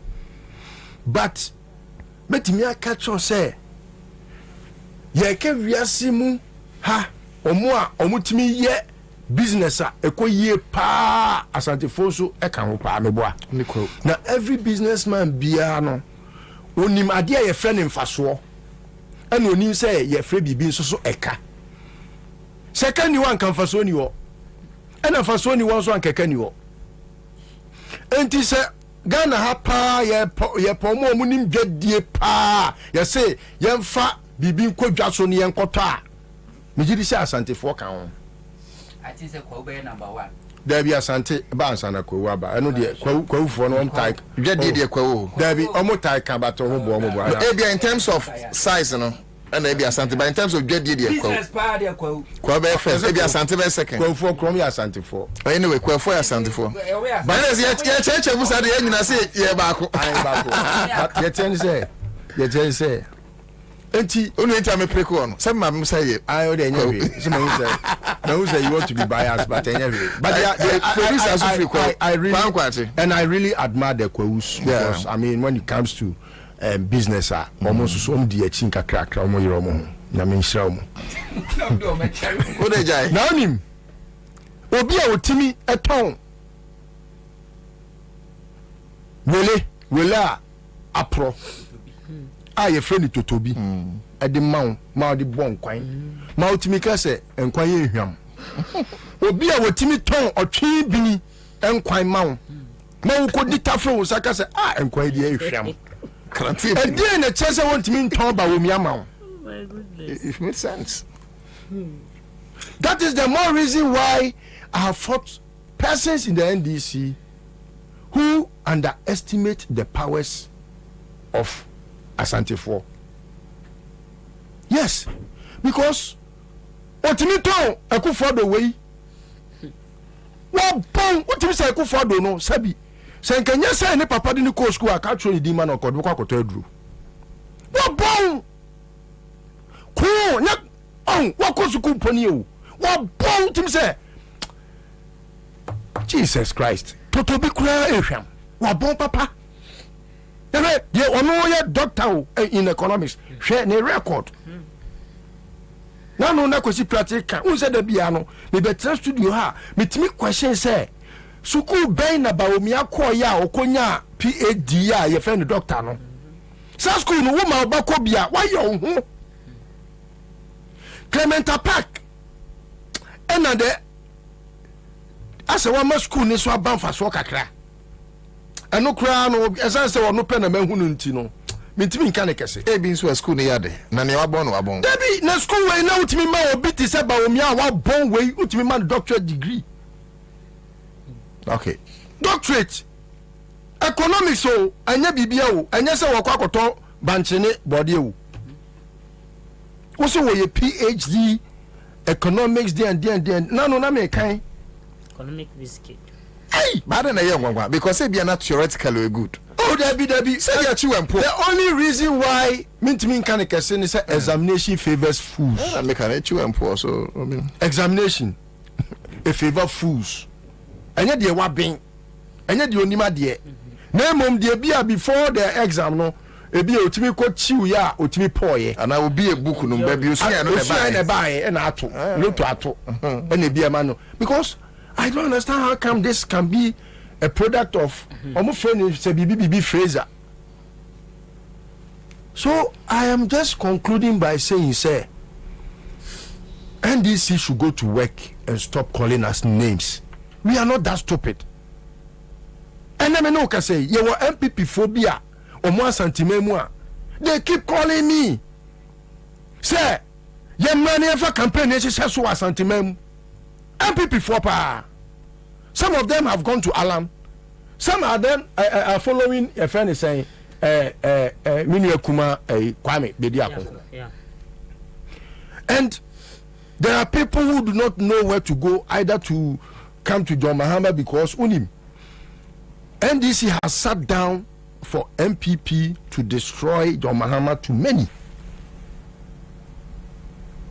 But this is a man, see, I didn't to 2 MPP who they are. He is without blemish. Yeah. He is without blemish. What me and ya bibi say emfa John Mahama ho. Sa diemu. Sa boni ben na ya say John Mahama wa ya.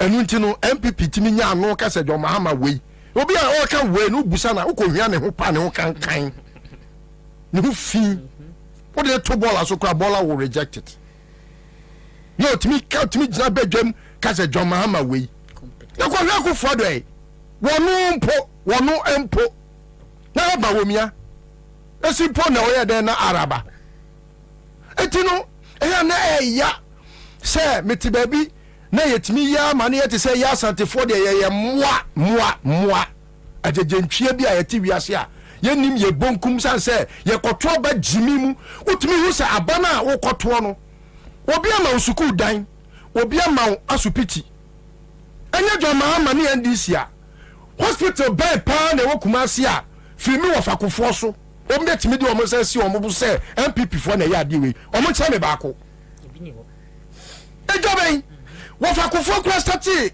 ye fa ne san Krofom market kore ane ne se aduasa nwotwe ada so si wo meals ene ba ye na okoto aso kakra na oto aso no na nkofo bi sa abaifo jimifo bi emwa de bi wo ho ye ka se emwa ni kumase a me ne obi anya adwen emwa wo ho but e was some to me glorify some of us so say yen kan wa ne ho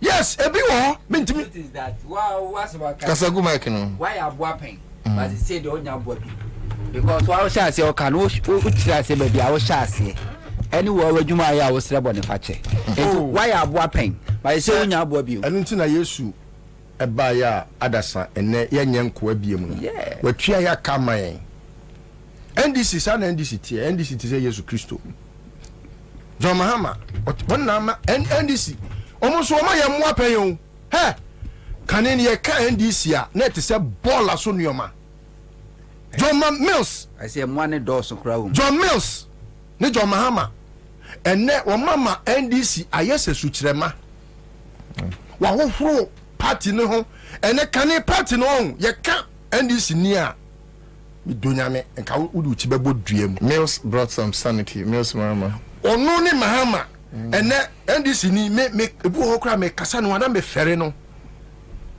me ben omu na mahu se ne ye ka che omu se MPP for ko school NDC omo ko school 100 million times omo pekasa echen NDC omo ko school papa he wodie de bia me ni twampoa de bia me ka che MPP for se mon ko hwe obi a ne bobia ne dibiality ati se jena na opoko agiman ebi ni ho Ghana ha obi ani wo te se jena na opoko agiman Ghana ha mpo aha o man we mu yani bi na kan pese yakonya bi wa MPP mu kwa abota ni kuo MPP entino eya na e ferie me I have never run away from anyoma my year eye bonia migidi say masachire free ho no my year me my bro pain but that time na eye no na ye nim say eye this bad anu ti na du ba bia mitimi di mpanifo ni bi ho yawo ti say obi ti say president Kofo timi begina bedwam say o ye campaign ma MPP a e wo so hu na hu ni mienu me ana me wo fa no me penasem papa but o yes anu o ye wudini amane man o dini man yewu more piafo why not more piafo because so we heard the record that who president Kofo wudi jaye pa na say MPP nie ya party a wuti wo shop na watimi a bank atimi abase wo ma abosia mintimi nka say president Kofo was without blemish. That was Kofo's time. Yes, but president Kofo wo ye bi papa on the man ni bie pass ye say ye de ni bie ba wiase a Ghana ha ye ni bie nyina ye Kofo anu ti say Kofo do ni ba omia we nom ba toto papa so be di anim fransam ye ni matantan we na utimi be jaba jam say Ghana ni nkoto abama san Kofo we mu a na president Kofo di ewuo no na wadi yewu anuti I will never forgive anybody of that height. This is President Kofo a onim se sebio aduane nie eto ase na obeka che se da bi we de me ye montwen kakra ade ahye ade tantan sei 100 ubegya man fo anim abeka che Ghana fo se yankoto abama ba wo mia we ade track record ne de Yeah, na me matete say, you say binu say and a president Kufo on parliament and imagine. What? Hey, Alan. Kufo betu oil nyina ye Alan. 5. Oil aye tu no Ghana ha na Kufo do no mu wie sika te say mo a se bi omu epia yakogu omu buom akɔwie. Na utse odwan da ha yi a ebinu no etimi I don't want to hear it. Na President Kufo tisi abontin be ye campaign.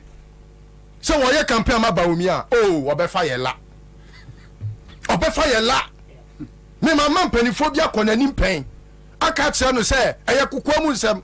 Na so no wo tisi abontin a obefa ye la. Enye say no de tete ye, enye say no kire ye. Yes, I said you Kufo do aye man. Principle, yeah. Pede Kufo do aye. Na no so call e baomi a ayi na se no.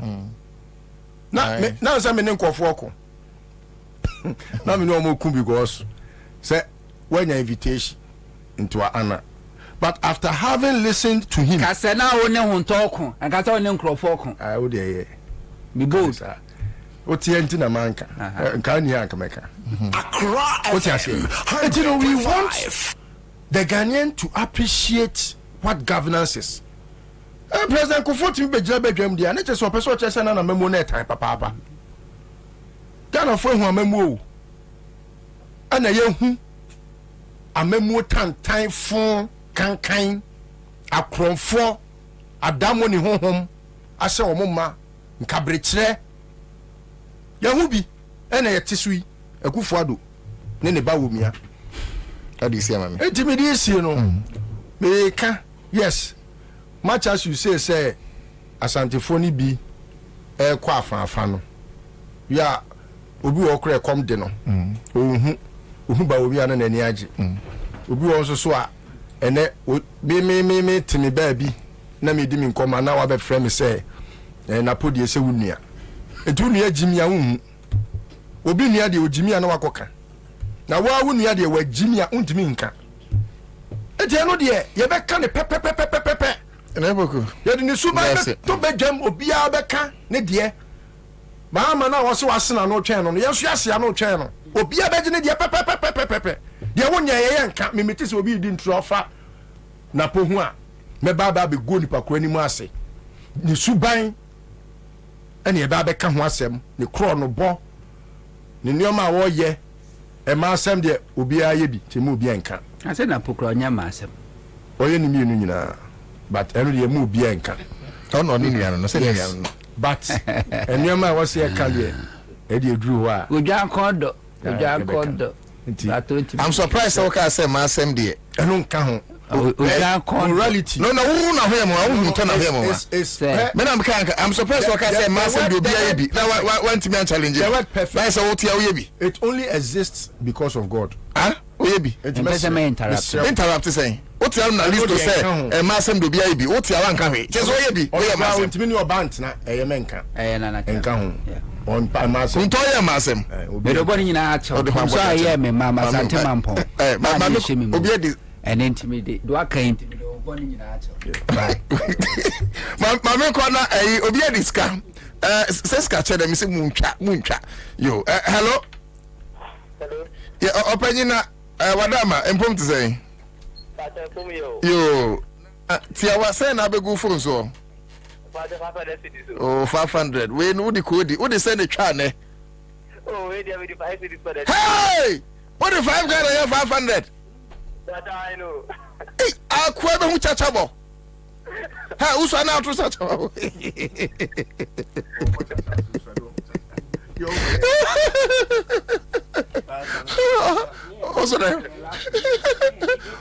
also about chachara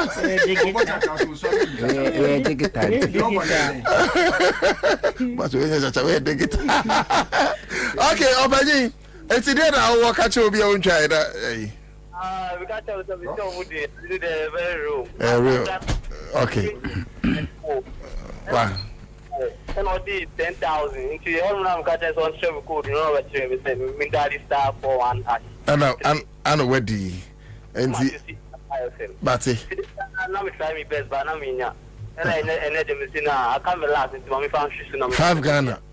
And I'm Miss Akai.